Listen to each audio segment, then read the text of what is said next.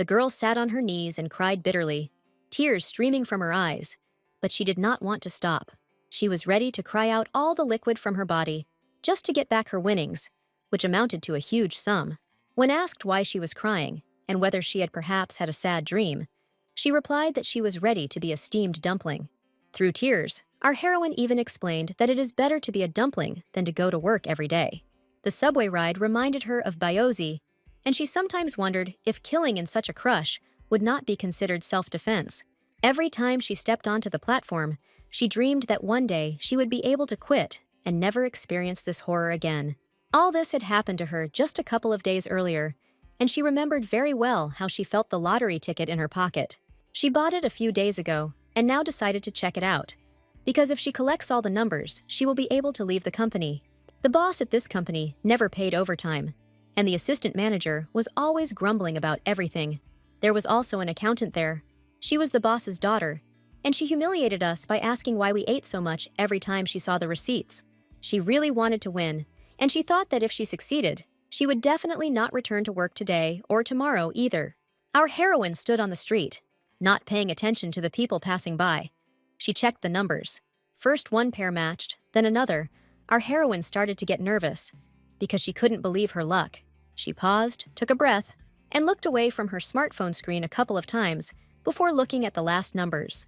But curiosity got the better of her, and she checked the last 2 digits. Her legs gave way, but she held on. Her heart was beating wildly in her chest. Now she knew for sure that she had won. And not just any win, but that she had the main prize. The image on the smartphone screen was reflected in the pupil of her eye, and it took her a couple of seconds to realize it. And no matter how unrealistic it seemed to her, the fact remained a fact. And now she can change her life. She ran to the office. She needed to solve the most urgent tasks, and this was her deepest desire. She could quit. Having run up the stairs to the desired floor, our heroine stopped for a second, and then stretched out her hands to open the door. Our heroine was so excited that she didn't pay attention to the light coming from there, but simply began to enter. Her gaze fell upon a room that was completely unfamiliar to her. There was a huge table there, and it looked more like the tables from the Middle Ages. Through some fog, she heard a question that was addressed to a certain Soleya, and she was asked what she had just said. There were several people in the huge hall. One of the men asked her why she was leaving and didn't want to explain anything. He also talked about marriage, but she didn't understand anything, and the words of another that she shouldn't talk to her sister like that didn't improve the situation.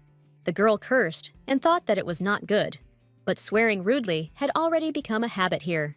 However, the whole situation was unfamiliar to her. She wondered if she was in her company. She opened the door and apologized out loud to the strangers. Explaining that she had mixed up the doors and was leaving now, she took a step and realized something was wrong. Then lowering her gaze, she saw the shoes on her feet. The older man said to Soleya that if she was not feeling well, she could come back, and asked Anne to take her there. A girl dressed as a maid approached our heroine, and, addressing her by her title of Duke, she said that she was now and took Soleya by the arm. As our girl left the room, she looked back and thought that she had never seen such an interesting middle-aged man in the company. She walked, accompanied by Anne, along long corridors that were lit by huge windows. Wondering where she was, she apologized, and was answered by a request that the lady remain calm. And at that moment, she had another question, and she asked this Anne how she knew Korean so well. This clearly puzzled her escort, who looked at her with surprised eyes and couldn't even respond to it. Then the girl asked if she had perhaps accidentally ended up at some kind of filming, to which the maid simply reminded her name. There was a sound of footsteps in the corridor. 2 more maids appeared, and one screamed that Mrs. Soleya had gotten out of bed and run away somewhere. Adding that Milady was not feeling well, our heroine could not resist and asked who the hell this Soleya was and where they were. The older maid grabbed her head and hysterically said that she couldn't believe that Milady was now losing her memory. Looking at the people around her, she had more questions about why everyone had such a natural hair color and such Western features. Our heroine tried to speak to the women in English, which only made them uneasy, and the servants decided to call a doctor. But she didn't listen to them. Thinking that everyone was wearing wigs for a TV show, she decided to start with hers and pull it off her head. Feeling the pain, she realized that her hair was real and heard Anne say that an evil spirit had entered the lady's hand. The maid told everything to the doctor who came up, and the girl was able to hear a few phrases about her health. And since her hand was possessed by an evil spirit, the servants tied her to the bed, and she wondered why they were so disobedient. The doctor came to the bed and said that they could try again, and asked her name. Then she replied that she was Yoon Ji-yoon and would be her. Men entered the rooms, and the one who had interested our heroine earlier said Leah's name, and the one who was younger said that everything was as usual. The second young man again called for order and asked not to say such things about his little sister. The first one replied that she behaves like that every time something important happens, as if she demands attention. While she was thinking about the man's manners, noting that he was rude, the doctor was whispering something to the one Anne called the Duke. Then she thought that she had a strange loss of memory. Now thinking about it, it seems to her that she forgot something important. But here's what. At that moment it dawned on her. She remembered what had happened to her just recently. She had won the lottery. Now she had no idea where she was, or where her phone was, because if someone found it, they could take away her winnings. She began to break free. Twisting and turning on the bed, our heroine screamed at the top of her lungs that she needed to go home to get her money, her billions. Those present watched her with concern, and one of the young men approached her and asked her father to stay there. He extended his palm to our heroine and asked for forgiveness from Soleil, explaining that her mind would freeze for a moment. She had time to think about her money, and when she opened her eyes, she found herself back in her cramped office. She thought, no, this is not the place. When she saw the ceiling of someone else's room, and then about where those bastards put her money, her thoughts returned to her winnings, and she calculated that after taxes, she would still have a tidy sum left over. She suddenly felt hurt that this door to another dimension had opened now, and not when she was a teenager. The maid came up to her and reminded her of her name, adding that she would help her remember everything. Then Soleil wanted to offer her to find the money. Anne asked if the lady would like a glass of water, and our heroine agreed, saying that water would do. Thinking to herself about billions, finally left alone, she went to the window and, opening it, looked out. The landscape beyond was clearly not Korean. The returning maid, worried about the cold, sat her mistress down at the table and covered her with a cape, then offering her tea and a bun. The servant explained that it was better to just have water, and our heroine was reminded of her mother's kind eyes. In her mind's eye, she saw her mother smiling and asking if she wanted to play with her. Ji-yeon was still a little girl then. She asked where and was told it was far away. She shook her head. She didn't want to leave this park at all, and at that time, she didn't yet know the consequences of her answer. I continued to watch the pigeons, which flew closer in whole flocks to peck at some crumbs. The mother rose from the bench, then squatted down opposite her little daughter and said that she would go to the restroom. She asked Ji-yeon to wait for her here. She left, and our heroine watched as her mother disappeared from sight. After some time, the father appeared, swearing foully, and an employee approached him to call him to order. Ji-yeon only guessed that this was the last time she saw her mother, but she couldn't even cry in the presence of her drunken father and the policeman. Sad thoughts came into her head now. She understood that this family in this world had nothing to do with her. The real Lady Soleil should be the recipient of all this kindness and affection, and yet she is here by some ridiculous accident. She needs to return to her world, but first she decides to find out who Soleil is, so she asks the maid to tell her family history. Anne said that she was the youngest daughter of Duke von Virgo, was born weak, so she needed outside help and did not go outside. Her mother died, leaving 3 more sons, the eldest knight commander, but he is not in the mansion. He is busy with military matters. The second son, his name is Haman. He is the man with pink hair that the girl saw earlier, and he is sensitive to magic. The third one is called Gray. He is an excellent swordsman, and even received a title, but has not yet joined any knightly order, because they didn't have the opportunity to take anyone, and our heroine thought that this was probably due to the bad character of this Gray. Anne ended up saying that all 3 of them cared about her, and Ji-yoon responded that it was nonsense because the third one was talking so arrogantly. This answer delighted the maid beyond words. She said that the mistress had just spoken to her in an informal tone. Having added that she thought that Milady's memory was returning, the girl corrected him, explaining that she had said that without even thinking. Ji-yeon remembered a story about souls, where everyone's favorite main character experiences, and remembers something from his past life at a turning point. She thought that perhaps this had happened to her now, and if Soleil was reality, then was it possible to live another life? She was lost in her thoughts, but the maid remembered that she had found a strange piece of paper earlier and thought that maybe it was the mistress's. Having handed the scrap to Milady, Anne said that she had found it in the corridor, but seeing her reaction, she became excited again. And there was actually a reason why. For the first second, the lady looked at this piece of paper silently, with her eyes wide open. Then she jumped up from her chair, and with a wild look began to shout that it was her money, and that, of course, it was them. Our heroine was ready to rejoice and cry at the same time. These billions had been bothering her for half a day, and now a coupon had been found. The maid was so agitated that she could think of nothing better to do than call for the doctor again. This time the girl did not resist. Lately, she had been constantly told that she was weak, and Ji-yeon herself began to believe it, and couldn't even hold a fork. Moreover, she completely lost her appetite, which had never happened to her in her previous life. But now everything had changed. She thought that she had been sent here because she did not want to work, and she asked the gods to send her back to her billions. Her personal maid begged her to eat at least a little, because she had not eaten for a whole day, and her mistress's body was so weak. Wondering how weak it was, our heroine stood up, and feeling weak, thought that she must really be exhausted. She decided that she should eat after all, but she didn't want buns, so she asked about rice. But the maid didn't understand her question. Saying that it was okay, she would go and see for herself. The girl took the winning coupon and headed for the door. As she slowly walked towards the exit, she thought it was unfair, because just when she had found hope, she found herself in a strange fantasy world. Ji-yeon couldn't get used to this new body, and so she walked with an unsteady step, and the maid decided to help her. Anne was thoughtful, and even remembered to grab some outerwear, which our heroine reluctantly agreed to wear. In one of the corridors, a voice was heard from behind a column, asking if she seemed to have the strength to go for a walk. He was in the shadows, but she recognized his voice, so she thought angrily that it could really be him again. Coming out into the light, Gray asked why she was hanging around here, and our heroine noted that her innate insight had not failed her. However, one thing was bothering her, and she decided that it would be best if she asked her maid about it. So, going up to Anne, she asked her question whether this man always spoke like that, but received no answer. The maid simply had no right to talk about her master in his presence, because he came up from behind and grabbed his sister by the hand. When he asked if Soleil really didn't remember anything, our heroine pulled her hand away with a sharp movement. She didn't mean to talk to him in that tone. She meant to put him in his place, but he managed to ask first.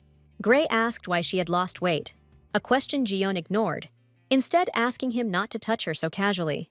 Raising an eyebrow in surprise, he complimented her out loud on how much better it was to respond that way, rather than wandering around like a ghost and apologizing all the time.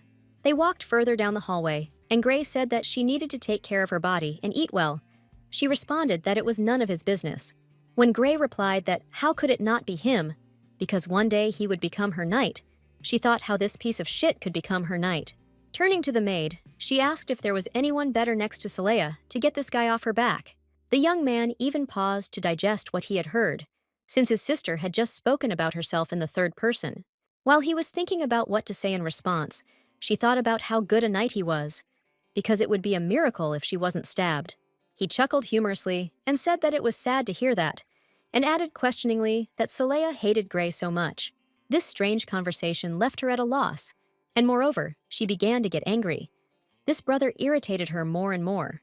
He grinned wickedly, spread his hands, and continued, saying that she had said it herself, and Gray had heard it, and then repeated her line. She didn't understand why he spoke about himself in the third person, and he added that Soleil might hate Gray, but he would become her knight. As she moved down the hallway, she asked him not to follow her, and he replied that Soleil was hungry, so Gray should take care of that. He irritated her terribly, and he continued that Soleil couldn't eat fatty foods. She needed something lighter. She was already angrily demanding that he shut up, but he did not calm down. Now he stated that Soleil was angry. The young gentleman thought in the same style that Gray saw her so energetic for the first time, and he would like it if she stopped lying down. In the meantime, they reached the dining room and entered it. Ji-yeon liked the decoration of this room, but she was really hungry, so she sat down on the first chair she came across and said that she didn't care anymore that there was no rice and asked them to bring her at least something. The maid handed her a cup of warm milk. Our heroine looked at this device with some distrust. Her brother kindly said that if she ate everything at once, she might get a stomach ache, so it would be better to drink some milk first. His voice caused her a new wave of irritation. She asked when he managed to appear here. His answer sounded like Gray was sad, and he was sniffing. and then he began to sit down opposite her. Then she asked what he was doing, to which he, laughing, replied that he also wanted to eat. She really wanted to get rid of this obsessive character. She was already starting to worry about her appetite. He thought for a second when she looked at him and asked him to eat somewhere else and leave her alone. Leaning back in his chair, Gray, smiling only at the corners of his mouth, said that she really didn't remember anything. He cast a searching glance at her and added that he was pleased to see it, and then she asked him to explain. After thinking about his answer, he said that she was acting so strangely, like a sharpened blade. And if anyone saw her, they would think that his sister grew up in the wild, to which Ji-yeon only chuckled.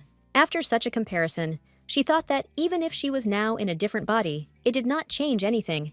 She again remembered the day when she saw her mother for the last time, and how her life changed afterwards. Afterwards, she often thought that it would have been better if her father had never existed, but it was beyond her power. But she grew up, and one day her father left and returned only 3 days later, without giving any explanation for his absence. While no one was home, our young heroine smashed everything that came to her hands, and over the course of these days, she destroyed everything she could. Then, she thought only about growing up quickly so that she could leave this unfortunate place. She remembered that evening only in fragments, and she had the impression that her mind was deliberately hiding details from her. But then, at that moment, her life changed dramatically, and she did it with her own hands, although unintentionally. By pushing him, young Ji-yeon took revenge on her drunken father for all those terrible days she spent next to him. He simply fell and never got up again, and our heroine was so afraid of the consequences that she ran away. At those moments, she could not think of anything, only that she needed to run and run as far as possible. And she ran wherever her eyes looked, and continued her movement as long as her legs could bear it. The fear of punishment, if her father caught up with her, urged her on. But it couldn't last forever. She fell to the ground from fatigue. She had no idea whether she had killed him or whether her father had survived. But she didn't want to think about it then. She had to figure out how to survive in this world alone, which she didn't know much about due to her age. But since then, she didn't even think about returning. She managed to get a job in a backwater restaurant.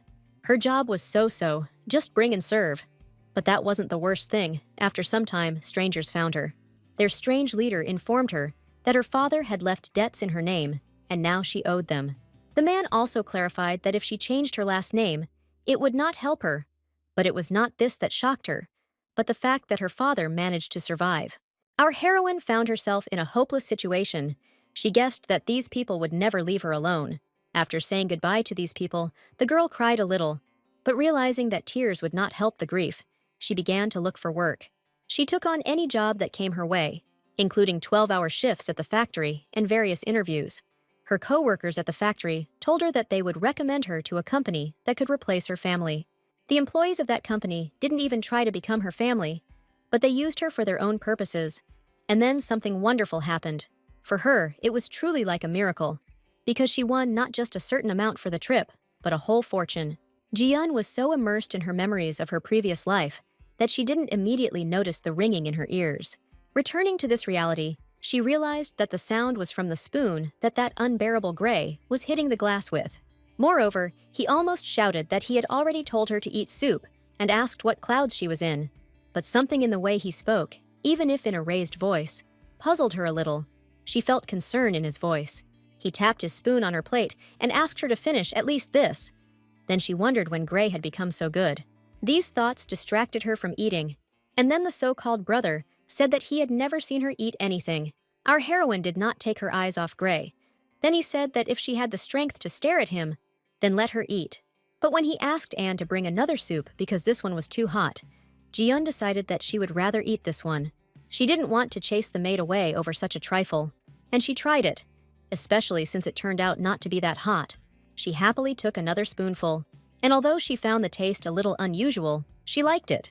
In her world, she was accustomed to simpler food, and her diet consisted mainly of rice. But this first dish also suited her quite well. Gray grinned and asked if she had anything she wanted to tell him, to which the girl sharply asked what he expected from her anyway. She did not want to continue the conversation. She had satisfied her hunger, and she had a desire to be alone with herself. He looked after her, grinned, and said that now he truly believed that they were brother and sister. Thinking that he was not going to pursue her this time, the girl opened the door opposite. She wanted to explore the mansion, so she went into this room. Judging by the number of bookshelves, she found herself in a library. She looked around and thought that there were really a lot of books here, and she decided to take something to read. Reaching out for one of them, she carefully took it off the shelf, opened the page, and froze in surprise. It said that she thought she was opening the door to the office, but ended up in a fantasy world. And what about my billions of won? Jian looked at this inscription as if she was fascinated, because she could not logically explain how this book could describe these events. A knock on the door brought her out of her stupor. She heard a voice, some man asking for permission to enter, and she allowed it. Then a servant appeared on the threshold and reported that her master was calling her, adding that she needed to go right away. He also advised her to get ready. Then she thought why he was calling her right now, at a time when she was busy. Our heroine proceeded to her chambers, where Anne helped her change, and then a servant escorted her to the Duke. He asked how she was feeling, and without waiting for her answer, continued that he had asked the servants to convey that she could take her time. He added that apparently the servants had made a noise. She smiled sweetly, and then replied that there was no need to worry, everything was fine. To herself, she thought that even if he hadn't been such a cute, handsome man, she would have left immediately anyway.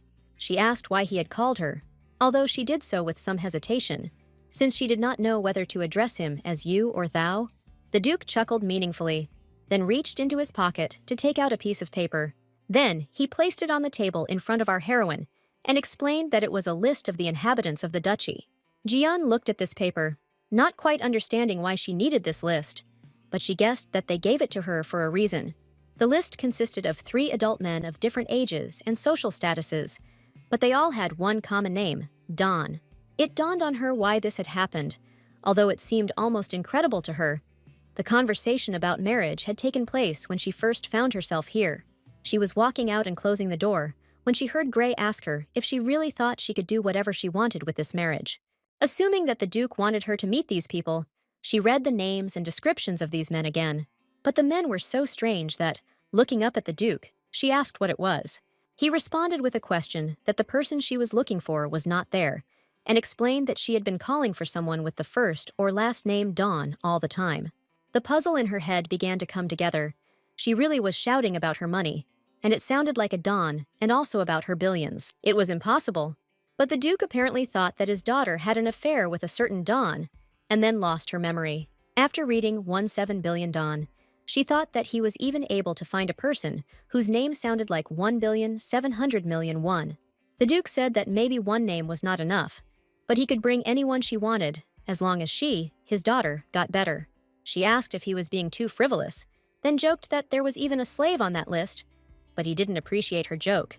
After taking a sip of wine to ease his nerves, he replied that she was young and stayed at home all the time, so she might not know. He put down his glass with trembling hands and added that he didn't think she had left the mansion, and that he himself had been the same in his youth. Pulling himself together, the Duke said that he had asked her to first pay attention to their personalities. Then she asked what he was talking about. He spoke again. How did it happen that he turned out to be a slave or a traitor? Unable to bear it, she asked him not to raise his voice at her. She remained silent and covered her mouth with her hand when he finished by saying that he would end this relationship no matter what it took. Jian finally realized that the Duke had taken her joke about the slave seriously, and so she laughed completely sincerely. He felt uneasy. He didn't understand why she suddenly became so cheerful, so he asked her if he was right. She replied that she had already said no. Then he was completely confused, that perhaps she loved this Don very much, since she was looking for him so desperately. Our heroine looked at him and thought that she grew up in a wealthy family, so he decided that Don was a name, not money. The Duke thought that in his youth, he simply could not imagine life without a wife, and he would like a more decent husband for his daughter. He was ready to burst into tears, but again pulling himself together, he said that he was ready to hear the name of the one who dared to offend her. After looking again at this ill-fated list, she said that there was no such man, and she did not remember any feelings for anyone. However, she thought to herself that she didn't know if Soleil had ever loved anyone, considering that Gray compared his sister to a quiet ghost. Milord was happy to hear such an answer, and our heroine also thought that it was unlikely that Soleil would run away for the sake of an affair with such a man. Jian heard him say that he felt better, because to be honest, he was worried because all men have flaws. Then she asked if she herself was really so good. and the Duke replied that her condition was temporary and she would soon get better. And he asked her not to say that to her father, but she thought that any father would say that, because it's hard to listen to a daughter say that she's not good enough. Tears came to her eyes. She felt sorry for this man, and she said that he apparently loved Soli very much. For a few moments, there was an awkward silence in the room. He looked at Ji-yoon, but he saw his daughter. Clenching his fist, he hit her leg hard with it, then looked sternly at the girl and said the name Leah. That's what he liked to call his daughter. Holding back the emotions that overwhelmed him at that moment, the Duke said tenderly that he would always love her. Our heroine realized that she was in a very difficult situation and could not yet think of a way out. Embarrassed, she lowered her head, and then in a quiet voice asked her to excuse her because she wanted to leave. Only one excuse came into her mind, so she said that she felt unwell, and the Duke replied that she could go.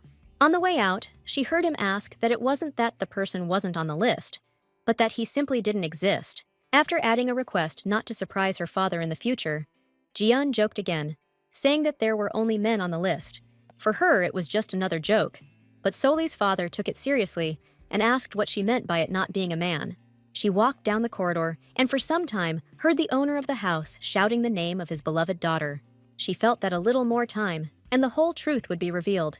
They would find out that their Soleil was no more, and that she never had such a father. She remembered Anne's words about Soleil having a fever for the last few days, and that was why everyone was very worried. Ji-yeon asked the maid what happened next, and she told her that she wasn't sure if the mistress was alive and was going to call a doctor. And from Anne's words, our heroine knew that then Mrs. Soleil suddenly stood up, and her last cries were that she was leaving. The girl was very curious about what happened to the real daughter of the Duke, for whom she felt sincerely sorry. She was also terribly intrigued by the book she found in the library, so she decided to go and check it out. The maid was not in the room, and our heroine decided not to waste time, but to go right now. And then she looked out the door. Luckily, there was no one in the library either, so Ji-yeon immediately took the book off the shelf and thought that she had never written this. I wondered if what was going to happen in the future was being recorded and opened the book. But there were blank pages. She leafed through it completely, but there was nothing there. Only a pen fell out, fell on the floor, and rolled a little. Raising the pen, our heroine twirled it in her fingers and thought that it was possible that she, too, could write in a book. It is possible that the future changes depending on what is written with a pen on these pages. The screen of her smartphone appeared before her eyes again, displaying the much-desired win.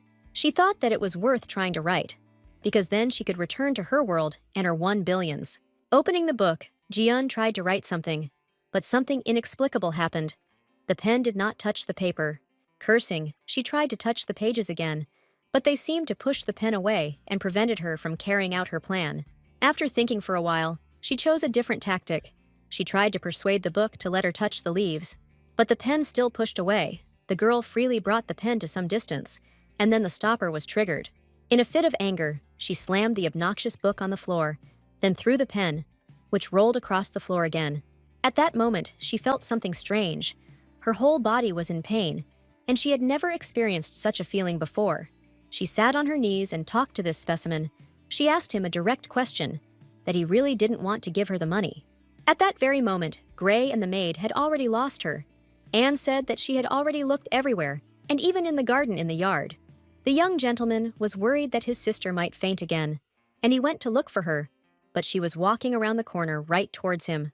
Before she even reached the end of the corridor, she asked why it was so noisy here, and at that moment, taking her last step, she collided with Gray. It all happened so quickly that none of them had time to react and move away. Ji-yeon felt a lot of pain. She began to faint, hearing his last words about that lifeless look again. Our heroine asked to be returned back to her world, and that when she opened her eyes, she would find herself in her own house. But it did not happen. The first person she saw was the same Gray, who was almost hanging over her, and when he realized that she had woken up, he exhaled. She realized that she was in Soli's room, and the young man told her that she had a broken leg. She thought that he probably hit her secretly, so she asked him about it directly. He responded with surprise and asked why he would beat her at all, and why she would beat him. Then why did her leg end up broken? Then he told her that the doctors said that she got the injury due to weakness, and it would take her a couple of months to recover. After asking again about 2 months, she thought that she only had a year to get her winnings, and she couldn't hang around here for that long. Gray picked up her book and asked if it was so important that she didn't even hear his footsteps. When he read the title on the cover, he was not just surprised. He was struck by her preference as if by electricity. She, remembering the inscription on the pages, answered in a completely serious tone that it was important to her. Afterwards, she asked if he had read it, but Gray remained silent. And this led her to think that he, too, had been able to read the lines about her win. Continuing to look at him intently, she waited for him to speak and saw him grind his teeth. Gathering his courage, he shook the little book and said that he had seen it and asked if she really liked reading things like that. She had absolutely no idea why he had such a reaction, and she tried to guess what exactly had upset him so much. Gray continued talking, saying that he didn't even know they had such books in the library, and she asked if something was wrong. He replied that he knew that she was already an adult, and since she never left the house, it must be interesting, but still it was too much. When she shouted out her question about what book he had found there, the interlocutor cleared his throat before voicing the title. Jiyeon was speechless. She didn't understand where that book that told about her door to the fantasy world could have gone. Taking it in her hands, she also read the title, and, surprised, asked him to read it to understand whether it was really written there. Angrily, he asked why she was pretending not to know anything and how he could read something like that right in front of her. She started to insist. Then he said that he had already apologized for her leg, but that was still no reason to force him to read something like that. However, our heroine did not calm down. She began to demand that he immediately read the contents of the book to her. He spread his hands bitterly and asked, embarrassed, why and for what reason she was treating him like this. What had he done to deserve such treatment? Realizing that he couldn't get rid of her, Gray agreed, only asking that she not later tell anyone that she was reading such things. Losing patience, our heroine said that she wouldn't and began to rush him to start reading faster. Having asked once again that she not tell everyone about this, he gathered his strength and, opening the book, began to read. He read out what Madame Remshaw had read with her teeth, then asked if he should continue, to which she nodded her head affirmatively. Then came the text that, "Madam, you are not in too much of a hurry," and Remsha laughed when she heard Erasto's words. Gray blushed as he continued reading. Ha ha! He was so excited and hot, and then looked at his sister. There was genuine surprise on her face. She had a feeling that she had lost something very important. Then he asked how he should read it, and then said that he refused, and if she really wanted to, she could read it herself. Jiyeon tried to push the point that she was the younger sister, and he couldn't read to her, and he responded that she didn't even call him brother. She asked if it was really written that way in the book, and, having received an affirmative answer, she wondered why her book had suddenly become a novel. Then, about how Gray was funny, but still something was wrong with him, and her thoughts were interrupted by a knock on the door. The young master gave her permission to enter, and she asked why he was giving orders, even though it was her room. The servant opened the door slightly and announced right from the threshold that her ladyship's friends had come to visit her. Our heroine asked in surprise that Soli had friends, to which he replied, "Of course," and they often come. Gray stood up and walked towards the exit, telling her as he went that he was doing this because she didn't like him being around when they visited her. At the threshold, he turned and added that if anything happened, she should let him know, but she thought he was just running away. Maids appeared in the chambers and began to tidy her up so that she would look well-groomed when the guests arrived. As they circled around her, she wondered what kind of people they were that thought Soleil should accept them in such a state. The maids had just managed to comb her hair and powder her nose when the door opened again and guests began to enter the room. There were 3 of them. One asked what was wrong with her leg, and the other said that she was very worried because her friend was lying down with a high temperature. Looking at the girls, our heroine replied that as they could see, she had an injury, but the illness had receded, so everything was fine. As she continued to look at their puzzled faces, she thought she found it hard to believe that Soleil had been close to them. The guests stood a little away from their friend, whispering about something, and she wanted to know why. Jiyeon was a rather straightforward girl, so she asked why they were whispering in her presence. The blonde one sat down next to her and said that she believed in memory loss because even Soli's manner of speech had changed. And when our heroine asked how she used to speak, the guest replied that she treated them with great respect, adding that she was always so timid and always addressed them formally. Jiyoon wondered what kind of feeling this was. This guest said that since their friend had lost her memory and didn't know who they were, they should introduce themselves first. The first one introduced herself as Cheryl, the daughter of Viscount Horvian, and she had large farmlands, so Saleya could always drop in for a visit. Another is that she is Julia, the daughter of Viscount Kane, and she is engaged in the slave trade, and if necessary will help with a new servant. And the one who sat next to her said that she was Lemilienne, the daughter of Count Leandrigo, and that she had the largest textile business. Tapping her fingers, the Count's daughter added that she was truly sorry that Saleya did not know because of her memory loss. Jian didn't like this lady's manners. She thought that she was only addressing her as if her status was higher. And Lemillion, having finished speaking, carefully took our heroine by the hand, and she suddenly felt an unpleasant feeling. So she asked why she then felt that the lady was feeling uncomfortable. Maybe it was time to return to formal forms. The interlocutor replied that there was no need for this, because they were friends, and even if she sat at home, they still visited her. It seemed strange, Jiyeon thought. If Saleya never leaves the mansion, then how did she make such shameless friends? When asked how Saleya injured her leg, our heroine replied that she crashed into Gray, and her friends advised her not to let him get away with it. Explaining that she would soon become a duchess, Jiyeon asked how she could be a duchess, since there were 3 more contenders ahead of her. Lemillion wondered if no one had told the poor thing anything, since she was the only heir to the title in this house.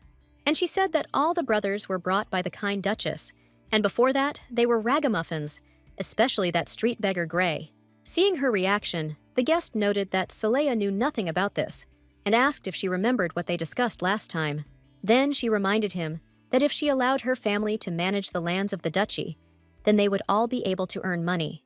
Having finished with Saleya promising to think about it, Julia started talking about Gray, indignant at how a beggar could grow into a knight, and also to become a knight of the Duke's legitimate daughter. And now it is clear why their friend was constantly so scared. Lemillion brought the conversation back on track and asked if her friend had had time to think about the proposal. She would like to receive an answer. Our heroine got tired of listening to these women's speeches. She pointed at the blonde and asked if she was completely stupid. Ignoring their reactions and Lemillion's question of what she said, Jiyeon began to lower her legs off the bed. Having settled down differently, she said what business she was talking about, because she knew that she had amnesia, and in general, she had just woken up. She smiled and added that if a lady wanted to cheat someone out of business, why not go outside and do it with a cockroach? Adding that, moreover, it was up to the Duke to decide whether to pick up beggars from the street or those with a brain the size of a chicken's, like theirs. When she said that, even though they had grown up among the nobility, they had not thought about why they had chosen these 3. She received a resounding slap from Julia. Then the guests began to vie with each other to say that since she was bedridden, they had been lenient towards her, and that she is a stupid girl who, along with the loss of her memory, forgot all respect, and so on. She interrupted them and replied that they had really forgotten who this impudent woman was, who couldn't get out of bed. She also reminded the dumbfounded noblewomen that she was, after all, the only heir to the ducal title. He continued questioningly that this was why they visited her so often and stuck to her like flies to drops of honey that someone had dropped. Lemillion was the first to lose her temper in this tone. She decided that she too could teach this sickly heiress a lesson and raised her hand. But she didn't take one thing into account. Saleya changed. Looking into the guest's eyes, our heroine loudly called her brother Gray. The door opened with a bang almost at the same second and immediately closed. Lemillion was still standing with her hand raised. Jiyeon asked if they were ashamed of what they did to her face, and quipped that now that he was here, she would see if they could do it again. Gray walked up with a long stride, not at all interested in the 3 of them, who were standing tightly around his sister's bed. He asked why her cheek was swollen and so red. Then looking at the guests, he asked who did it. Our heroine smiled a radiant smile, and waving her hand, greeted him as a beggar brother. When he asked again who did it, she said that these ladies told him that as a child, he was a simple street vagabond. And when she asked in response whether they had visited her for the sake of begging, they then shamelessly hit her in the face. Gray, without even turning his head, sent an unpleasant chill through the visitors, and they quickly said that everything was wrong. While Cheryl tried to justify their behavior by saying that there was a misunderstanding, the young gentleman took his sister in his arms. He cast an extremely unfriendly glance at the guests and ordered the butler to see them out, as they were already leaving. Then he added that he would personally tell the Duke about the situation that had happened, and, proudly straightening his back, he walked towards the exit. The guests tried to correct the situation by continuing to say to Gray's back as he left that they didn't mean it at all. Jiyeon felt comfortable in his arms, and she asked slyly that it seemed like he was good at begging for it to be talked about. Supporting her tone, he replied that, brother, he is brother, and she pronounces it so well now, although her cheeks are like a hamster's. He thought to himself that everyone he met belonged to one of two categories, those who pleased and those who pretended to please. And it always seemed to him that he was walking on very thin ice, laid by someone else. Gray clearly felt how something had changed. It was such a light and subtle feeling, like a breeze playing with his hair. He tried to make sense of it, and then in his mind's eye, following the fluttering hair, he saw her. Then he saw his younger sister, who had lost her memory, sliding on a sled on the same thin ice. This image captured him so much that for a second he completely forgot that he was walking down the corridor and holding his little sister in his arms. Soleil told her maid that someone as weak as her should not have been born into this family. And as for her appearance in this house, they were probably much happier, and now they are being bullied because of her. People whispered that she was the only legitimate child, while the rest were a bunch of beggars, and wondered who would become the heir. Gray heard this conversation between Soli and the maid, and her sad words that it was all because someone like her existed. Having learned what was on his younger sister's mind, the young master wanted to help her start living a full and happy life. He would cheerfully catch up with her in the garden and ask her if she had really just woken up and why she was fainting at the sight of him. But Soleil just kept asking for forgiveness and withdrawing into herself, and he would have liked her to just get angry. He wanted to check at least once who could shout down whom. He wanted to destroy the wall around her heart. That was his plan. However, something completely unbelievable happened. His sister lost her memory and is now breaking down this wall with her own hands. He just wanted to shake her a little, but now he didn't recognize her, she joked, forced him to read, and even just swore. Lost in thought, he lost control of his face, and his furrowed brows and thin lips did not go unnoticed. Jiyeon said that she was the only one here who got slapped, and she didn't understand why he had such a strange expression, adding that it couldn't be that he had feelings for her just because she wasn't his biological sister. After she said that she actually hated that kind of thing, Gray started yelling that she must be crazy for talking about it. He shouted that he had completely forgotten that she was in his arms and relaxed his hands a little, but quickly came to his senses and held her. He reproached her for trying to fall. Then she replied that it wouldn't get any worse for her if her butt was hurt. Gray changed the subject and said that they shouldn't have hit her anyway, and she pointed out that even once was enough compensation. He asked again. Then Jiyeon thought that if there was no such law in this world, then she could target their families. Looking at the windows past which she was carried, she thought that it was all nothing. Sometimes it was even useful to receive blows. She thought she had been alone her whole life after her mother left, and then she left her father, and a slap in the face was no big deal. She asked out loud if her family couldn't get money or something from them since they had endangered the Duke's daughter. The young gentleman did not consider it necessary to answer such questions. Frowning, he only quickened his pace. They were almost there. He kicked the door to the empty room and opened it before the servants arrived. Angry at Soli's indifference, he asked her if she thought money alone would be enough, thinking he'd have to deal with that damn hand that hit her. He also asked why she allowed herself to be hit, and asked her not to sacrifice her body to get something. When she replied that if she could take advantage of their weakness, then why not? Gray dropped to one knee, and looking questioningly into her eyes, he asked that it didn't look like she didn't have someone who could protect her. She looked at him so intently that her eyelids trembled, and she reproached herself a little for such weakness. She didn't want to show him what she really felt, so she turned her head towards the window and remained silent. But pulling herself together, she looked at him again and joked that, of course, she wouldn't have left them like that if she had been healthy, and she would grab them by the hair and twirl them one after the other to the rhythms of shandan, and then use their hair as dental floss. Gray looked at her in surprise, and she smiled, thinking that hearing someone called a homeless beggar was annoying. I also thought that it didn't matter who was talking, even if it wasn't about her. At that moment, the door slammed loudly. An enraged Duke appeared on the threshold, and the second brother told him that it seemed those ladies had been rude to Soleil for a long time, and that all this time she could not tell anything because of her good nature, and, turning to her, asked if everything was correct. Jiyeon didn't understand why Haemin was looking at her like that, but she replied that she didn't remember anything, but judging from their conversation today, it was like that before. The Duke, approaching her, said kindly that she should have told him if something bad had happened, and asked if it hurt much. Her reply that it was just a slap in the face, and they should use it because they had insulted their family, horrified the Duke. Bowing her head, she said that everything ended well, so there was no need to be too upset. The Duke's face twisted in anger, and he growled that this was not an excuse, and how could she even say such a thing to her father? The girl looked at him with wide open eyes. She could not tear her frightened gaze away from him. The Duke continued to yell that what kind of father would get rid of those who got on his nerves at the cost of his own daughter's body, and that no parent wants even a hair to fall from their child's head, and how she can talk about her body as an excuse. Suddenly, he saw her reaction. She was shaking all over, clutching her clothes with both hands to stop the trembling. He stopped screaming. She continued to look at him with her huge eyes, in which one could already see tears appearing.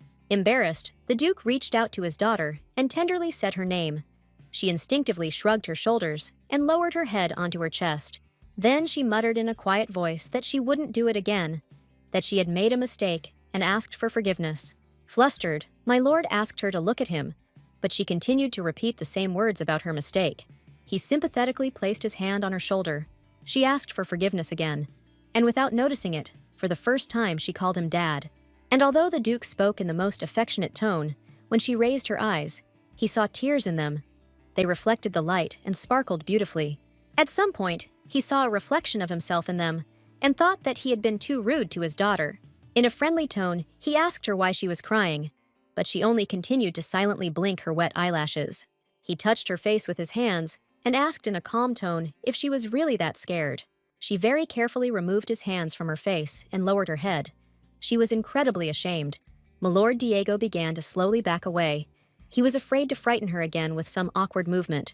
After moving some distance away, he apologized and said that he shouldn't have yelled at her, even if he was upset. After repeating the word sorry several more times, he turned around and slowly walked to the door, and already on the threshold asked her to rest. He no longer turned his head. He felt extremely embarrassed, because he had lost his temper so much that he had brought his daughter to tears. Haman also approached the exit. He looked intently at his sister and tried several times to speak to her, but he still couldn't find anything to say to her, so he followed his father, and the door closed behind him with a strange click. Our heroine and Gray were left alone in the room. For some reason, he couldn't bring himself to move. Then he asked her how she was, and the girl replied that it was all because she heard screams, but now everything is fine.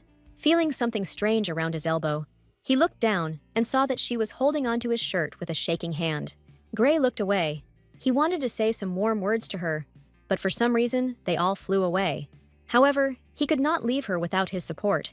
He understood that she really needed simple human feelings now.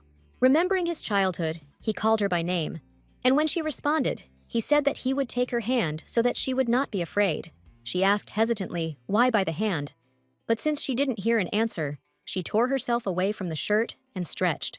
Trying to hide the trembling in her hand, she reached out to him, and when he took her small palm in his, she suddenly felt better. She felt the warmth of his body being transferred to her, and he felt the small piece of ice in his hand warming up. He grabbed his head. He wanted so much to share his thoughts with her, but he didn't want to disturb this peace and quiet. After some time, he still said that he believes that time spent together and shared memories are what create a family. His mother, the Duchess, always taught him that past and background are not as important as what is created together. And that's why he wants to tell her that she doesn't have to force herself to hide behind a mask, and that it's okay to not be okay. The young gentleman was silent for a little while longer, and then completed his thought by saying that all this was so because they were a family. So Leia began to calm down. He heard her breathing even out, and thought that he had done the right thing by speaking out. He didn't see her face when she said playfully, "Sir Grey," and what she had already said, but he couldn't flirt with his little sister. But after what was said, he couldn't help but look at her to see if she was serious. But when he saw her face, he couldn't resist. He shouted that her brain had gone completely crazy after her illness, and she asked why he took her hand. She reminded him about the book he had read to her, and although he answered that he had read it at her request and had not taken her hand for that purpose, she called him shameless. Their squabble began to take on cosmic proportions. Gray did not go anywhere and continued to argue with her. This pleasant conversation at elevated levels continued for some time, but when Soli ran out of arguments, she fell silent. Thinking about how she looked from the outside, she suddenly felt terribly funny and laughed, which angered Gray again. The noise in the room did indeed attract some onlookers, and Anne's maid remarked that the two got along so well, although sometimes you wouldn't know it. Evening came, and our heroine opened the window to let a cool breeze into the room, and then went to bed. Ji-yeon lay on her back and looked at the ceiling. Her thoughts were that the more she thought about it, the more absurd it seemed to her. She thought it was so stupid, because he froze in place just because he yelled at her, even though he wasn't even her real dad. Turning on her side, she continued to think. She had to go home soon. She couldn't hang around here forever. She touched her winning coupon and thought of her 1,700,000,000 and reminded herself that she was Ji-yoon, not Solea. Hearing a soft knock on the glass, she sat up in bed to figure out what was making the sound and saw something unusual. She thought that this diffused soft and warm light was probably the magic of that weirdo Haman who treated her today. The light slowly formed into a small figure, and it turned out to be a little man. She even saw how he bowed to her. Our heroine wondered why he came here, and the little man opened his tiny mouth, and a melody flowed out of it. It was so enchanting that the girl listened with rapt attention. She wanted to lie down, which she did, continuing to listen to his song and wondering what it was that was so sickeningly sweet, thinking that perhaps it was some kind of lullaby, because she was so sleepy that she closed her eyes and fell into a sweet sleep. In her dream, she had the thought that he seemed so cold to her, and that everyone in this house was really funny. The Duke's family stopped appearing in her dreams because she felt a heat, as if she were standing next to a forest fire. She looked at her hands. It was very warm, and she wondered where she was, because the temperature was as if she was holding a puno pan. Ji-yoon loved these fish-shaped buns with sweet fillings. She even always carried change with her in the winter to buy one. It was getting hotter and hotter. It was an unpleasant sensation. She thought that maybe she was already being baked instead of a bun.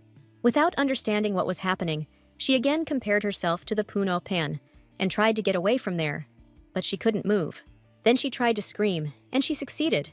Then she began to ask at the top of her voice if there was anyone there, but all our heroine heard around her was the crunching of fire, devouring everything in its path. Then the sound of flapping wings appeared. She looked around, trying to figure out where it was coming from, but because of the flames, she couldn't see anything. Finally, she saw a figure in the distance.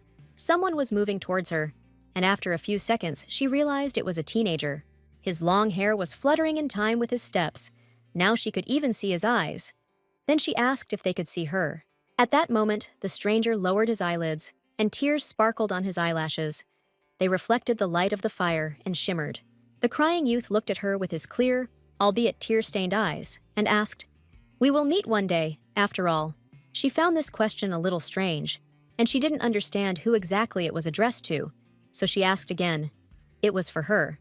There was no answer, so she asked who he was. And then, looking again at the tears, she asked why he was crying so beautifully. At that moment, she suddenly woke up, as if she had been torn out of this strange dream.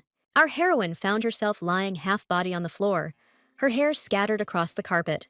Carefully pulling her legs off the bed, she wondered what kind of dream this was. It was just some kind of madness.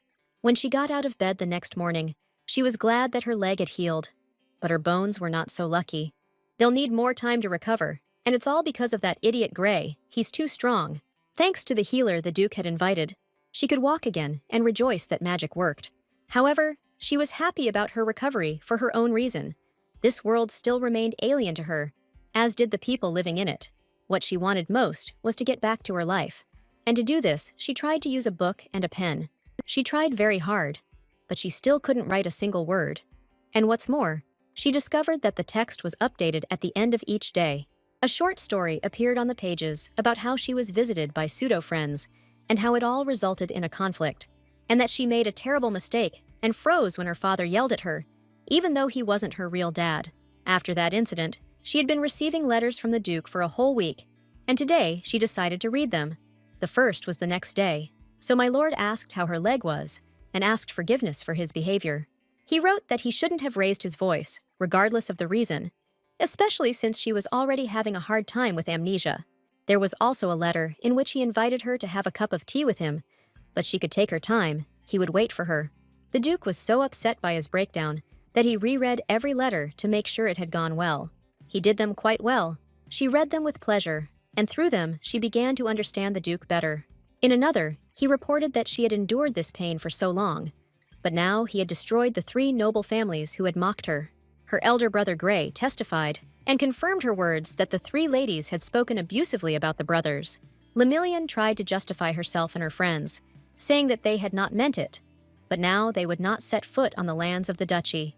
He thanked his daughter Leah for standing up for the family and doing what he had ignored.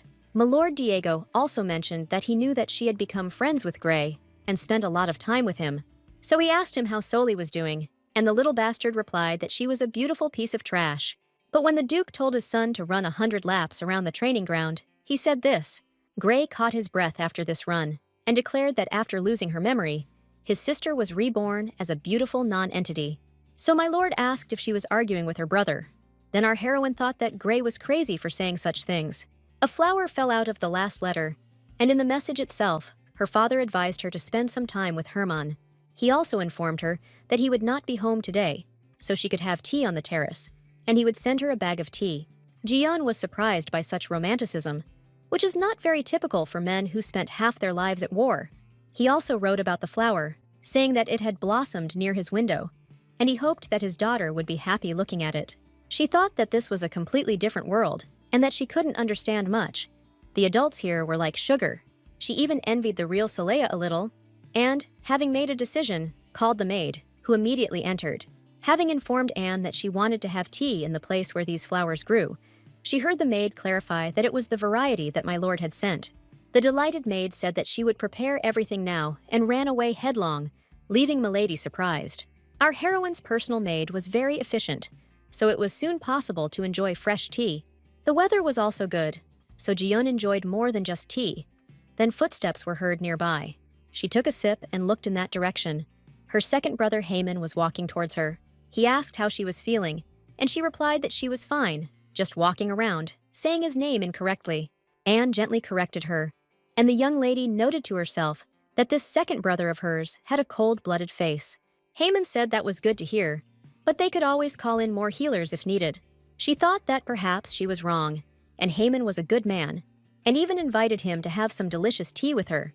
He happily agreed, took the cup and sat down on the edge of the gazebo, and she noted that his entire appearance was already a work of art, and that even if he was doing nothing on camera, he had the kind of face that would make her like and subscribe to his channel.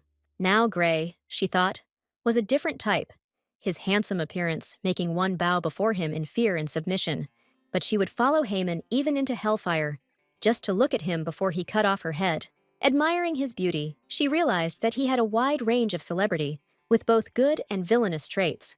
Mentally pulling herself away from her silly dreams of commercial cinema, she thought again about what awaited her in Korea.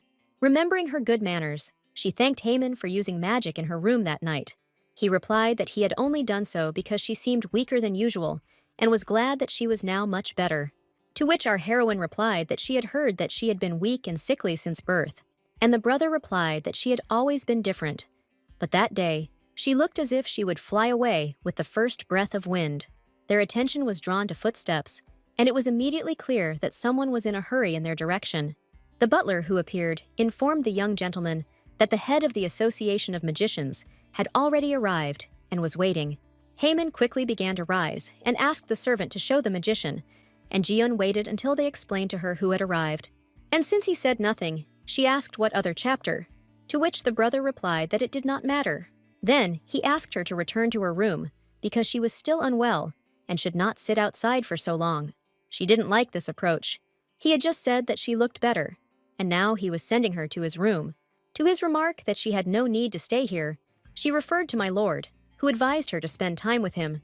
However, Haman was adamant. He sharply answered her that if she was told to leave, it would be better if she followed the advice.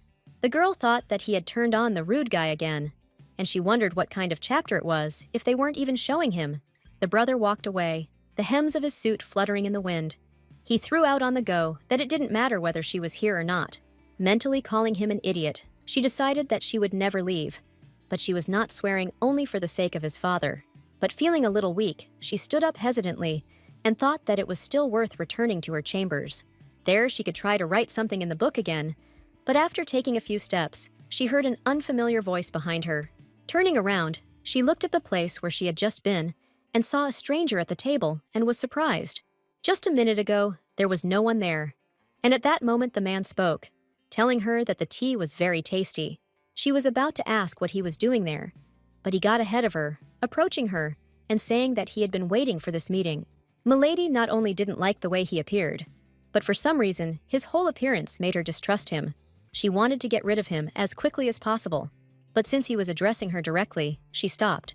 The man smiled and said that everything was correct, and she didn't know him, but he really wanted to meet her.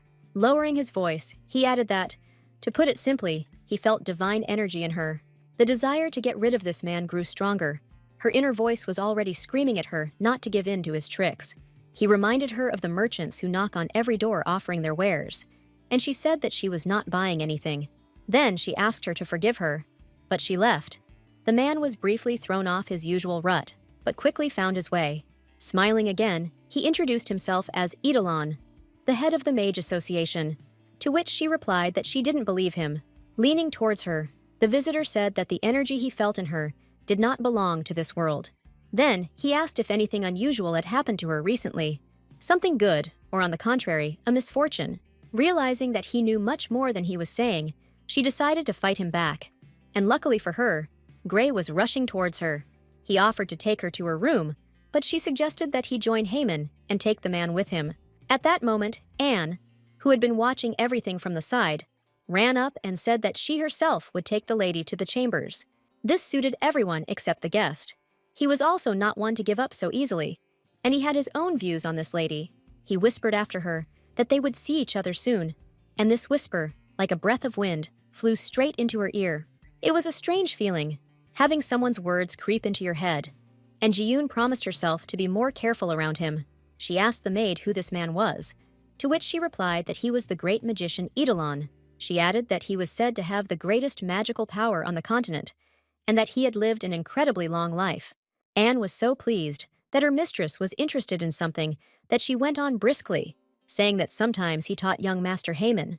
To her question, why her brother, since there were other worthy students, the maid replied that it was most likely a matter of prestige.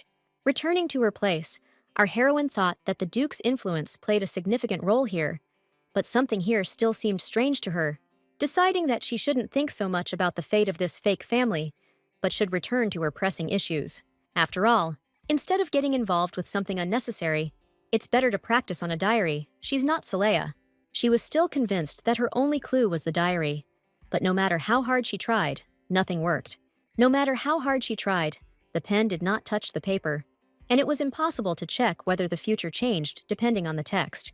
Various thoughts came into her head about how to deal with this situation, but she rejected them. As she changed for bed, she suddenly thought that maybe she just needed to apply more physical strength. And if that's the case, then she needs to pump up her muscle mass, and without further ado, our heroine started doing push-ups. She always thought it was pretty easy, but after 2 push-ups, her arms started to give out. With difficulty, she made her 3rd jerk and fell to the floor, having the strength of a newborn calf. But she wanted to go home, and was ready for a lot, and only later realized that she should have stopped. Gathering all her strength into a fist, she forced herself to repeat this exercise over and over again, taking short breaks. After some time, thinking that she was already at the peak of her physical fitness, she picked up the diary again. The pen approached the paper, and Ji-yoon even felt like the force of resistance changed and became happy. But the pen refused to obey her. Moreover, it bounced off the diary so much that it slipped out of her fingers and hit the girl in the forehead. Out of surprise and disappointment, our heroine screamed loudly, so a maid immediately appeared on the threshold. She looked around the room, then at the lady, and her appearance worried Anne, and especially the fact that she was sitting on the floor. Then the maid began to look closely at Milady, and noticed that she was sweating and breathing very heavily. Coming closer, she saw a book lying nearby and read the title. It was that very novel. Ji-yoon was about to say something, but the maid spoke up, saying that this was Madame Remchi's 2nd volume. It was strange for her to see the young lady so excited, and even with such a romance on the carpet. However, realizing that no one and nothing was threatening her mistress, it was still better to leave and leave her alone. Closing the door behind her, Anne said that she had no idea the lady had such a strange hobby, and apologized for disturbing her. Then she added that Mrs. Saleya could continue doing what she had distracted her from. Ji-yoon already shouted through the closed door that this was not at all what the maid could have thought. Left alone, our heroine thought that there was no need to worry so much about Anne. Everything could be explained later.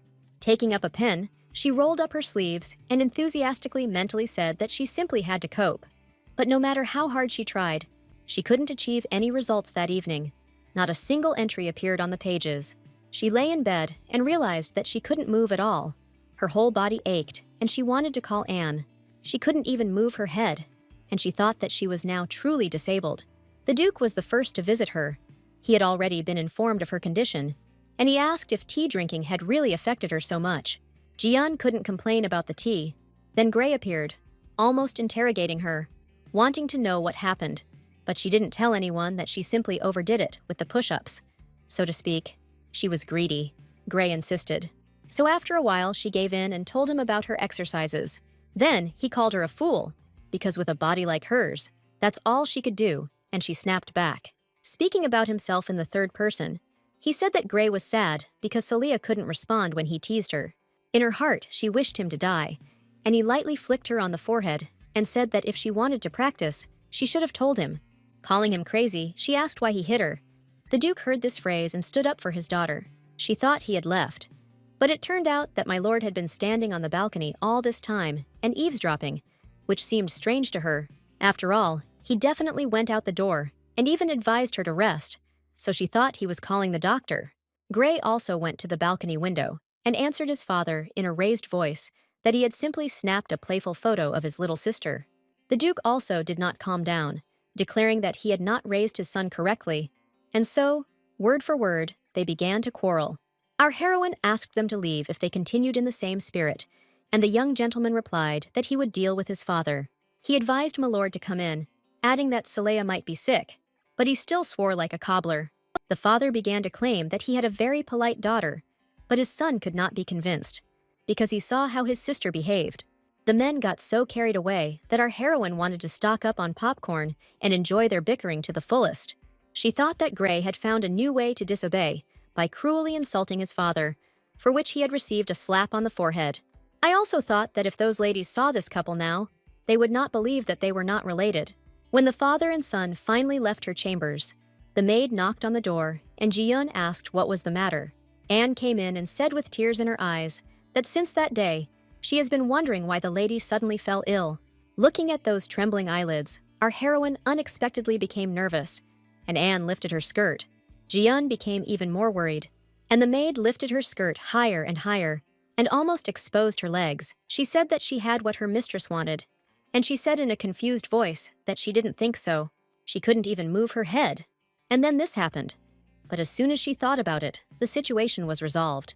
Anne took a book from under her skirt, and holding it out, explained that this was exactly what her dear mistress was interested in. A volume appeared before our heroine, on the cover of which was written the title of Why the Duchess Gave Beef to the Groom. Ji-yeon almost felt sick, and the maid spoke up, saying that the lady must have gotten sick because she had been reading all night. Sitting down on a chair, Anne said that she could not find the third volume of Madame Remschi, but she heard that it was also popular, adding that from that day on, she would read to the lady herself. The maid opened the book, to which Ji-yeon timidly said that she had been misunderstood. But the maid didn't even listen to her. She started reading, and the girl thought, of course, the groom turned out to be sexy. Looking at the flushed Anne, our heroine wondered why she was trying so hard. After all, she is not worth such an effort, but she cares about her mistress so much that she even decided to buy such a book, and that Anne valued her Celia so much that she did it, even despite the noise the Duke and his son made. Without realizing it, she said out loud that she was even becoming envious, which aroused the maid's curiosity. Realizing that she had been misunderstood again, she quickly said that there had been a misunderstanding, and it would be better to just forget about it. Then she continued that she had lost her memory, and everyone was so worried about her, so she envied herself, and not the Duchess. She added that she had done so many push-ups that she was lying there like a fool, and the maid agreed that a couple of exercises wouldn't add muscle. Ji-yeon felt like crying when Anne smiled and said that it was obvious that everyone loved the lady because she always smiled at them. Their conversation was interrupted by Gray bursting in. He returned so unexpectedly that the maid barely had time to hide the book back under her skirt. He said that his sister must not starve herself, and turning to the servants, he added that he himself would feed Milady. Handing her a spoonful of soup, He spoke to her as if she were a small child, asking her to open her mouth and say A. Thinking that Gray was caring, albeit strange, she remembered her second brother, so she asked about him. He replied, slightly disappointed, that Haman always locked himself in after magic lessons, and he didn't understand why he was doing this to himself. Then, he turned the conversation to her push-ups, noting that this was not how one began a class, and that she should have consulted him. Our heroine snapped again, to which she received the response that he was actually feeding her, and that she was behaving like that. The next day, a doctor from the capital rushed in, and she was able to get out of bed, after which Ji-eun wanted to thank the Duke. She called the maid and told her that she wanted to have breakfast with his lordship, to which Anne said that he would be very pleased. The maid ran down the corridor, so eager to tell my lord the news that she nearly knocked down another servant. The woman reproachfully said that it was not right to rush about like that, but when she found out why Anne was in a hurry, she added that she should hurry up. Our heroine, left alone in her chambers, sadly realized one important point. Everyone really does love Saleya. The Duke's breakfast was quite hearty, but the girl was not averse to eating something more filling than lean soup. Without answering his question whether she was better, she apologized for him having to spend so much money on her treatment. When he repeated her question in surprise, the girl thought that she was again unknowingly undermining the authority of the young lady. My lord looked at his daughter and said that perhaps she had forgotten, but Dad had a lot of money, and he could have ordered a whole carriage and a small cart of all sorts of doctors. Only she felt well. She couldn't help but agree with this statement. She felt that with every day that she spent here, she was getting warmer. After breakfast, she went down into the garden and was glad that my lord could not see the expression on her face at that moment. She wanted to somehow repay him for his kindness. She went up to the flowers, and picking one rose, decided to take it to the Duke. From what she had learned of the Duke during this time, she had noticed that he was a romantic and liked flowers, so she hurried to the office. Not paying attention to the voices she heard in the office, she opened the door slightly and heard something that was not worth it. Those close to her discussed her marriage with the milord, repeating to him once again what possessions they could add with this or that groom. She again remembered Gray's words about this union. She wanted to run away, but her legs seemed to be rooted to the floor. But the Duke's voice brought her to her senses. After listening to one of the interlocutors, he asked to introduce other candidates. Squeezing the rose in her palm, she thought that now everything was falling into place, and that she had been wrong to believe that she could get lucky. With pain in her soul, she threw the innocent flower onto the carpet and ran in the opposite direction. Her heart was bleeding. She was so humiliated and insulted that she did not even look at the rose, which she herself had trampled. She returned to her chambers and did not come out until the evening. No one disturbed her. It was so usual. In her mind, our heroine compared this world with the Middle Ages, in which she did not live, but always considered it boring. Ji-eun continued to miss her life and desperately wanted to return to the 21st century civilization. And to her advantage, at least she knew for sure that it was her money, and family was not something she could trust. Having convinced herself that there was nothing to hope for here, she returned her thoughts to the diary and decided to think logically. She wondered if she could write on the pages in the future tense, like I'm already on my way home, and also about whether he will have time to pump up to such a degree as to cope with the resistance of this diary and pen. Our heroine wasn't sure, but maybe she doesn't necessarily get stronger. Maybe there is another way to write in it. Then a thought came to her mind, because to others it seems like a novel, which means there is definitely magic involved. Ji-eun decided that it was worth testing the theory that someone else with magic would be able to see something different. And since her brother was connected with magic, the next morning she went to him first thing. Seeing Haman, our heroine saw confirmation of Gray's words that his brother always looked exhausted after school. She asked him if he was studying magic, as if she had forgotten about that too, and he replied that he was. Ji-eun excitedly asked him to take a look and handed him a pen, but he didn't understand why she was showing him an old pen. Ignoring his tone, she handed him the diary and asked him to look at that too. By doing this, she hoped that it would not turn into an affair again, and if it did, she would have to figure out how to get out of it. She even silently prayed that Haman would be able to see exactly what she saw. When he said the diary questioningly, the girl's heart jumped in her chest with joy. She couldn't believe that luck had turned in her favor. She asked again that he really saw the diary. Almost clapping her hands with joy, Ji-eun asked her interlocutor to read what she had written there. When he read Madame Remshi's secret diary and asked if his sister really claimed to have written it herself, Ji-eun cursed. She began to silently persuade this loving lady to stop publishing these books and do something else. When she tried to take the diary back, she encountered resistance, and Haman decided to deal with it. He asked if his sister really claimed to write such works, and she began to deny it. Then, looking at the book again, he said that even if she exchanged diaries with Madame, she should not bother others. Thinking that it was foolish to count on his help, she took both the pen and the book at the same time. At that moment, something completely unpredictable happened. The pen bounced off the diary, and it, after making several turns, fell.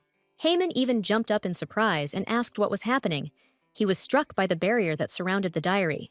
Our heroine, picking up the objects, said that she didn't know anything. She was just getting ready to leave so as not to disturb the grumbler. But she only managed to lift the pen.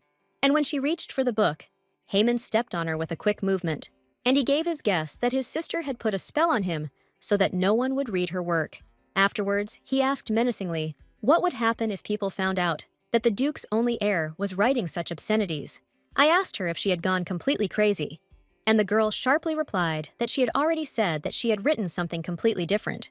He added that apparently he had treated Saleha like a cornered rat before, justifying it with the family's reputation.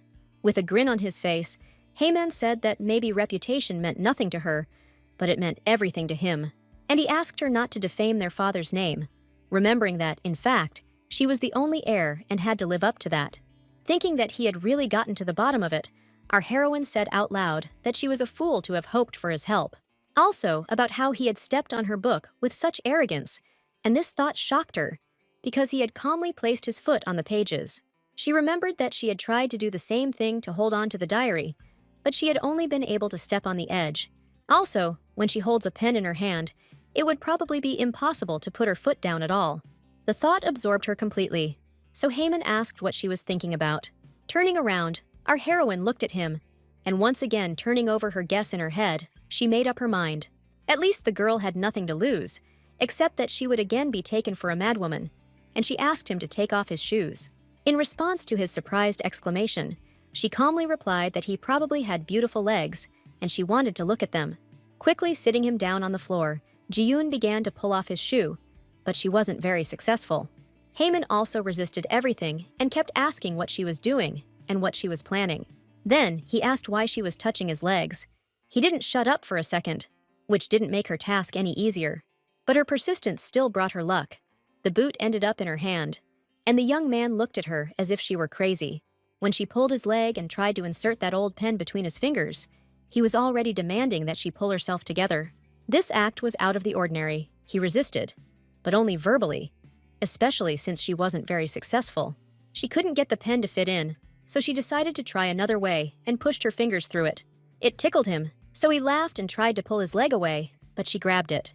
Ji-yeon saw his reaction, but she was not going to give up on her plan, especially since at that moment everything worked out for her. The pen finally found its way between his toes, and he asked if she was still going to make fun of him. Having added that he would kick her, she replied that she would not do it, and thought to herself that she simply would not dare. The desire to test her guess outweighed common sense. She asked him to stop twitching and moving.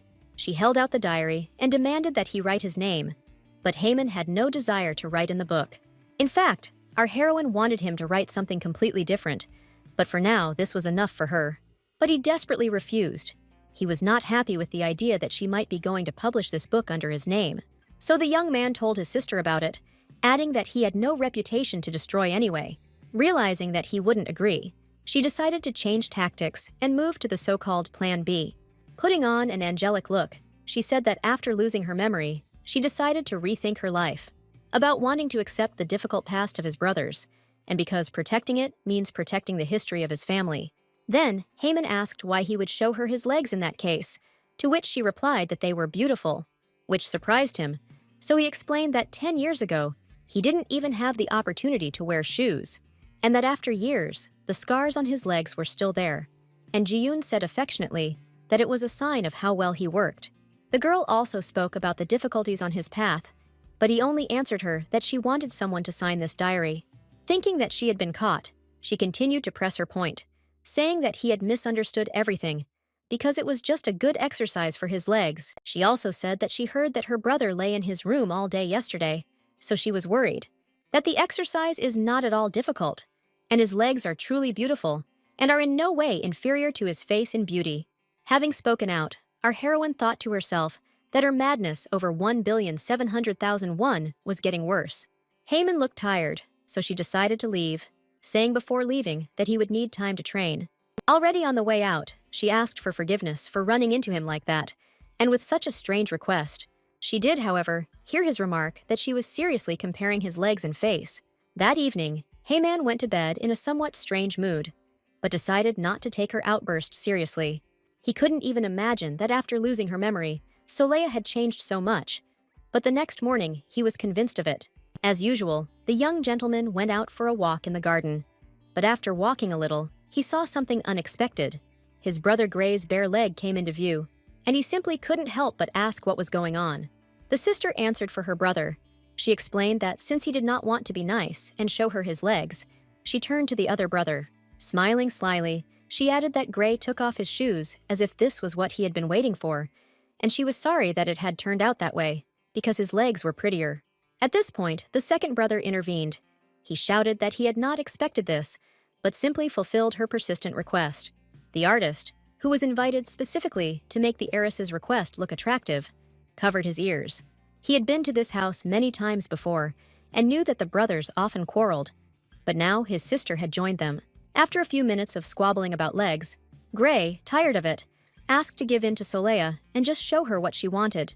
Heyman even asked again in surprise, and his brother explained his request, saying why he should do it instead of him.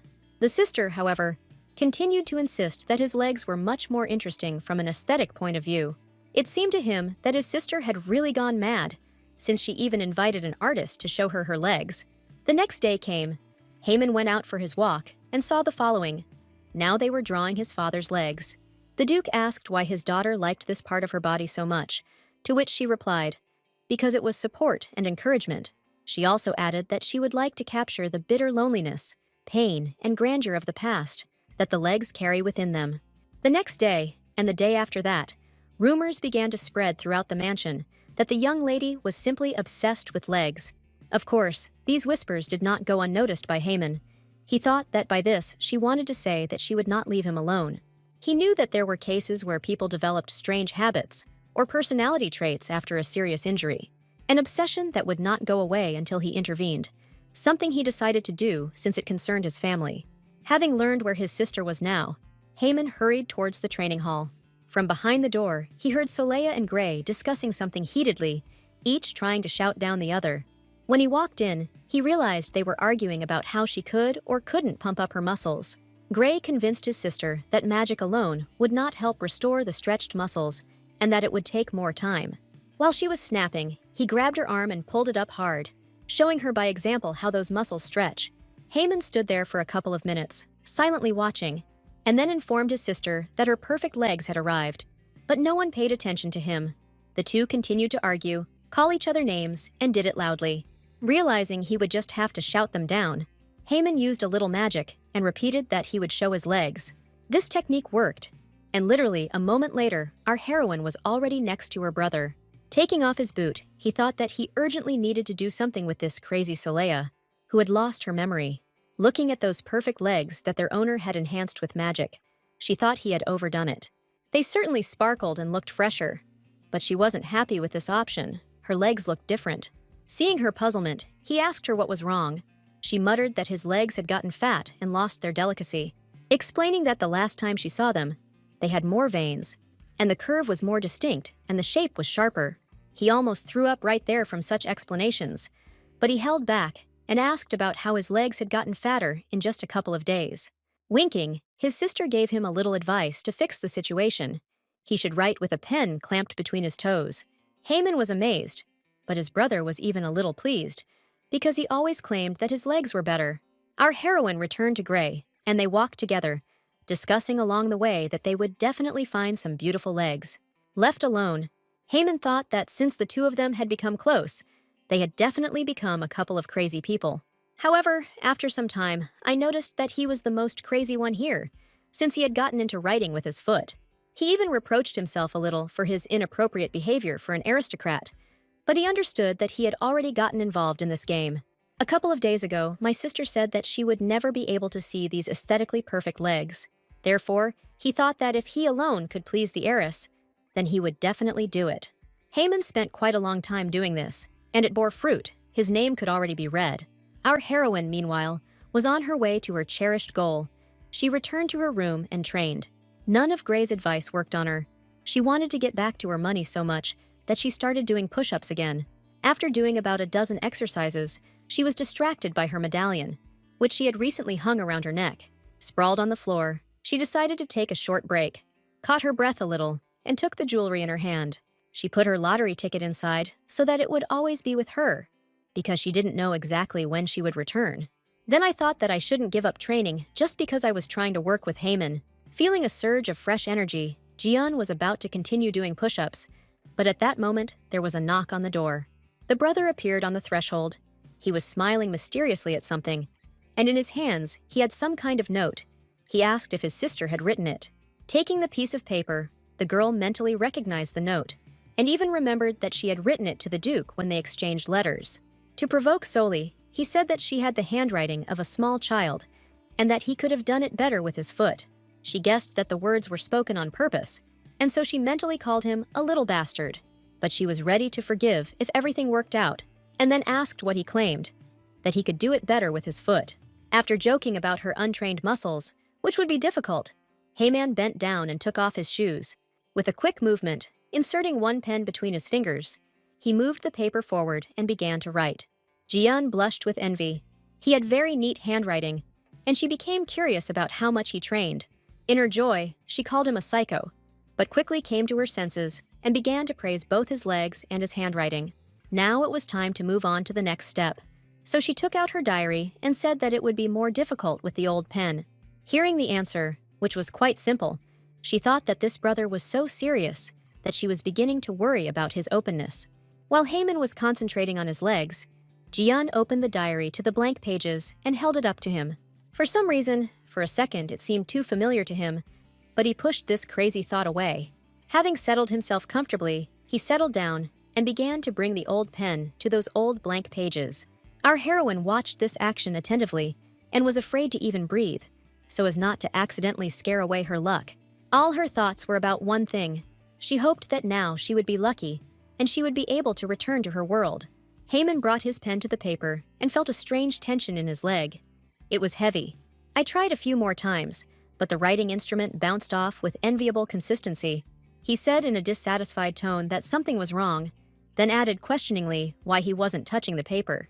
She asked him if his leg was cramping and asked him to push harder, but he only replied that something was wrong. The girl said that she also said that there was something strange here. He pressed harder, and the pen, like thin glass, crunched. Trying to justify himself, Haman muttered that this happened because the pen itself was too old. The accessory had definitely become unusable, and the young man said with surprise that he had succeeded on a different piece of paper. Our heroine started to whine and mumbled a question about how she would get home now. She really needed to go back. He didn't really understand why his sister was so upset, since she was already home, but he decided to calm her down and cheer her up. Stroking her back sympathetically, he said that she was already home, and then he thought that he had heard such words once before. The young gentleman wondered who it was that had spoken, but his memory did not immediately prompt him, and then he saw her image. Before his mind's eye appeared Duchess Eileen Iden von Virgo, as young as he remembered her. It was in his childhood, when he still thought that her kindness would not last forever, and that it would soon all end. The first days were very difficult, and he did not remember them well. Only a feeling of anxiety remained. But he remembered the day when about a month had passed since his appearance in this huge estate, and he still could not sleep. He couldn't even eat the food that was brought to him. He was haunted by the fear that it might be poisoned. He was afraid that if he ate, his body would be torn apart again, that if they were conducting an experiment so that he would awaken magic. The Duke and Duchess often visited him in turns during those days, and he tried his best to hide from them. That day, as the milord left the room, he told his wife that the boy had not eaten anything again, and she reassured him. Haman was afraid of the adults coming, because before, every time they came, it meant the beginning of painful experiments. And so his days passed. He still did not eat or sleep, but this could not last forever. His childish body rebelled, and if he somehow managed to cope with sleep, then it was much more difficult with hunger. He really wanted to eat. Overcoming his fear, he quietly left the room and slipped into the backyard, where he found a cart. It turned out to be filled with provisions, and as he climbed into it, he thought that there shouldn't be any poisoned food here. Carefully making his way between the boxes, he also noted that he did not feel any strange magic. Believing that he could now eat, he began to stuff so much food into his mouth that it was difficult for him to even chew it. But there was still magic, and so when he touched the spice box, which was protected by a protective spell, it worked. There was an immediate explosion. It was so powerful that little Haman couldn't do anything. The blast wave threw his body out of the cart, and it flew through the air for several meters. It was convulsing. The cruel magical experiments had made the boy too sensitive. The first to find him was a man from the courtyard servants, and he thought that he was a simple thief, so he made a noise. Milady ran ahead of everyone, because she was already looking for Haman, whom she did not find in her room. Having picked up the boy in her arms, she threw it to the maids to urgently call a doctor, and it didn't matter whether he was a magician or not. Haman had vomited all the food he had managed to shovel into himself, so he was all wet with snot, tears, and urine. The Duchess hugged the unfortunate child, not paying attention to the smell that emanated from him. The servants, seeing her gesture, protested, and one of the maids started talking about how Milady's dress would get dirty. And the man who found the boy said that they would take care of him, but she didn't want to listen because he was her son. The Duchess was a woman of remarkably kind character, and she hurried to the mansion to help the baby. But the shaking only made him feel worse.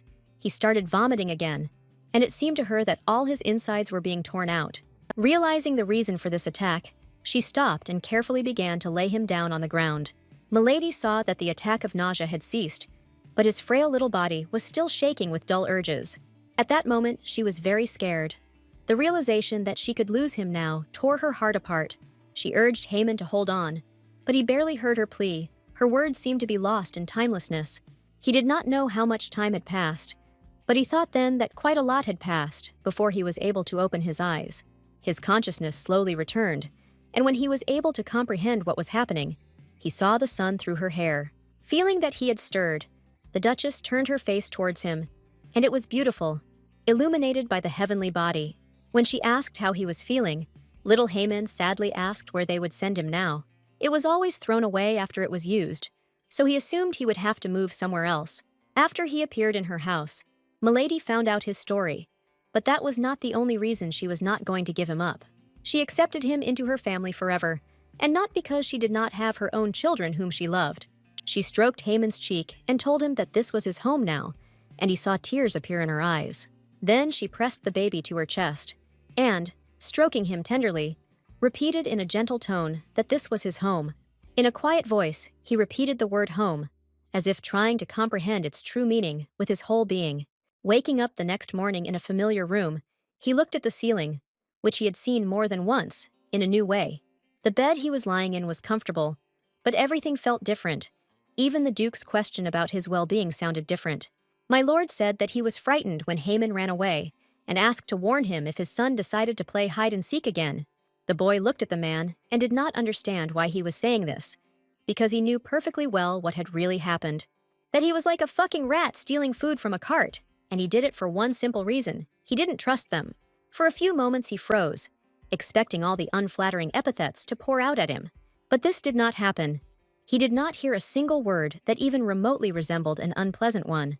There were also no reproaches that he did not have even a spark of real magic. Instead of words, he saw a hand.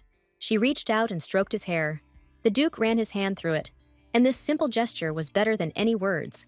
My lord sat down next to him on the bed and asked if everything was okay with him or if something else was bothering him.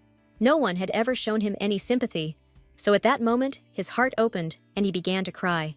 Burying his face in the Duke's chest, for the first time in his life, he was able to pour out all his grief, and having burst into tears, he could no longer stop.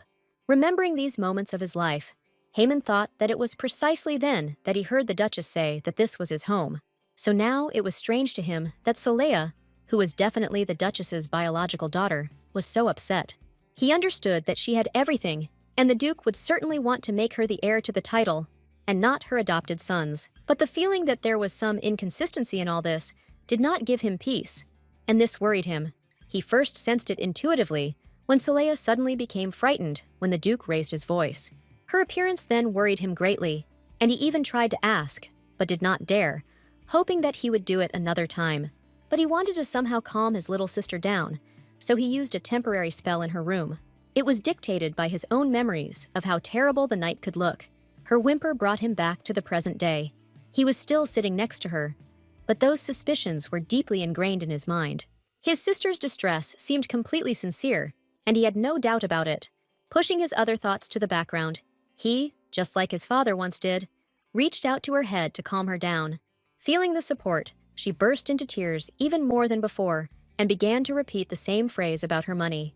Hearing her lamentations about Dawn, he thought that since it was so important, he would definitely find her those perfect legs. And so it happened that Haman made a shameful promise to himself while he was comforting his sister, and she made a different decision. Our heroine realized that she wasn't succeeding with her diary yet, so she decided that her muscles were her only hope. The next morning, she got up early, and with renewed energy, she thought that she would devote more time to training today. She can receive her winnings within a year, but she has already spent a whole month in this world. She walked briskly towards her future, which she decided to take into her own hands and act independently. Her hair, tied into a tight ponytail, swayed behind her in time with her steps, and her whole appearance indicated determination. She walked along the garden paths and continued to think. On the one hand, she still had time, but this was no reason to relax. She needed to return to her world while there was still time, or rather, before Soli was married off. Ji-yeon thought that she shouldn't be deceived.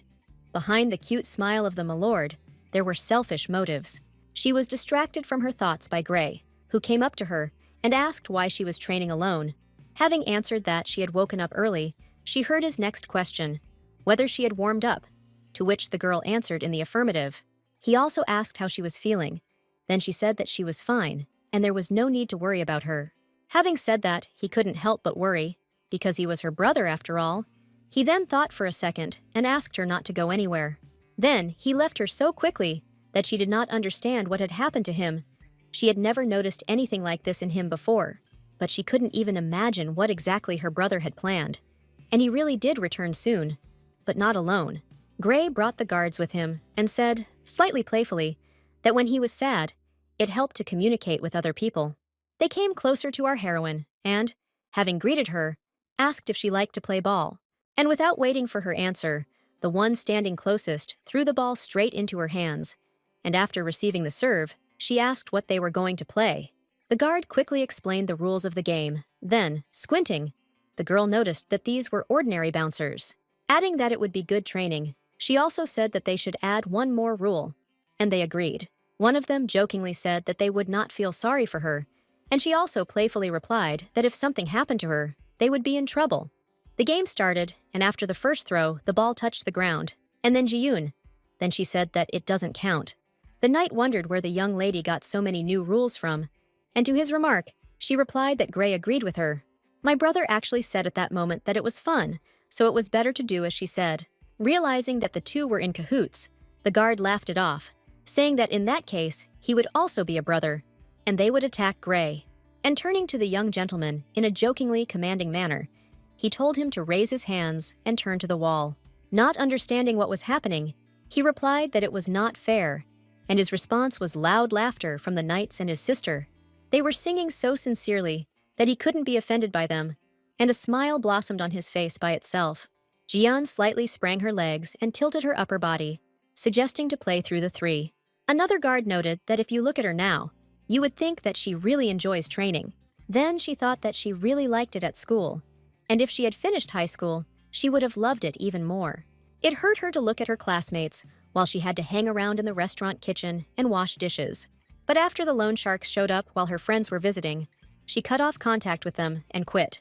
Throwing aside the memories, she suggested playing another version of dodgeball, called The Hibiscus Flower Has Blossomed.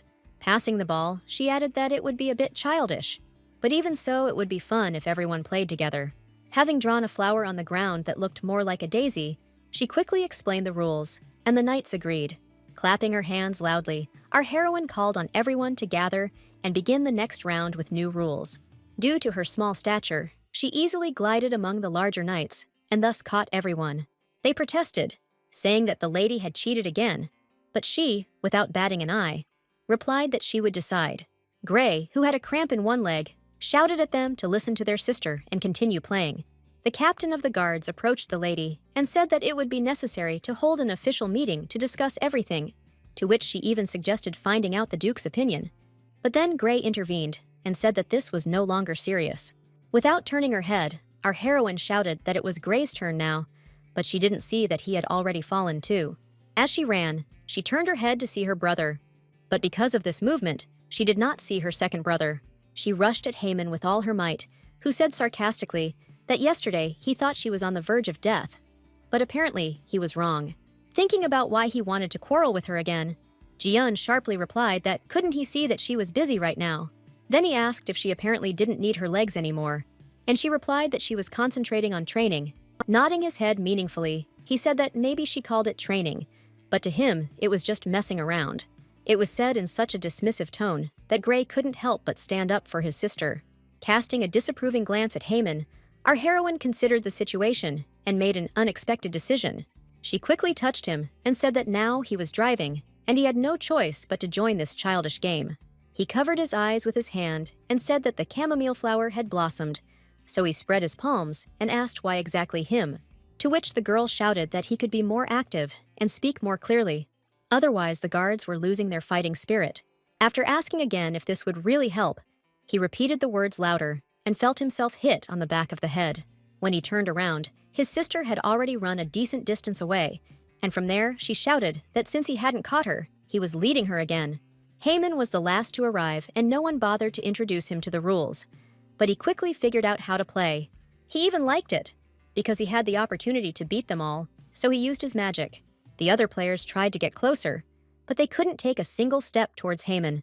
After circling around at some distance, the knight captain shouted that this was not fair, since they could not come closer. Then he added that magic is a scam, and then that apparently the young gentleman is just a coward. He also loudly replied that he should have been told about this from the very beginning. But as soon as he finished speaking, he was hit in the head with a ball. Our heroine hit the target with a well-aimed throw. Squinting, he wondered if she had really thrown a ball at him. They shouted so loudly that they attracted the Duke's attention. He went to the window of his office and looked down. My lord thought Gray was fooling around when he should be training, and Haman too, although he had never spent his time like that before. There was something unexpected about this fun, but he liked the fact that his children had become such close friends and that they were happy together. He even thought that the living room would need to be tidied up so that they could play there in rainy weather. With a casual glance, Jiyeon spotted the milord at the window and stopped, looking him straight in the eyes. The question of how she should behave with him flashed through her mind. She still hadn't figured out this situation. After all, he sends her a flower that grew under his window to please his beloved daughter. Then she remembered how he screamed when an unpleasant situation with the visitors happened. But on the other hand, how he asked her not to worry about money, because he had more than enough. She remembered how she overheard a conversation about her marriage, because as she understood, only lucrative offers were being considered. She felt as if a bone had gotten stuck in her throat. Why did this happiness have to collapse like this? When the young lady woke up the next morning, she had no idea what surprise awaited her today. It all started when a maid ran into the room and asked the still sleepy mistress why she did this.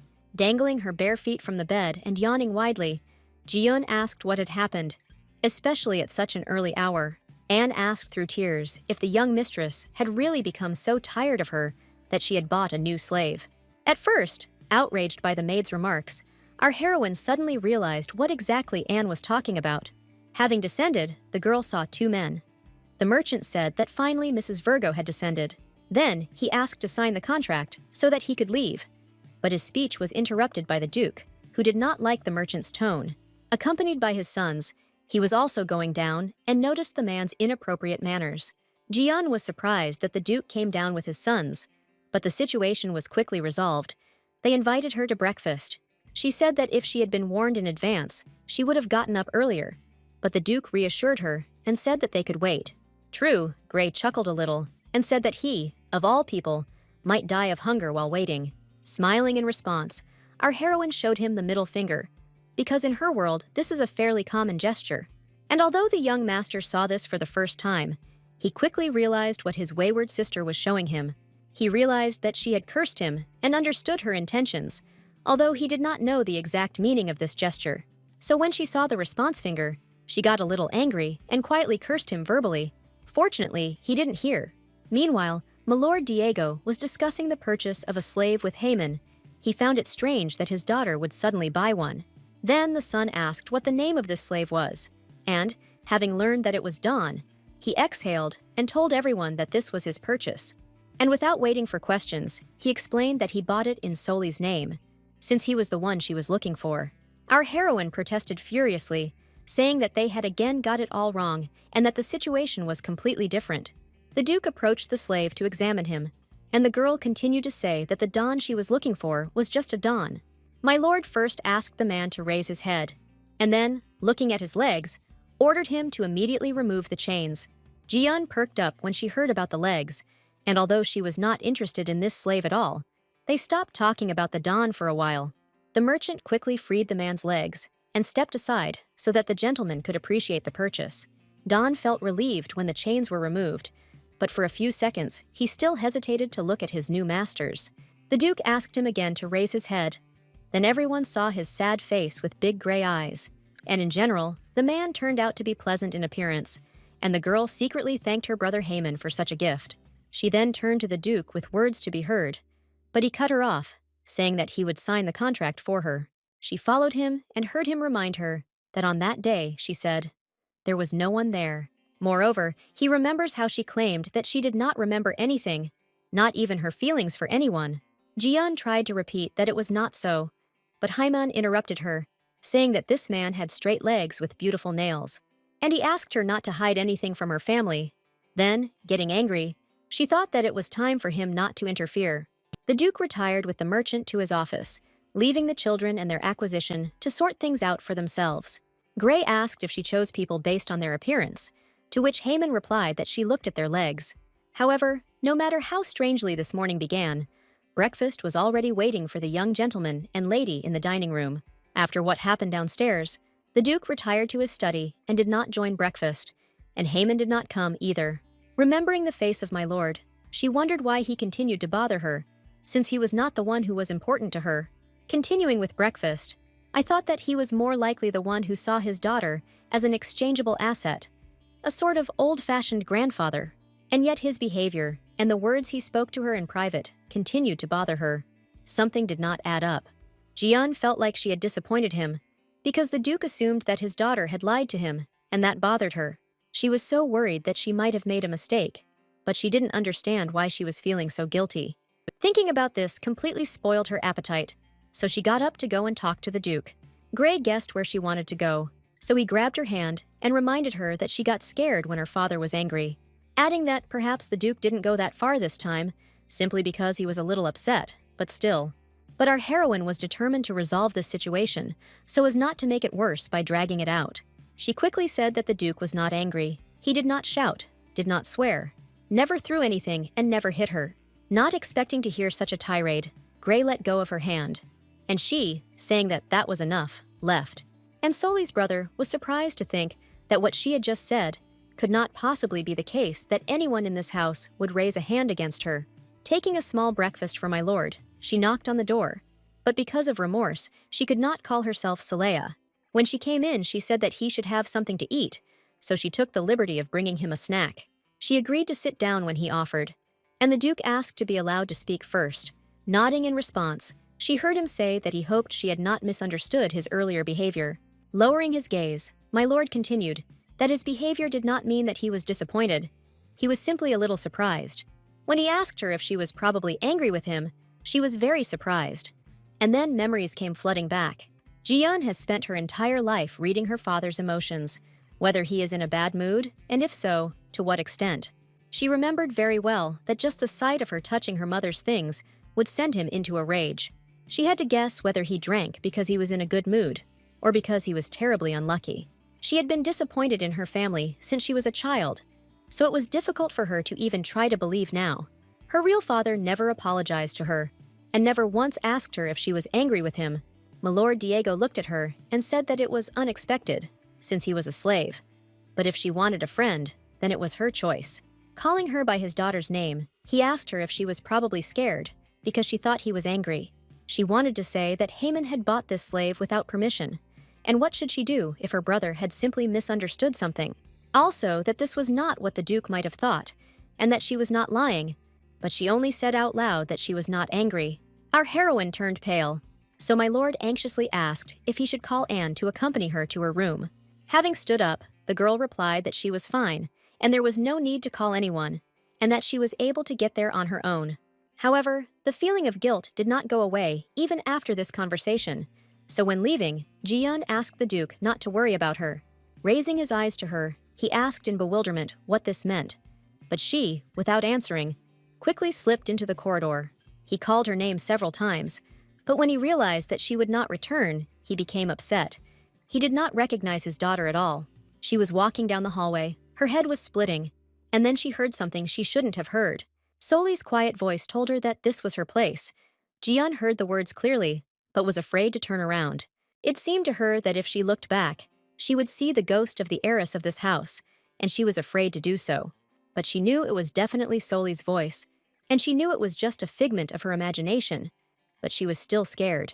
She needed to pull herself together and try to calm down, so she stopped for a few seconds. She apologized, adding later that she knew perfectly well where her place was, and that everything here was not hers. She knew that too. Asking not to worry, she said that she did not believe in such things as family, and felt that the ghost had left her. Waking up early in the morning, our heroine wanted to take a little walk in the garden, and she left the room. She didn't meet anyone in the corridor, so she thought that the mansion was too quiet today. Although Gray warned her that he would be busy, Haman was upset because she told him that she did not need this slave. Thinking that the weather would be fine today, she went outside and stopped dead in her tracks, and for good reason. She saw a slave named Dawn, whom she had bought yesterday in a completely unexpected way.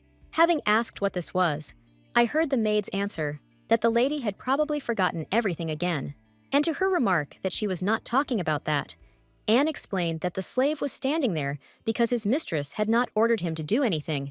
Ji-yeon realized with horror that the man had stood there all night only because she had not given him any instructions. Thinking that this was some kind of madness, she rushed towards the man, asking as she ran if he was okay. Running up to him, she immediately noticed that he was still handcuffed and asked why this happened.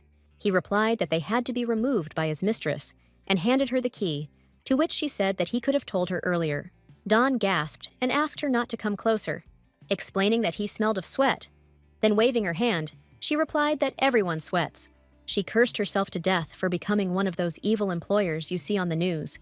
She told him that they would take them off now and then go into the house, but the key wouldn't fit into the lock, and she became even more angry. Dawn suggested that perhaps the key was too old, and Anne said that her mistress was so kind. Interrupting the maid in mid-sentence, Ji-yeon asked her to stop talking nonsense and instead think about how she could help. She was so annoyed by everything that, making an awkward movement, she broke the key and, cursing loudly, stated that she had screwed up. He apologized, and she almost jumped on him, saying that he was saying such things and that she already felt guilty because of him. Realizing that this would not work, she suggested that her purchase go into the house and rummage through the tools. As she began to move inside, she asked him to straighten his clothes.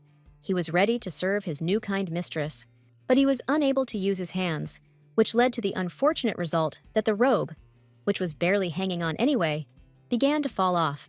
This decrepit rag, having lingered for a while on his forearms, then quickly began to slide down to the ground, leaving him with nothing. Since he had nothing else, he sat down on the ground and wept bitterly to hide his shame. It was at this moment, looking at him, that our heroine suddenly remembered the list that the Duke had given her. There, among others, was a slave named Dawn, and there was a note that, despite his many wounds, he was in good shape. Ji-yeon thought that there was something clearly good about this man, and she saw it, so she took off her cape. Then she threw it over him, and turning to Anne, asked her to bring an axe to break the chains. Taking a deep breath, our heroine said that they wouldn't be able to use the axe in her room, so they would go out into the yard. Seeing the butler, she asked him to tell the maid to take the axe into the yard. They were waiting for her there. When he asked again about the axe, the mistress, not sensing a trick, honestly answered that it was for his hands and pointed to the slave. The butler knew that slaves were often mutilated, but cutting off his hands would mean that she was unhappy with the buyer. And since it was Haman, he thought that this could lead to a conflict and ran to another young master. Rushing into the room where he knew my Lord Grey was, he informed him right from the doorway that he should intervene. But what he saw dampened his ardor. The young gentleman stood in the middle of the room, and 3 of the servants were kneeling in front of him. Having asked for forgiveness if he had disturbed them, the butler wanted to retreat. But Grey stopped him and asked him to come in. Morgan, that was the butler's name, came in and asked what the messenger, the assistant cook, and the gardener had done wrong. In a thoughtful tone, my Lord Grey replied that he thought one of those 3 bastards had done something to Solea. The words his sister said in the dining room yesterday sank deep into his soul, and he decided to sort it out. He said out loud that they must have hit her, or shouted at her, or thrown something at her, but the servants replied that it was unfair. The gardener said that he would go home immediately after work on the estate, and in general, why would he do anything for the lady? Then Grey told him that neighbors hear children crying and cries for help from his house in the evenings. The butler was horrified because he knew the gardener as a weak and eternally upset type, and he turned out to be a domestic tyrant. When this servant asked which of the neighbors had told him this, Grey glared and called him impudent. The gardener justified himself by saying that he was simply raising children and would not have done such a thing to the lady. But the gentleman had already drawn his conclusion. My lord, leaning forward a little, said that if the gardener allowed himself such upbringing, he could have offended the lady. Then he turned his menacing gaze to the next man and said that he knew that he was stealing alcohol from the kitchen, and if it were only this, he would close his eyes. But in the event that a maid from another family was hit, he cannot help but react. Moreover, the owner of the shop where everything happened explained everything to him, so the guilt of the duchy's servant is obvious. It was the messenger's turn. He spoke first and said that he did not understand why he was here, since he had no connection with the lady. Grey was well prepared for the conversation, so he quoted the servant, saying that Lady Solea was shy. That's why they only meet alone, and he calls her tenderly Leia, and she blushes like a ripe apple. The young master could barely contain his irritation as he finished his sentence. It seemed that noble ladies were not that different. Shaking and stuttering, the messenger asked for forgiveness for his mistake, since he had simply admired the lady from afar. When the servant finished by saying that he had never laid a finger on her, Grey smiled sadly and closed his eyes. A second later, he opened them and said angrily that he had no idea that such scum lived in their house. When he asked what to do with them, the butler replied that even if Solea had not been harmed by them, they could not ignore everything else. But when the owner mentioned the dons he had been able to find, Morgan remembered why he had come here in the first place, and he quickly reported to Grey that the mistress was going to cut off the hands of the new slave and asked him to stop her. But he misunderstood the message. It was hard for Milord to accept all this truth. His shoulders slumped, but he voiced his decision, and it was not an easy one.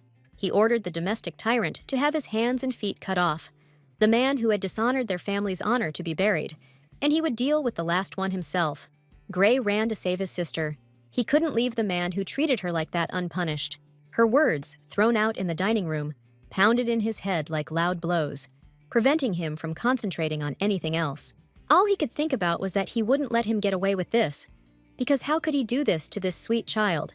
Memories of the last month after she lost her memory flashed before his mind's eye, and no matter how crazy it seemed to him, he liked the sister she had now become.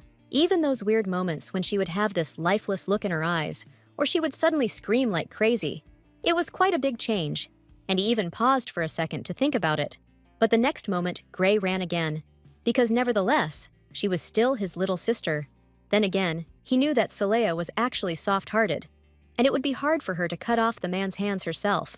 Even if this man treated her disgustingly, he should take this function upon himself and execute her himself. Seeing them finally, Grey yelled at her to stop and give him the axe, to which she replied that he had scared her. He said that it was not for her to hold something so rough and heavy, and asked her to leave it to him, and he would do everything himself. Reluctantly handing over the axe, asking if he knew what she was doing, he replied that he knew and asked her to step aside so that he wouldn't splash. As she walked away, the girl clarified that it was pieces of metal, and he wondered what that had to do with it. He meant blood. And looking at the slave, I thought, so this is what kind of bastard he is, who pestered my sister, and how dare he do it? As Grey swung, he heard her question, his sister asking if he could hit in such a way as to cut only the chain. He automatically answered that yes, and then the meaning of her question dawned on him. He glanced at Milady, who was shouting that it was only a chain. Somehow he managed to correct the blow, which landed exactly in the middle of the chain. Dawn was free. The maid, who just a second ago was screaming in horror throughout the yard, but seeing that everything had worked out, suddenly fell silent. Now it was our heroine's turn. She started yelling at Gray, wanting to know why he was trying to cut off her hands. He also started yelling, because why did they cut the chain if there was a key? And our heroine, again at a heightened level, explained the situation. While Gray was mentally rejoicing at what he hadn't managed to do, Don was trying to realize that he still had his hands. The young master decided to rectify the situation and, apologizing to the slave, extended his hand to help him stand up. And only then did he notice that this man was without pants, so he started shouting again, only this time at his sister. He noted that she could have suggested getting dressed first, and then everything else, and received the answer that she had decided to remove the chains first. The situation between brother and sister became tense again. They were each ready to stand their ground to the last. But then the maid intervened with a completely unexpected suggestion. What if Don didn't wear pants at all? This way of putting the question surprised Gray, but most importantly, he was distracted, and the squabble died down. To stop him from asking stupid questions, Ji-yeon said that Anne had problems with her family, which is why she was talking nonsense. Almost dragging her brother along with her, she turned her head and quietly told the maid to stop reading all that nonsense. Everyone headed into the house, and our heroine thought with some strange feeling that her family had grown a little. Don was washed and dressed, and so that he wouldn't sit around doing nothing, Ji-yoon took him with her to training. She was doing push-ups again and gave him the task of watching her back so that it was straight. And he was also counting the number, so when he got to 30, she decided that was enough for today. The butler, who briefly entered the hall, wondered why she was so eager for this Dawn. Was it really only for this reason? But it was not in his rules to ask tactless questions to gentlemen, so he only sighed, looking at this couple. Meanwhile, the young lady praised Dawn, and he thought that, for the first time in his life, he had been truly useful. Returning to her chambers, Ji-yeon thought that she hadn't expected this from herself, since she had almost turned a blind eye to slavery. Having reassured myself that it was better this way than for him to just stand there and do nothing, I decided to continue taking him to training. After carefully feeling her arms, she thought that she had already built up enough muscle mass, and since her efforts were not in vain, it was time to return to the diary and try to write something again. Inspired by her optimism, she quietly said that today she would succeed no matter what. She huffed and puffed, her cheeks puffed out with tension. But she wasn't going to give up. She needed results. She couldn't shake off the hope that she would reach it if she tried a little more, and so she continued. At one point, it seemed to her that the pen was almost touching the paper, and she began to apply even more force. She strained herself so much that her muscles were ready to burst. She clenched her teeth. There was no way she was losing her strength. In despair, she lowered her head, and her gaze fell on the medallion in which lay the coupon for the coveted win. The mood immediately changed. She playfully said that Mommy was already on her way to her 1,700,000,000. She brought the pen to the page again and succeeded, a small drop of ink trailing downward. The joy was indescribable, because she succeeded and her theory was confirmed. In order to write, she needed to become a bodybuilder. The pen slipped, but she managed to write the number 1, and she decided that next time she would write the whole amount. Her imagination gave her a picture of the future. She would return home, pay off her debts, and get a new smartphone. He can also rent a car to avoid paying taxes and go on vacation, and take someone with him. She thought about Heyman, but his candidacy was too picky, so she would go with Gray. Ji-yoon vividly imagined her brother teaching her to drive, him calling her crazy on sharp turns. Laughing, the girl thought that they would have a lot of fun, and was already looking forward to this future trip. But these happy moments quickly disappeared. She remembered that this was simply impossible for a number of reasons. And the most important thing was that these young people were not her family, just like this house was not her family. And anyway, this whole story wasn't hers. It all belonged to Saleha, and our heroine felt awkward in front of her lady. She was just confused, so she asked for forgiveness, and thought that she would be alone again in her world. Pushing aside her sadness, Ji-yeon told herself that what was so special about this was that she had always been alone, and she was able to cope with it. There is no point in trusting the family, and there is no point in changing your desires. She wanted to live well alone. Now she will have such an opportunity.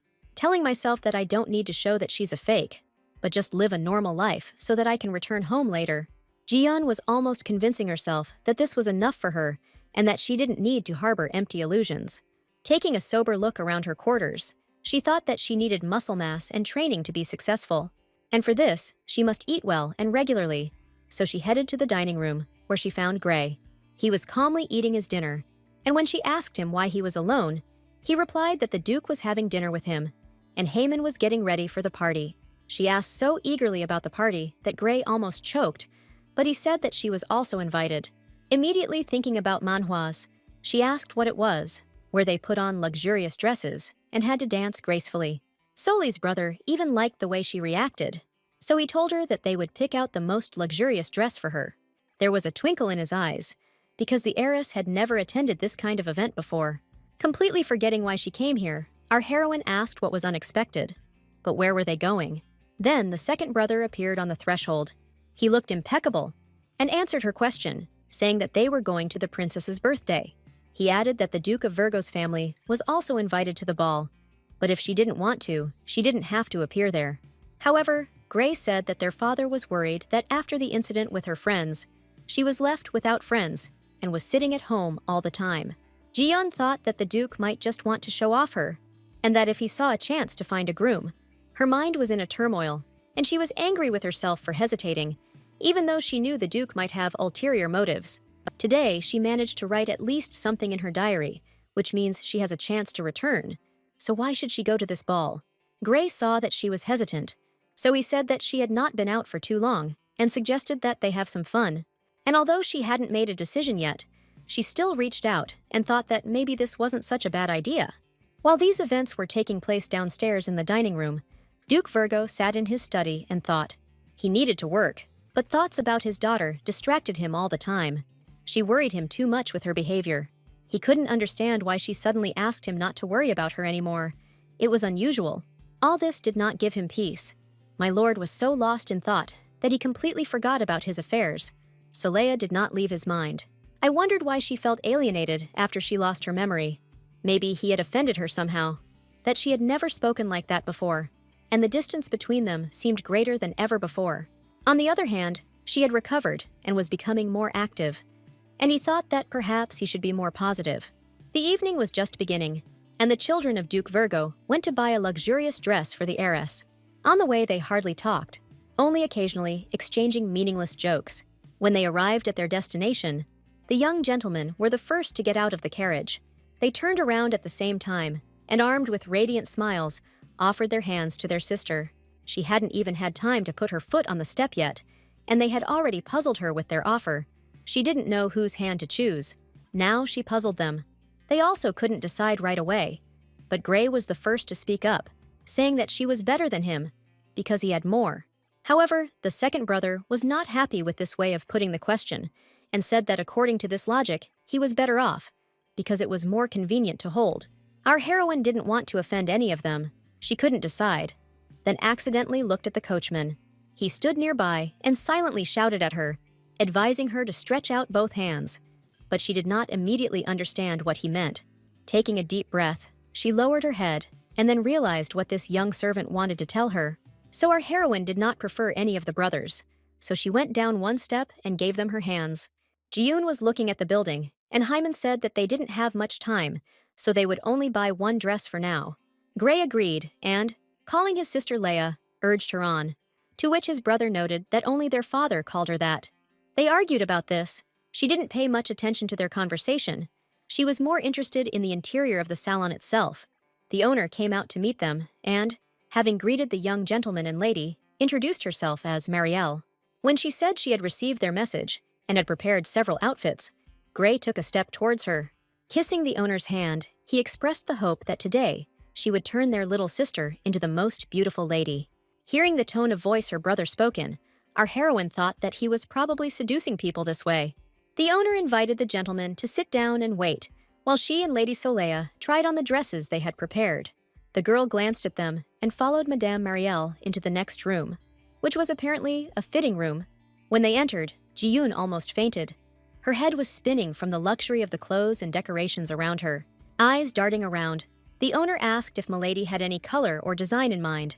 She thought that in a store like that, she could leave 20 million just because she crashed into something. The lady suggested trying on everything one by one, and then asked the girl to raise her hand so that it could be measured. Mariel noticed that Milady von Virgo was a bit thin, and our heroine thought that Madame had a somewhat cold look. After asking what kind of material the visitor liked, the owner said that they should hurry. Even during this month, the girl had not gotten used to her situation, so she felt awkward when people were hanging around her. However, they still picked out an outfit, and after some time, Jian went out into the main hall to her brothers. She had some nice clothes that she wore to the estate, but this was clearly more luxurious, so she asked what they thought. Silence fell in the hall. The young gentlemen looked at their sister, then exchanged glances, but the gift of speech did not return to them. Haman was the first to come to his senses. He quickly stood up, and saying that they were taking it, went to pay. Gray asked Madame, in a joking tone, if she had seen his sister, and that perhaps she had simply left through the back door. Laughing at the joke, she said that if this freak couldn't see with his eyes open, then she could close them, and she threateningly held out her fingers. And my lord irritably noted that, in fact, he was Gray, and not a freak. Then he asked himself in the third person if Gray would like to go to the ball with Soleil, and the lady replied that he would run behind the carriage. Then he asked how she could speak in such a tone to her brother, and Madame became an involuntary witness to this scene. But the way they talked to each other gave her an idea, so she took the girl by the hand and pulled her along with her. Our heroine tried to resist, but Marielle said that this would not do, and asked her to come with her anyway. In the fitting room, the girl was again left without an outfit. Everything happened so quickly that she didn't even have time to find out what happened.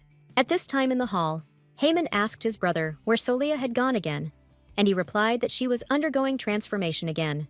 Then he added that he had already paid for the outfit and ordered it to be taken to the carriage. But apparently, Madame had a more interesting option, and indeed, in the fitting room, our heroine was presented with a scarlet satin dress. After changing, Jian looked at her reflection and thought that Soleil was too thin, and why did they give her such a simple dress? She imagined the comments she might hear, that she should watch her figure, because her body was like a reed.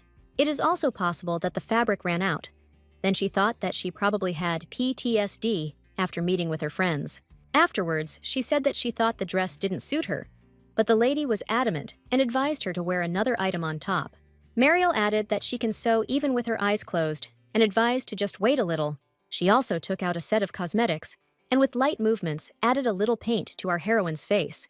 As soon as she was satisfied with the result, the madam came out and informed the young gentleman that their sister was ready. Jian felt so great at that moment that she was in no hurry to go out to the audience. She even wanted to stir up her brother's interest, and she wanted them to be a little nervous before they saw her. Seeing their faces, she realized that the effect had been achieved. She had never seen such surprised faces on her brothers. It took Gray a moment to process what he saw, and he covered his mouth to keep from blurting out any remark. But still, his meaningful oh-ho-ho was heard, and a question followed, his sister asking what was wrong with him. He looked at this girl and tried to find words, but as luck would have it, they all disappeared somewhere. All he could manage to say was that she was nothing like the sister he knew. When she asked why she didn't look like herself, he replied that no other dress suited her as well as this one, so she had to take it. However, since he did not expect to buy another one, all he could offer Madame was his expensive watch. But the salon owner refused, and what's more, she also refused the payment that Haman offered. So he started talking about how it would work, since she had picked out a dress but wasn't taking payment. But the lady pulled him aside. Then, our heroine asked Haman not to spend so much on her, and that he absolutely did not need to do this. He saw her wrinkled forehead, and pointing to it, asked her not to make that expression in the future. To her reasonable question about what was wrong with his face, he playfully replied that it didn't match her dress at all. There was something so elusively cordial in his tone that she raised her gaze to him and looked closely into his eyes. Without realizing it, she was getting used to these two brothers more and more, and then they brought out the brooches. Madame announced that they were doing it so that everyone around would know that they were a family, and the girl thought that Soleil was part of it. That is, she. But no matter how much they hurried, they still spent more time than they expected. When they arrived at the palace, the ball was already in full swing. The Duke's children were approaching the great ballroom, and she thought it was a ball in honor of the princess's birth. She was nervous and decided to imagine that it would be a regular tour of the imperial palace. When their arrival was announced and they entered, a wave of whispers immediately ran through the hall, and not all were quiet. She heard words about what they had finally decided to show to the heir, instead of these picked-up mongrels. The excitement turned to anger, and Gray laughed, noting that her outfit now matched her expression. To her remark that it was impolite to whisper behind someone's back, he replied that her face had evened the score, so they had won. Meanwhile, the culprit appeared at the ball, and Haman asked his brother and sister to be silent for a bit. It was the first time Jeon had seen such an elegant lady, and the princess approached them and greeted her brothers. Then, turning to our heroine, she said that she was meeting someone for the first time, and they greeted Milady together. After the Duke's family congratulated the birthday girl, she spoke to Saleya again and asked how she was doing. But as soon as the girl answered, the princess's brother intervened in their conversation and introduced himself as Aaron Bailey Gurnua. Jeon didn't know who this unpleasant guy was, but when the brothers addressed him as Your Highness, she realized who it was. She thought that he was not at all like his sister, and he was already whispering in her ear that she could just call him Aaron. Noticing that the sisters were uncomfortable with this communication, Gray spoke to the crown prince, but he continued talking to Saleya. The heir to the throne asked sweetly when the young lady was planning to hold her debut ball. Angry that Gray had just been ignored, she snapped back that she was past her debut age. The princess decided to intervene, so she said that if the Duke decided to have a party, she would be happy to attend it. She added that she would like to make friends with the young lady, then took her brother and went with him among the guests. Jeon quietly asked Hyman why this guy was so tactless and was told that the prince had always been like this, and also advised not to find fault with everything, otherwise there will be no end to it. Then she asked Gray if he wasn't angry. After a moment's silence, he replied that Aaron was the son of the 5th Empress, and therefore had his sights set on the throne. Then he took the fan from the table and continued that, in connection with this, the prince regarded the Duchy of von Virgo as a threat. He continued by saying that this is why he can't ignore them. He must think that he can't keep annoying people like them around. Jeon felt strange even to herself because she was so annoyed by this attitude towards her brothers, and she was about to ask Gray another question. Aaron snuck up behind her and said, "Here's where the young lady is," and added that she must be having a hard time at her first party. Placing his hand unceremoniously on her shoulder, he asked if she would like to take a little walk in the fresh air. Gray tried to save his sister by saying that he would look after her that evening, but the prince replied that he would take care of her himself. The Duke's son did not want to give in, so he opened his mouth, but Aaron angrily said that this conversation was only for the nobility. The girl rolled her eyes, thinking that this guy didn't consider her brother to be noble, and while the princess wasn't around, he was behaving disrespectfully. Haman also came up to sort things out, but the prince asked him to leave them alone because he had something to discuss with the heiress.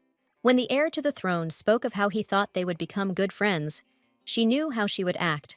Faking a wave of nausea, she turned to Aaron and quietly said that if he approached her so suddenly, she would feel sick.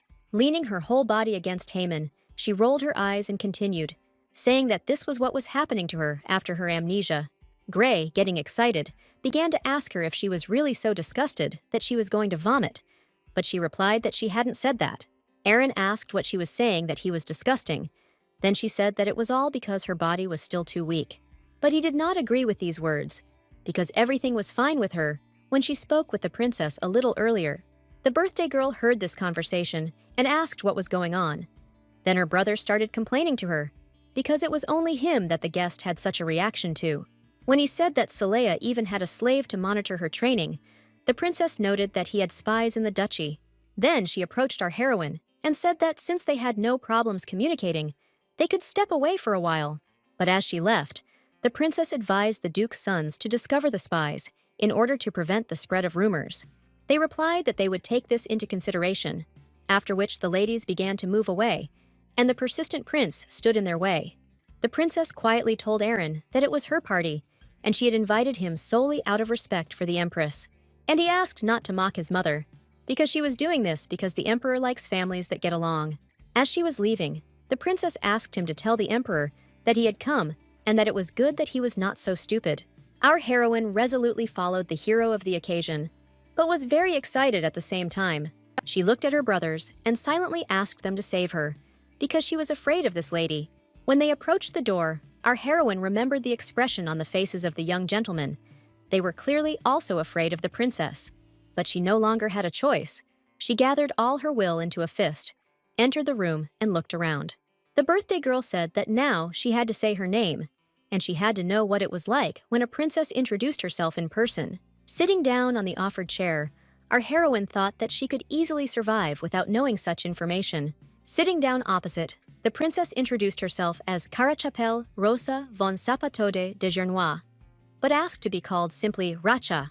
And then came the phrase that the princess wants to own her if she owns the princess. Cold sweat appeared on our heroine's forehead, and she was even a little glad that this room was not so brightly lit.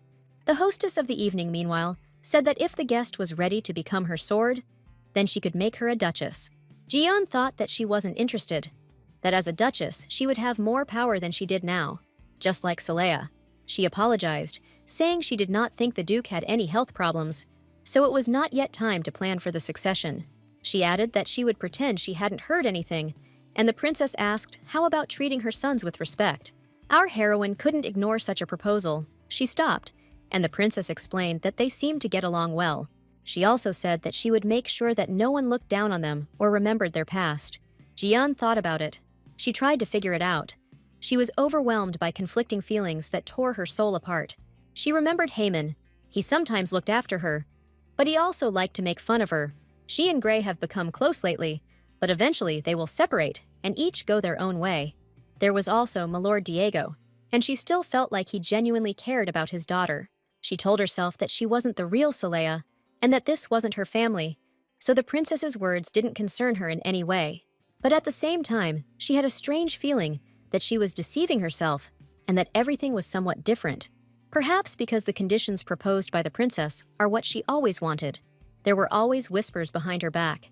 She was also called a beggar, and people discussed how even her mother had run away. And even though this family was not her real one, she wanted to do for them what she could not do for herself in her world. She really wanted such a life for herself, but it was an impossible dream because she was the one who neglected her past. After thinking about the offer again, she decided that she could handle it on her own, and there was no need to make a deal. So I told the princess that there was no point in helping, to which she replied that she understood, and it was nice to talk. As we walked out into the corridor, our heroine thanked the hostess of the evening for being invited. The princess said thoughtfully that she had never imagined that there could be such a strong lady in the duke's family. The lady who appeared asked what she should do with the recording, and was told that Mrs. Virgo was of no use to them. Explaining that this girl was not one of those whose weaknesses could be revealed through such a conversation, she asked to get rid of the recording. She was about to return to the guests when she heard the woman say that she did not see Lady Virgo anywhere. The princess's assistant continued to peer into the ball, but still did not see what should have been reflected. Lady Rachel said that in that case she had seen a ghost, but the woman replied that she had also seen it with her own eyes. And when Milady asked if Lady Saleya was really a sorceress who had managed to escape, she replied that she didn't think so, since she hadn't seen the mana flows, assuming that, most likely, the Duke's daughter is not an ordinary sorceress, but more like an Eidolon, a great magician. Either she had so little mana that the visualization stone couldn't even capture it. Such an answer did not satisfy Milady. She said that in this world, everyone has mana, and she wants a more plausible explanation for this phenomenon. Then the woman replied that she would return with a better answer and asked if the Duke's daughter was dangerous.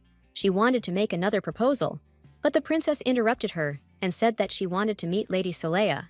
The unknown lady in the hood knew her mistress well and assumed that it was because someone from the Virgo family was needed. The princess paused for a second and said thoughtfully that this guest was the first one who had so openly rejected her. Her interlocutor stood next to her for a while, reflecting on the events with her, and then disappeared. The hostess smiled and noticed that she had run away without answering, and decided that the girls would get along well. Then she walked down the corridor, thinking that Lady Saleya seemed cautious and would not be easy to approach. Having met the maid, she asked what was wrong with Virgo, and she, bowing politely, replied that they had all already left. The princess then asked if they were satisfied, to which the servant replied that the lady had gotten into a fight and had left angry, adding that at this time both gentlemen had smiles on their faces, and that it seemed that without the Duchess, there was no one to teach them manners. The princess thought that this servant seemed to have no place in the palace, considering how freely she spoke about her guests, and that he hoped that he would never see her again. After that, he went on, not paying attention to the actions of the servants. Meanwhile, our heroine returned to the hall and was in a terrible mood. The conversation with the princess had made her angry. She decided that the best thing to do was to escape from here as quickly as possible. But to do this, she needed to find her brothers. Seeing them from afar, she hurried towards them. Although she was surprised, they were talking to one gentleman. The girl wondered if they really had friends, because while she was nearby, no one approached them. She wanted to watch them from afar, but she didn't like what she saw. The man spat right at Haman's feet. She heard him asking if they weren't ashamed to come and humiliate themselves every time, or if they were already used to begging. Gray was ready to start a squabble, but his brother stopped him with the words that it was not worth it.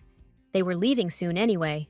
And the gentleman continued to tease, saying that since when did the lady of the Virgo house become part of their we, since they are not aristocrats? Our heroine thought that he hadn't said a word while she was around, but now he'd started talking. She'd never seen such shameless people. She had an incident in her life when she had to receive some money for her part-time work. The restaurant owner considered her a simpleton, a child living without parents, and as a result, he did not pay her on time. When she quit, her boss threw her out as if she were some kind of pathetic pawnbroker. She went home hungry and empty-handed, with absolutely no money in her wallet. However, shaking and trembling, she returned back and, falling on the floor of the restaurant, began screaming for them to give her money.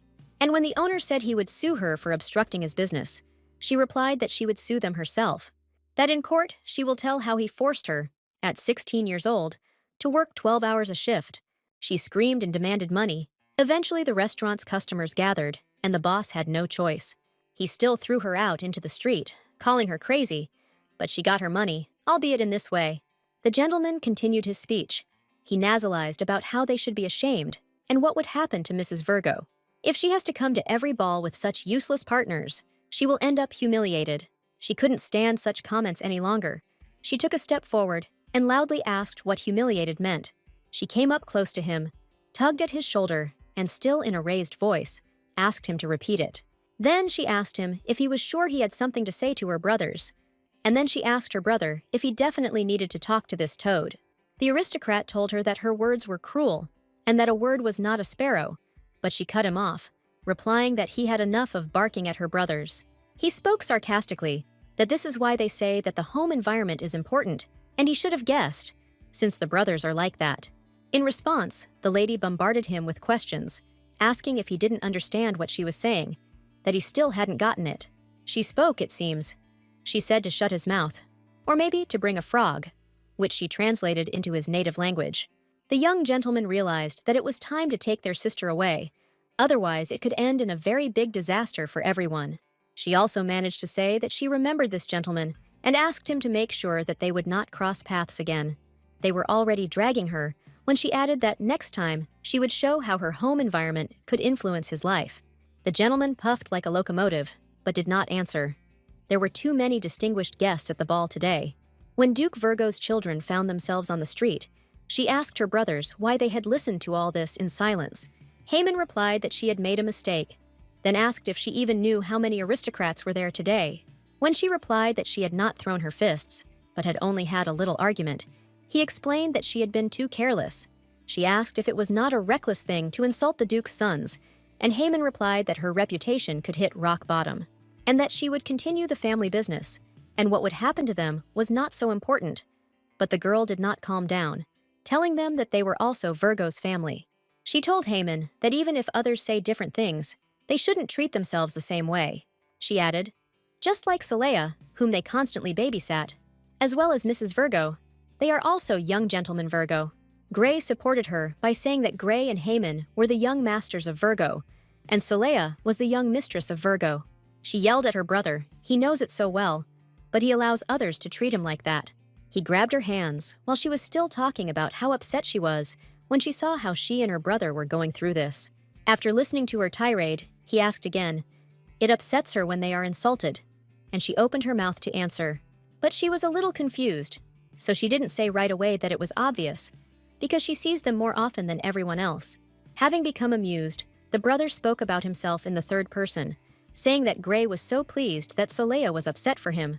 She asked him to stop speaking in the third person, to which he replied that Saleha started it, and if he doesn't believe him, then let him ask his second brother. And he also said in the third person that Haman was actually also very pleased. Gray could no longer hold back his laughter. He laughed out loud, and the girl said that everyone had apparently gone crazy. When they had already boarded the carriage, the brother, continuing in the same spirit, said that Gray was feeling so good today that it was a pity to go home. The second one supported him and also said that Haman agreed, and why not go for a short walk. Then the sister added that they were too resilient, but Solea was tired, to which the brother replied that it would be a problem, but tomorrow. The virtual butterfly had been beating on the invisible screen for some time. Then a voice was heard, calling the Virgo family. The connection did happen, and the Duke's image spoke, asking if his children had a good time. Our heroine almost jumped up in her seat. She asked if they had video calls here. The young gentleman stared at the screen, and Gray replied that they were going to take a little walk and then go home. The Duke said he saw it, and they had a good time. But then our heroine remembered that he wanted to marry her off. That's why she said, not very confidently, that she felt that her chances on the marriage market were close to zero. The milord's face changed abruptly. He asked again what marriage market they were talking about.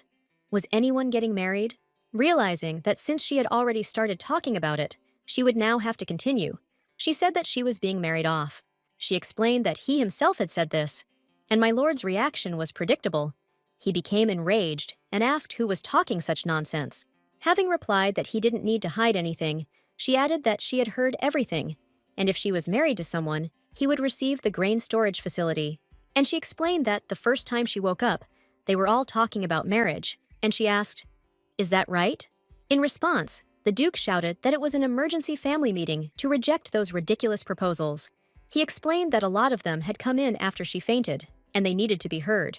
It was hard for my lord to talk about it, but he said that on that day, he called everyone together and asked everyone to speak. Therefore, the aristocrats vied with each other to advise him on different candidates and described the benefits. She hesitantly asked if she had drawn the wrong conclusions, to which he replied that he was absolutely right. By the end of the meeting, he already understood exactly who dared to treat his precious daughter like a thing. After this, he issued a decree forbidding these merchants from setting foot on the territory of the duchy. Gray confirmed, saying that his father was angry for a long time and asked him to make sure that she did not find out about it. And the Duke said sadly that he had to make sure that none of this reached her ears. And then he apologized. It was an unexpected turn of events, and as she sat there trying to process what she had heard, Haman asked who had dared to force marriage upon her. The voice of my lord was heard. He said that his daughter would marry only after his death, and Haman asked about Soli's opinion. But Gray didn't let her say a word. He flicked her and asked her to listen to everyone else first. The girl asked why he was hitting her, and he answered because she called him brother in front of strangers, and this is unofficial. The crew continued moving, and she thought that all she could do was laugh at the absurdity of it all. When they came out, Haman explained that this was the Hill of Reunion, where, according to legend, one could reunite with someone one had lost. And there's also a great view here. Then he took his sister's hand and said he was holding it in case she was suddenly surprised and fell. Gray came up from the other side and took the other hand, explaining that it was not right for only one brother to support his sister. She wanted to ask why, but Haman began to cast some kind of magic spell, and she did not distract him. After a few moments, the sky began to light up. They raised their heads and saw an unusual light show. Our heroine saw something like this for the first time, and this light did not look like fireworks, but rather like a huge number of fireflies in the sky. It was such an amazing sight that all three fell silent. No one wanted to interrupt this solemn silence. Sparks of light gradually penetrated through the treetops and enveloped the girl in their magical glow.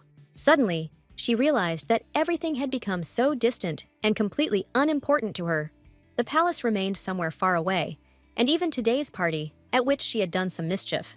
Soleil's family, who stood by her side, and even her past life, which she thought she would never be able to live to the end. She mentally asked Soleil for forgiveness for stealing the happiness that she should have felt. Tears began to well up in her eyes, and she asked Soleil to ignore her, at least this time. She decided to think of it as a dream until she got back, and when she woke up, she wouldn't want it anymore. Squeezing her brother's hands, our heroine thought that she could then live the rest of her life with these memories. During the return journey, our heroine felt changes in her consciousness, but did not yet fully understand what exactly was changing. As she thought about this, she thought back to the party and asked why they had put up with it. After all, when those girls who called themselves her friends started to make fun of her, they threw them out. Haman replied that the aristocracy in this country was inextricably linked, and any little thing could isolate the duchy. She said that the duchy had a lot of money, and her brother replied that money was not everything. If they want to govern the duchy wisely, they must take into account the means of production, trade in goods, and the management of labor. For example, when those three were punished, the amount of produce coming into the estate dropped sharply, and the price of goods rose. Since the Viscountcy of Cain had made its money from the slave trade, their capital was drained, and the wealth of the duchy suffered. Our heroine listened attentively. Gray said that there was nothing to worry about, because the Duke was an exceptional person.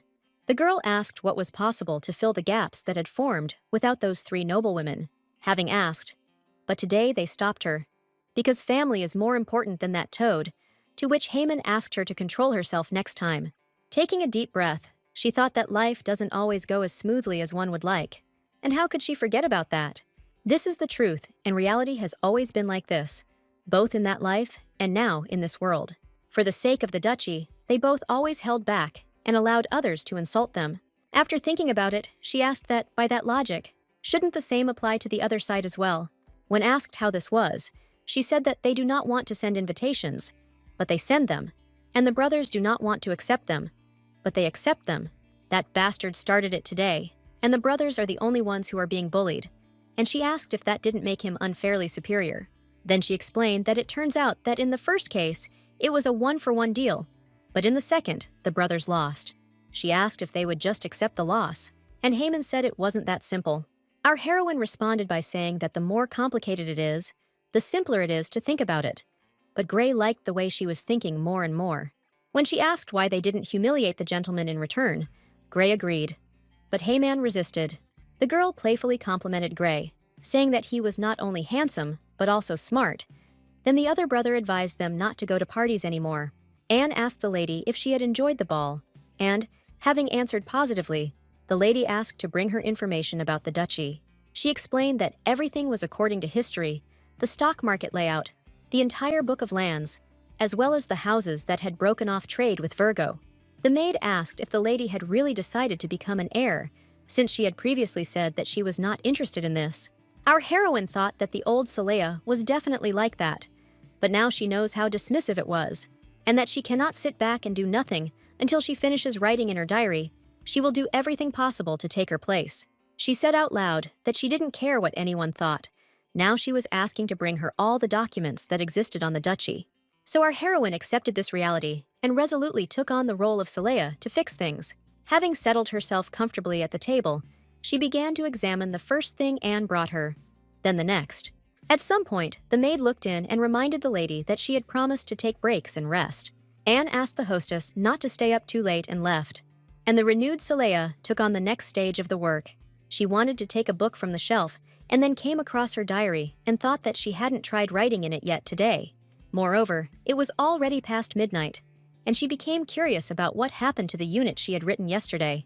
She saw something she didn't expect at all. It was written there that if they quarreled even once more, she would not let it go. Her clumsy number 1 still adorned the beginning of the paragraph, and an unambiguous curse appeared at the end. The next morning, she got up at the usual time and headed to training, where she met Gray. He asked why she looked so tired, whether she hadn't slept enough, to which Saleya sharply replied that it was none of his business. She was stretching her body when he advised her to go to bed early, and then asked what she had been doing. And unable to resist, he answered his own question out loud, that perhaps she had been reading Madame Remshaw until dawn. Gray remembered well the passage he had been forced to read, and so he took out his anger on Don. He told him to get out. Then the slave replied that he needed to make sure that the mistress completed a certain amount of exercise.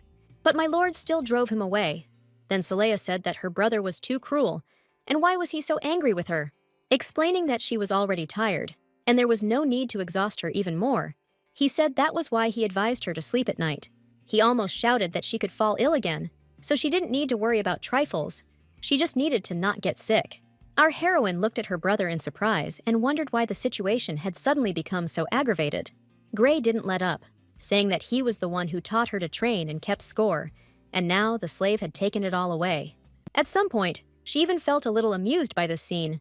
Gray apparently forgot how old he was, but he himself realized that he had gone too far, so he slumped his shoulders and left the training ground with regret. After a while, Gray abruptly opened the doors, and asked Don to come with him to break the slave contract. Both the slave and his mistress looked at him in surprise. This statement was more than strange and sudden. Gray's next sentence was even stranger. He demanded that Don become his, not his sister's, and stay close to him. Then Saleha carefully asked if her brother was jealous of Don spending time with her, and the slave added that he was her property. Then he turned to the mistress and asked her to make a choice. He was, after all, her slave or not. The atmosphere became tense. So, by chance, Don became a free man, and our heroine was very tired of this situation. That evening, she sat down again to study the documents, and although it was difficult for her, she did not give up. She read that after the war, the lands of Von Virgo were settled by knights, and most of the facilities were used for the army. She thought that history had never been her strong point, so she yawned and did not notice that she was no longer alone in the room. Stretching, she loosened up her muscles a little to shake off the sleep that was slowly creeping over her. She was so absorbed in the story and her thoughts that she didn't notice anything around her, but she should have. Her inattention ended with someone sneaking into her chambers and pushing a pile of books onto her. After that, she was unconscious for a long time and could not believe that she had passed out because books had fallen on her. Saleha heard Haman say that he had to weave magic into his voice so that he could reach her. He said that right now, no other magic works on her. For some reason, only his has an effect. The brother was worried that his powers were not enough to cure her, and he knew only one way to call the Eidolon. Our heroine perceived everything that was said as if through the prism of water, so she even thought of Eidolon as a water mage. The brother also said that he didn't think he would be able to come again, so he begged her to use her power to open her eyes. Then she heard the Duke's words. He said that he was promising her. Then something gurgled, and she never found out what exactly he had promised. His hands were shaking, and she could tell from his voice that he was crying, but she didn't know why, because those were definitely not tears for her. She felt sad. She asked him not to cry. She said that she wanted to get up, but for some reason she couldn't. Suddenly, she remembered what Gray had told her, that it all started with the abs, that you had to use your muscles, as if pushing them up. She thought that perhaps she should listen to her older brother's words and do as he advised. She didn't succeed right away, but the training paid off, and after a few seconds, she said her first words. It was a simple request, not to cry, but the effect was stunning. The Duke fainted. Saleha put her father to bed and sat down next to him. When he woke up, the first thing he asked was how she was. My lord asked her in an anxious tone if she was in pain anywhere, but she firmly replied that she was completely fine. Then he said that the healer said that his magic didn't work on her, so everyone was terribly worried. She found this strange, because when she had been injured before, she had healed quickly thanks to the healer's magic. The girl thought that, apparently, her soul had completely united with Soli's body. The Duke asked about Haman, whether he was awake, but the young lady had already visited her brother and knew that he was fast asleep. She remembered well her brother's words, that his powers were not enough to heal her, and that he wanted to call the greatest magician. She wanted to ask him what exactly he wanted to tell her while she was unconscious, but she was unable to wake Haman. Meanwhile, the Duke had finally come to his senses, and since everything seemed to be fine with his daughter, he wanted to visit his son. Milord Diego asked his daughter to repeat the words she said when she woke up, because he had not heard. Sighing, our heroine tried to remember that moment, and it appeared before her mind's eye. While she was unconscious, the Duke was crying, so the first thing she said was a request not to cry. She repeated her words. Then my lord spoke about how he had noticed that, after she lost her memory, everything had become alien to her. He continued sadly that to her he was just an old man, so she must have felt uncomfortable and apologized. He apologized for the fact that she must have been shocked by his behavior, since this was their first meeting for her. He talked about how he wanted to get closer, and that he would make every effort to make her feel comfortable with him. Saleha asked him not to worry about it, explaining that he would continue to communicate with her as he had before he lost his memory. But the father insisted and said that until his daughter became comfortable with him, he would use formal speech. Having said that everything was already fine, she suggested that they go for a walk tomorrow. Having agreed, he said that it was time to visit his son. Our heroine felt uncomfortable with the fact that Milord was trying so hard, and she promised herself to be a little more kind to him. He lingered a little behind the half-open doors, so to ease his anxiety, she once again said that she was fine, adding that it was really worth visiting his son. The Duke, smiling, replied that Papa was already leaving. Left alone, Soleil thought for some time about what her father had told her. She understood that he was very worried about her. The next 2 days passed without any changes. The young master still did not wake up, which greatly worried all the household members. Then Eidolon suddenly appeared. Looked at Haman. He said that he apparently ignored his warning. Having said these unpleasant words, he took his disciple and disappeared with him into the basement of the estate, after which he did not let anyone in there. Solia found all this extremely suspicious. Why, while she was unconscious, Haman said that the magician should not come. But at the same time, when her brother himself lost consciousness, how could Eidolon find out about this and appeared? As if from nowhere. She didn't like him, but she didn't really want to leave her brother in his care, so she decided to find the dungeon. Taking advantage of the moment when the maid left on her business, our heroine went in search and started from the garden. After some time, in a remote corner, she found a door and thought that this must be the very place. Stopping at the threshold, the girl looked inside and was amazed at how deep the steps went down. She began to slowly descend. There were torches here and there on the walls, which at least slightly illuminated the path down. When she reached the second door, she stopped for a couple of seconds, then suddenly opened it and felt something unusual. But now she was worried not because of this. Soleil saw her brother, who was still lying motionless and sleeping. She also saw the mage manipulating his hands around Haman's body, and so she rushed forward to stop the Eidolon. The magician said that these were private lessons in magic, and asked how she got here, since he definitely put a barrier around it. She really couldn't get any closer, and asked how she could get through to him. Then the magician said that it seemed like she wasn't listening to him. Soleil responded sarcastically that she was simply ignoring him, and that he was apparently too old and had lost the ability to guess. She thought to herself that she couldn't use magic, so she had to try brute force, and she remembered Gray again. Her brother taught her well and showed her many different techniques. After mentally going through some of them, she decided to use one. Gray taught her to move from her knees to her hips to her shoulders as she turned, putting all her strength into her fist. She didn't expect it herself, but this trick worked.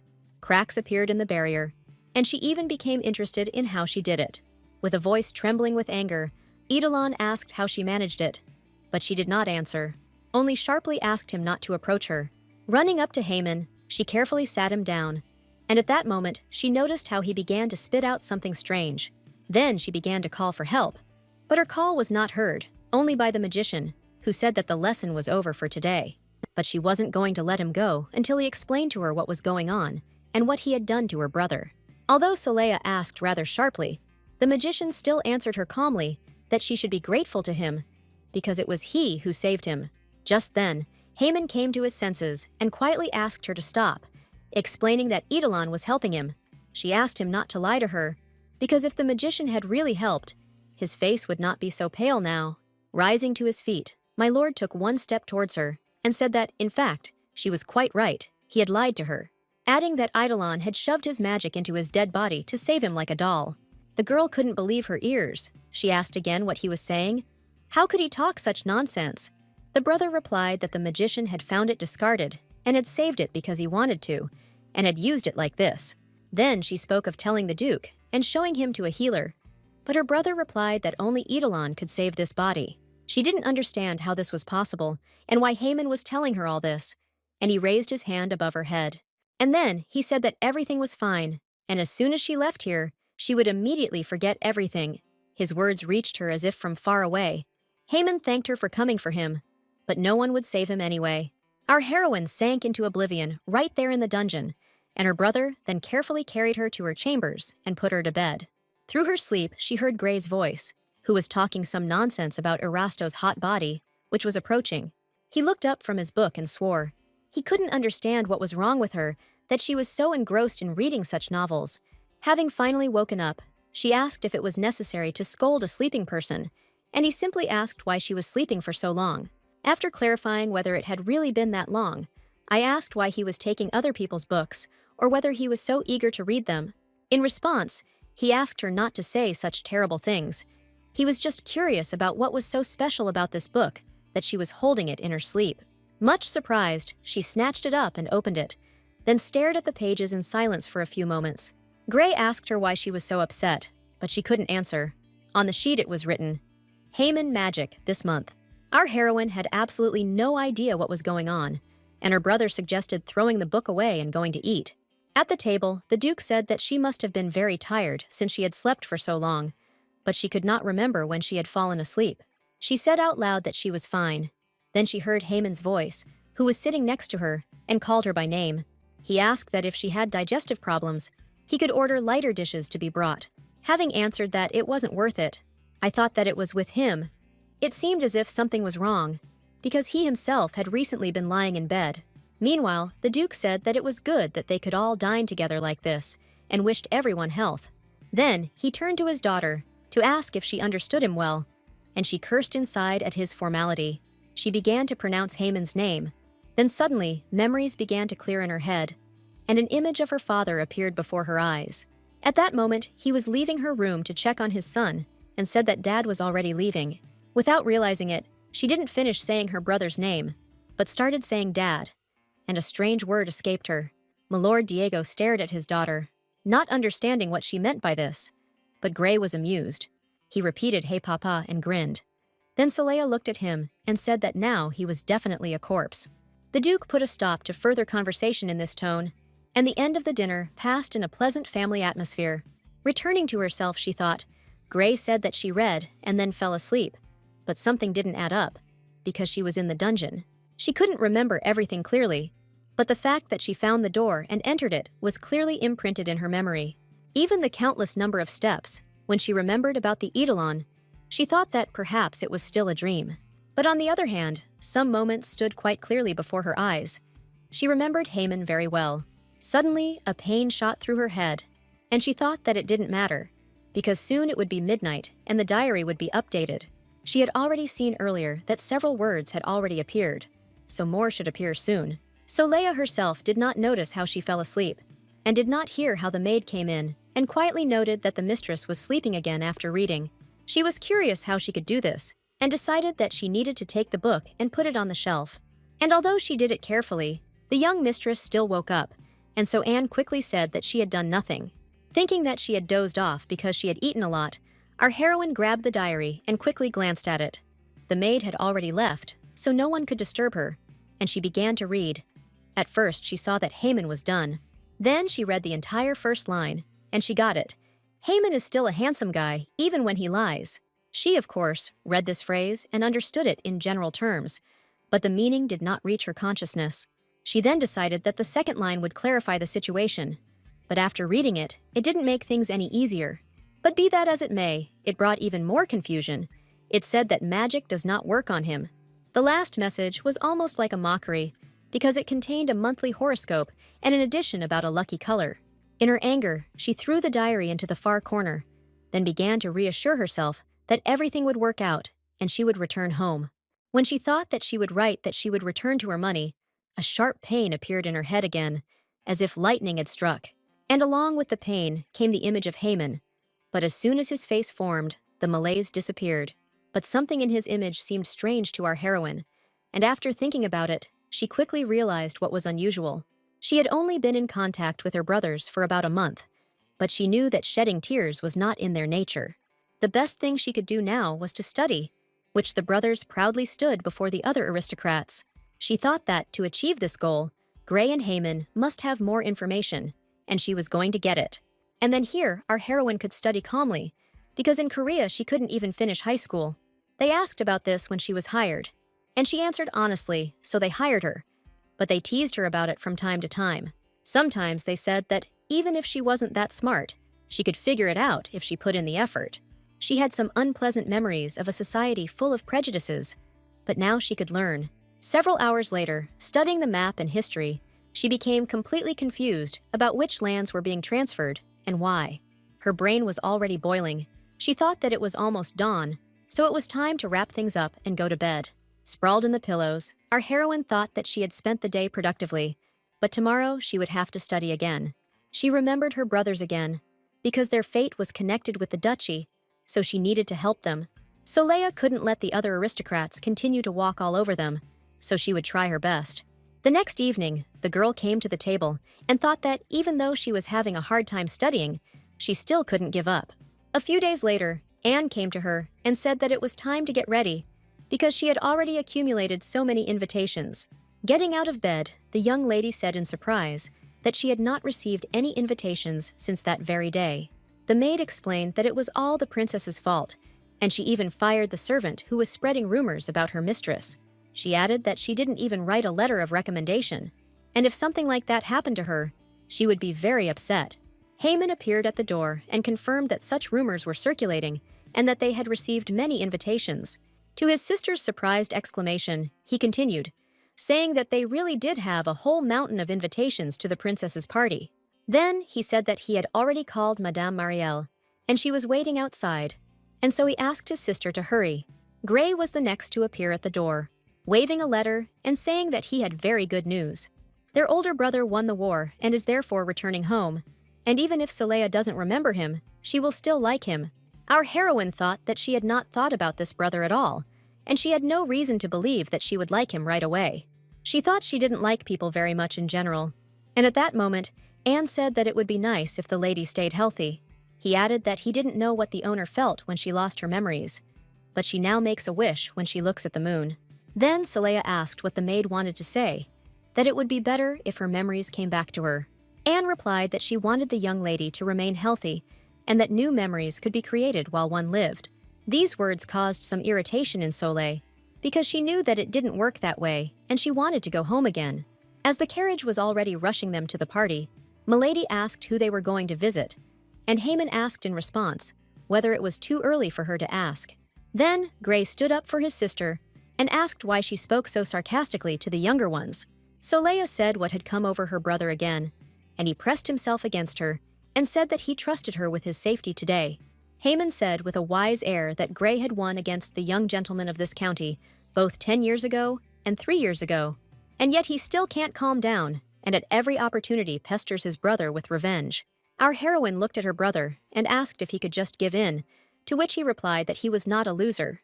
Haman's words that today was the debut ball of his younger sister, Sarah Nathaniel, stopped their argument. In the end, he also asked to take this into account and not to start any fights today, to which Soleil nodded in agreement. She was still wondering what could possibly happen until she saw young Master Bill Nathaniel. After greeting Gray, he immediately grabbed his weapon and offered to fight right now. The young lady said in an uncertain tone that it seemed to her that she had been told many times that they had no friends at all. Uncertainty turned to panic, but Gray quickly got his bearings and, stopping his opponent, said that today he was with his sister. Then he playfully continued, saying that sparring in front of her would be a bit much.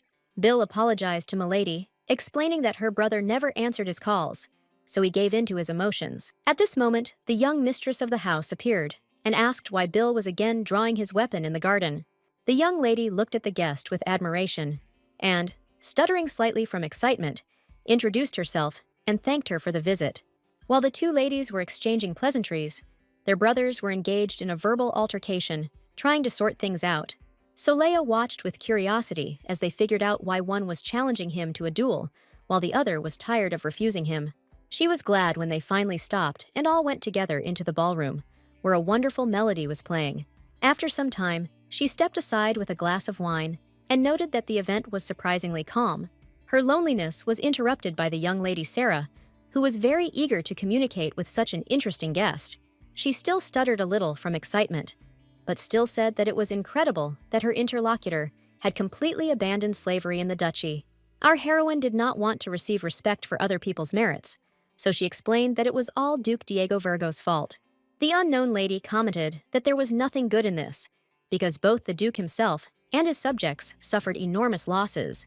Coming closer, she apologized for not introducing herself and immediately corrected her mistake, saying that she was Reina Tolbeckerman, to which Soleil sarcastically said that she apparently did not need an introduction, since her interlocutor knew who she was. Count Tolbeckerman's daughter picked up the tone of the conversation and said that it was probably convenient to lose one's memory. She explained that, knowing nothing about the history of slavery or the structure of her region, Soleil suggested something similar to her father.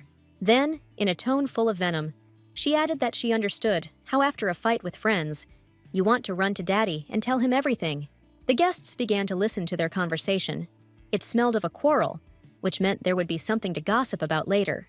Young Lady Sarah, despite her age, demanded that Lady Reina immediately apologize to her guest, She responded by simply saying that she was stating the facts. And then, for Lady Virgo, she said that she shouldn't snitch on this to Daddy. Our heroine thought that her interlocutor had already crossed the line. So she asked the question, if so, how much does she know? Lady Tolbeckerman turned around and asked what was the matter.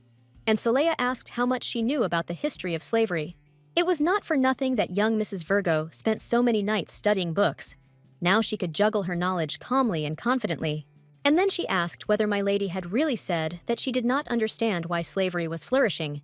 Lady Tolbeckerman said there was a misunderstanding, but the girl could not be stopped. And she spoke out loud several unpleasant facts from the history of the slave trade that occurred in the empire. Without giving Lady Raina time to recover, Soleil asked if they really still believed in the Bible translated by Nurch Cohen in Tolbeckerman County. Then she quoted a short passage and said that this verse was originally used to justify slavery.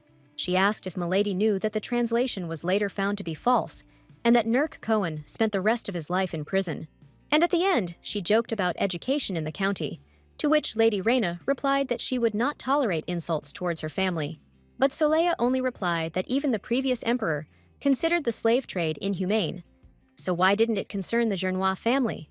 Our heroine understood that she had won this round, so she said that it was difficult to answer because she had skipped classes. Considering the conversation over, she said that she could snitch to Count Tolbeckerman since she welcomed debate. Taking a quick glance around the room, Soleil pulled a young lady out of the crowd and decided to approach her to clarify the situation. As she approached, she heard an enthusiastic speech about how she had managed to learn and remember all of this. In fact, our heroine was worried that she would be asked something else, but she was lucky, and the conversation was about what she was studying. She parted with the young lady on a pleasant note and was about to go and look for her brothers. But then she heard some noise.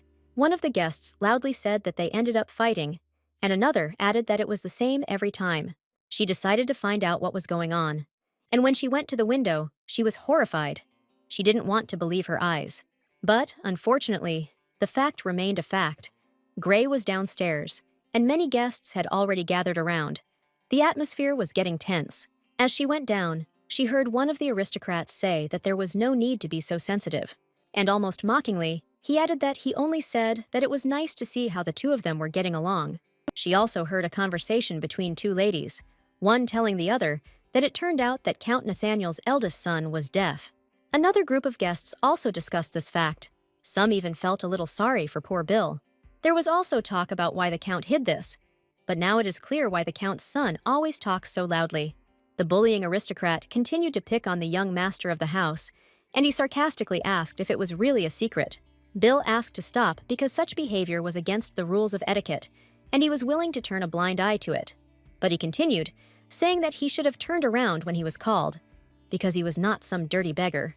Soleil said that this was a complete bastard, but Heyman stopped her, explaining that she shouldn't get involved. This man was dangerous. However, events were already gaining momentum. Gray could not leave the dirty words unattended.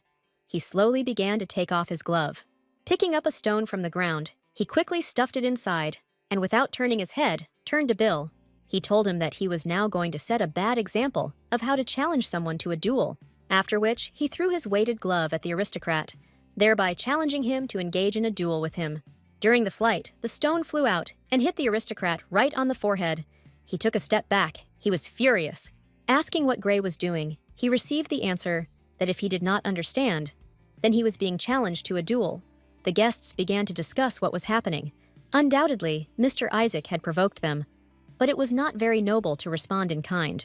The aristocrat said angrily that he had decided to ignore the secret of Nathaniel's house, but to be wounded by a street rat. Our heroine realized that it was time for her to intervene. Her brother had already been humiliated twice, and she could not allow this to happen. She thought that if he thought he could touch her brother's position, then she would touch him, as the real Soleil would have wanted. When she reached him, she stopped and looked him straight in the eye angrily. He, not understanding her intentions, asked what she wanted. Ignoring his question, the young lady vented her emotions with a resounding slap. She asked out loud how he dared to be so impudent as to mock her brother's past. Stepping back a little, he said that Lady Soleil would regret this action, because he was the third son of the Marquis of Schloden. More and more guests gathered around. Everyone was curious to see how this quarrel would end. Our heroine replied that she didn't care who he was. All that mattered to her was that he insulted her brother. She was so focused on the man that she didn't hear Haman try to warn her. The next second, Lord Isaac drew his sword and with an unusually fast movement tried to cut it. Soleil was trying to figure out what had just happened. Her nerves were on edge and she was shaking violently. Luckily, Haman had great intuition. He arrived in time with his magic and told his sister that he warned her. Meanwhile, Isaac shouted to Gray that he accepted his challenge, and Bill asked in surprise when they managed to snatch his sword. And Lady Soleil thought that she did not know why her hand was shaking so much, whether because she had struck or because of instinctive fear. The Marquise's son, smiling, said that he could not believe that Gray, who was not even a member of the knightly order, dared to challenge him to a duel, and he muttered through his teeth that he would kill him, to which Gray, smiling, replied that as far as he was concerned, it was all funny. Someone started discussing the opponent's stance, while another claimed that it was clear how this duel would end. Soleil was distracted by them and lost sight of her brother. She turned her head to find him. Hearing the loud clang of weapons, she looked in that direction. The duel had already ended by that moment. Gray walked away from the Marquise's son, who was bawling his eyes out, shouting about his ear and calling his rival a bastard. Then the Duke's son turned around and hissed at him not to make a noise, for it was nothing compared to his insults. With his free hand still clutching his wounded ear, "Mister," Isaac muttered, "bastard." He had always looked down on these two adopted sons of the Duke, so he could not stop there. He needed a rematch, especially since he always considered himself the more experienced swordsman, so he swung his weapon. But Gray turned out to be not such an easy opponent as he expected. He couldn't even reach him with his sword. Moreover, while Isaac was swinging for the next blow, the enemy was already ready to attack him. He could only dodge. And although the aristocracy did not consider him their equal, Gray trained a lot, and in many ways surpassed them in his skill. Soleil could barely make out her brother on the field. He was so fast that she could no longer understand what exactly was happening. She had just managed to see that Isaac was wounded when her brother's unexpected attack knocked the sword out of his hands. The next second, I saw a naked weapon on the shoulder of the bully aristocrat and the warlike stance of my brother. Everything happened so quickly that conversations died down, and in complete silence, the sword of the Marquis's son entered the ground with its blade. During this lull, you could hear a fly fly by, so Gray's question about the last words was heard by everyone. With his face twisted in anger, Isaac replied that he shouldn't hope that he had won. He was just a worthless rat. Gray was about to put his weapon away, but the new insult simply didn't give him a chance to stop. The next moment, the enemy was defeated, and no longer heard a word about what a shame, that he was a worthless swordsman. Our heroine looked at her brother. She wanted to express both her admiration and her annoyance, because it couldn't be without a fight. He wiped the drops of blood from his face, raised his head proudly, and loudly said that his name was Gray von Virgo. At that moment, Soleil thought that he had done a great job, even though he hadn't managed to avoid a skirmish. From the direction of the mansion, piercing female screams were heard. It was the already familiar to us Lady Reyna running. Rushing to her brother, she began to call the servants to help her, or rather him, because he turned out to be still alive. She turned to Lady Sarah with reproach. Why didn't she call for help, after all? It happened at her party. The young hostess frowned and replied that it was her party, so why should she help someone who was trying to disgrace her brother? Then she approached Bill and suggested that they return to the house, explaining that they had nothing more to do there. The guests also joined them, discussing Isaac's actions on the go, many agreeing that he had crossed all boundaries. One of the ladies approached the young master and asked if what Isaac had said was true, and that was probably why he was so loud. To which he jokingly replied that he could hear perfectly well with his right ear, and asked for forgiveness if his ringing voice had disturbed her. Soleil couldn't stand these questions, and asked who else was attacking people with hearing impairments, and who looked down on Bill Nathaniel. Holding her head up proudly, she added that she would not allow people to be put down just because they were a little different from others. Bill approached Gray and asked him if he knew about this before, and Gray replied that he knew, but did not attach any importance to it. And in order not to continue this conversation, I changed the topic to my sister, who cannot stand the sight of blood, and a second duel would be too much. Smiling, the heir of the house, Nathaniel, said that in that case, why don't they meet for a cup of tea? But this was not the most interesting offer, so Gray replied that he would refuse because he had too much to do. Sometime later, the princess was drinking tea in the living room when a visitor came to her and reported that Isaac had died. Lady Rachel clarified that this was the same third son of the Marquis of Schloden, who lost the duel with Mr. Grey. She added, a little distantly, that it was interesting, then asked if Duke Virgo had intervened to sort things out. The answer was that my lord said that if the Marquis proved that his son was dead, he would stop trading with him and commit his property to fire. The princess praised the choice of Marquis Schloden, explaining that he still had other sons. Then she went deep into her thoughts. She remembered her father, who sometimes reminded her of the Virgo family. He warned her that she should not become enemies with them, because it would not bode well. And when she asked for more details, her father once told her that Virgo were like ghosts, and it was better to kill them than to be enemies. Lady Rachel asked again about killing, and he advised her to be friends with them, although this is not easy. Her father was a wise man. He told her that the Virgo family does not open up to others after the first meeting. Returning to the present day, she asked if her assistant had found out anything about Lady Soli, as she had asked her to. The princess wanted the answer to satisfy her, but the woman only said that the lady's body could be considered already dead. She explained that she had no mana at all, and she did not have enough information about the lady herself. She continued, but according to the ancient magic books. Then the princess interrupted and asked if she could be friends with her. She repeated that the purpose of the investigation was to establish whether Lady Solea was dangerous or not, and asked that this be told to her first. The assistant took a deep breath, and Lady Racha, unable to bear it, asked for an answer, because if Solea was a threat, then she would get rid of her, even if it means ending House Virgo. If the risks aren't that high, she wants to keep the heiress close to her. Explaining that she had never been so enchanted by anyone, and demanding an answer, the visitor then said that they could be friends. The princess felt relieved, and the woman informed her that since she lacked mana, Solea would not live more than a year, and that there is only one documented case of a person without mana. It is described in a forbidden book. That man was the last prince of Pelennor, who lived 200 years ago. He died, and when he was resurrected, he lost all his memories and mana. When asked leading questions, the woman replied that after the resurrection, he lived exactly 1 year and felt great until his death. With some uncertainty in her voice, the assistant added that, according to the information she had found, the same thing would happen to Lady Solea. The princess called Mary by name and added that she had already spoken about wanting to be friends with the Duke's heiress. In a firm voice, Lady Racha said that she would save the girl, and she would help her in this, even if she had to put her life on the line. This was a very serious statement, so the woman asked why the princess was so worried about her. After thinking for a few seconds, Lady Racha said that Lady Virgo was evil by nature, but honest at the same time. Explaining that honest people like her are extremely rare, Mary said it was impossible for someone to have both malice and freedom from lies. Our heroine was sitting in her room and sneezing loudly. After another sneeze, she thought that she had goosebumps. She had this feeling that some psychopath was following her, and her suspicion meter had never failed her before.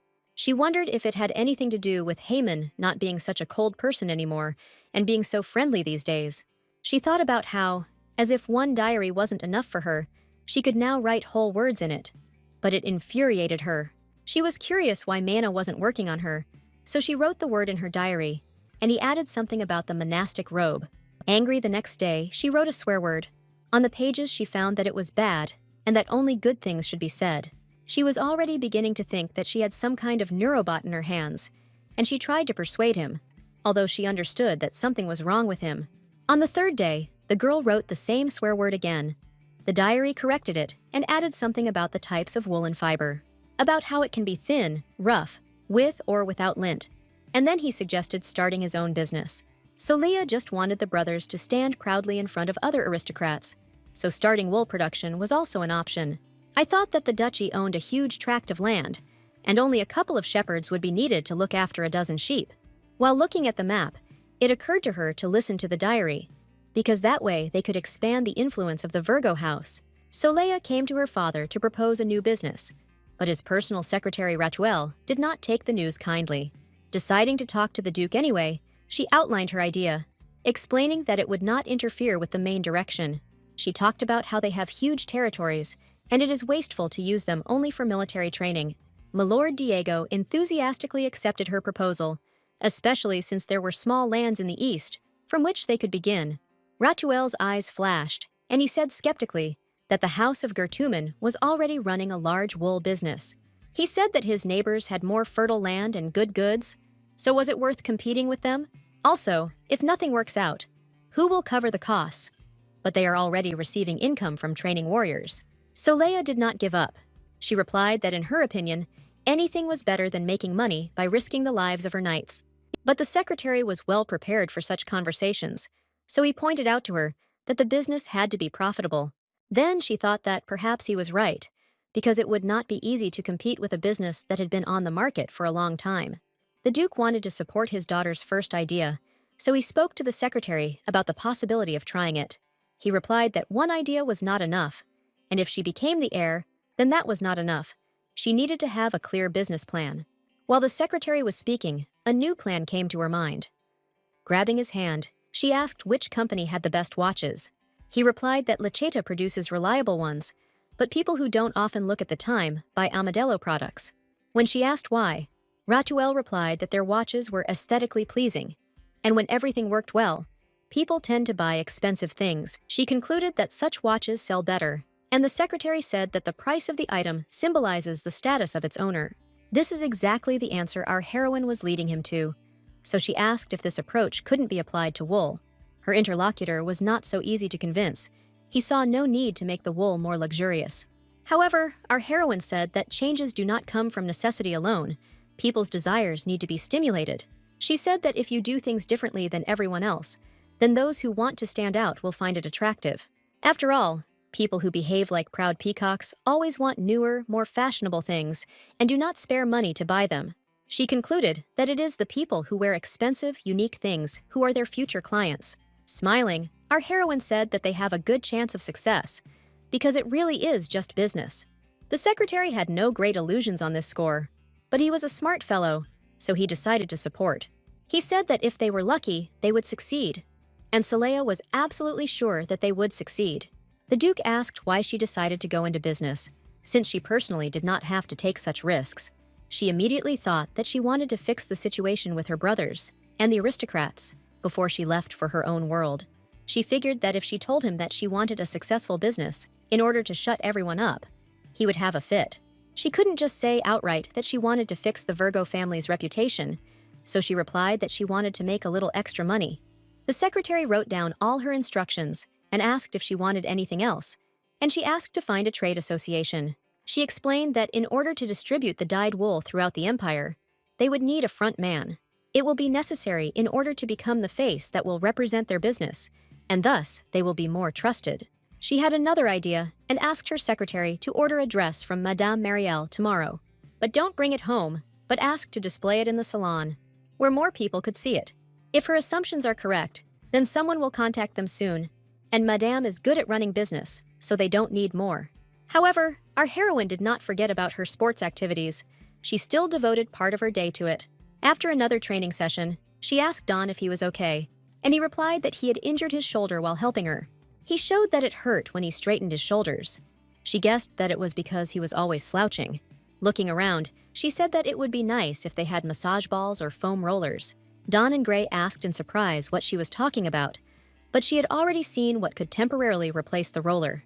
She almost forced him to lie on his back on the log, demanding that he distribute the weight of his body correctly. Don, meekly following her instructions, asked almost in a whisper what he was doing now. There was a loud crunching sound in his body, and Gray said with concern that sounded like something had broken. However, the former slave was pleased, so he said so, which greatly surprised the young master. But Saleya thought that she knew that the locals would like it too, and even figured out whether she could sell it. But to do this, the log had to be made lighter, so they all went to Haman to ask him to lighten the log. They briefly explained the situation to him, but he could not help them because he no longer had the strength to do so. Gray wanted to convince his brother to do it anyway, so he told him that he tried it himself, and it really is good for the muscles. He was so inspired that he even offered Haman a try, but Haman asked him to stop doing such naughty things to prevent the beginning of a quarrel between the brothers. Saleya began to talk about what would happen if the mana ran out, but she stopped short. The thought that her brother didn't have enough mana worried her. Something was wrong here. It was a very alarming sign, and she became worried. Meanwhile, Haman said that such a process requires a lot of mana, and that maybe it would work if they had a lot of it, But since they don't, it's ineffective. Gray cut him off, telling him that he didn't need to be so rude. Because of him, Soleil was now upset. When our heroine went out into the corridor with her brother, he told her that he had left the log in the room on purpose. It would be difficult for Haman to remove it. I asked my sister not to be angry, because my brother is always like this after magic lessons. He should not be disturbed at all. Then, noticing her surprise, he asked if she had forgotten that their brother was always tired after training with that magician. However, the young lady remembered everything perfectly. That trip to the dungeon was hard to forget. And although Eidolon prevented her from appearing there, she still made her way to her brother to help him. Even Haman's magical maneuver to erase her memory of what happened there failed. She even remembered his words, which was the reason he tried to erase her memory. She wanted to be alone to think about how Haman was essentially a puppet of the Eidolon, who fed him with his mana. Soleil knew she had to find a way to save her brother. Otherwise, there would be no point in making money. But nothing came to her mind. She didn't know how to deal with Eidolon, because she herself had no mana at all. She also didn't know what would happen if the magician was gone, whether Haman would be able to survive without him. She thought that if she didn't succeed and her brother died, then all the kindness he showed her would disappear like soap bubbles. After all, people who have nothing left easily fall apart, and even what you consider love easily collapses. Remembering her mother, she thought that love and people disappear in an instant, and she didn't want to lose Haman. Although what right did she have, since she wasn't even a real Soleil? But she really wanted to give as much as she received. She was so upset that she decided to go back home, to a place where she would have no one to love. So far, the only way to return was to write her wish in the diary, and she took it.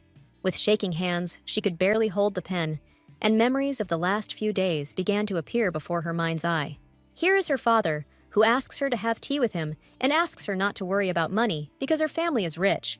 Haman, who was ready to make some sacrifices and showed her his legs. But Gray, he invites her to have fun. Then again Haman, who looks at her and asks her not to make such a face.